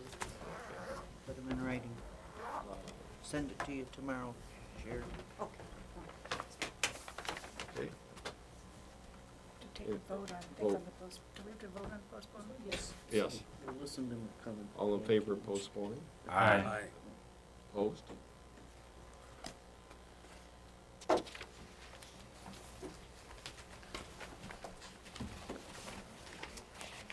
Board members' report and comments. Are there any trustee comments at this time? Trustee Bryan? Yes, the young people who presented the information about textbooks, Dr. Sullivan and I agreed to meet with them. They were not shoved off to the administration. We agreed to do that on your behalf so that we could, talk a little bit about our views of it. So I'm thinking before that happens, that it would be helpful to me, I'm sure to Dr. Sullivan, if we heard some of your views of how you feel about some of the things you might want us to say to them. And if you don't want to do it now, since this is the longest meeting we've ever had in my 8 years on the board, you can send them to us via email. Well, do you want me to make comment? Is that- Sure. Well, I mean, the initial reaction from me is, I don't know that, I want to know what this board controls. Now, now apparently they brought some proposals and they have some data that shows that if we combine together, we might, that's what I want to see. But otherwise, I don't see that this board controls it directly. So that's my main question. Trustee Kelly, I think Shawn gave us an example tonight of how diligent faculty is working on this particular problem. And the bookstore is working on the problem. We had a report of what was being done given to us 3 or 4 months ago. And there's just so much that can be done here. The publishers control a great majority of it. And there's nothing, in all honesty, that this board can do to change things. Well, we're going to keep an open mind and see, you're going to meet with them, right? We're going to meet with them. I don't think we have it set up yet, but we agreed to do that. I'm thinking it's not such a hot idea. No, if we don't meet with them, they're gonna be here every meeting, saying the same thing they just said. Trustee Bryant and myself got the communication from the individual that spoke, and he wanted to have a presentation with graphics and so on, and have 15, 20 minutes. Well, we had a jammed agenda, and we said we'd be very happy to sit down and meet with you. The Chancellor said we could use his conference room. I was surprised when they showed up tonight because they never responded to our invitation as chair and vice chair to sit down and talk to them. So I don't know what to expect. I don't know if it's even worthwhile pursuing. So I'll discuss that with Trustee Bryant. Trustee When did they Davis. ask to be on the agenda? Tonight. See, that's one of the No, things. no. Sorry, I'm wrong. They did, when they, I'm sorry, what date did they ask, or what agenda did they ask? What day and date did they ask you if they could, They, what day did they make the request? I don't remember. So you don't know if it was like 10 days ahead of time? Not that, if we had a crowded agenda, I mean, I could understand that you're not wanting to do that, but, I feel like this is very serious, not just, it's a very serious problem. I mean, they wouldn't be so persistent. But to the young man who spoke last, I would just like to say that, if he's around or listening, that, just because we don't make a public announcement about it, doesn't mean that nobody cares, you know, and they have to understand that some of the items we're working on tonight, we have to we legally have to get the budget passed by next month, and it's just something that, Well, they had asked to able be to on the look at. agenda just about a week or so ago, and we knew we had a packed agenda tonight that we yeah, couldn't accommodate. it's too And much. I think it's still getting late. You know, Yeah, it still is. I'm gonna turn into Cinderella pretty soon. Well, I'm gonna move to adjourn. Oh, thank you very much. Well, we do have I did discussions. have one quick item since we're doing roundtable. right? Sure. I'm sorry, I didn't see you Is, trusting. you know, we did have a retreat over 2 weeks ago, which I thought was very productive, and I know at the end of the meeting, Chancellor had kind of a to-do list put together.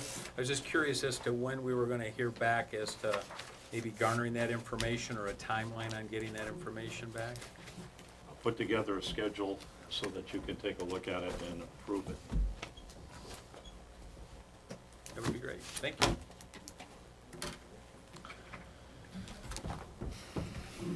Okay. Meeting's adjourned. Release. Did we have a motion? No.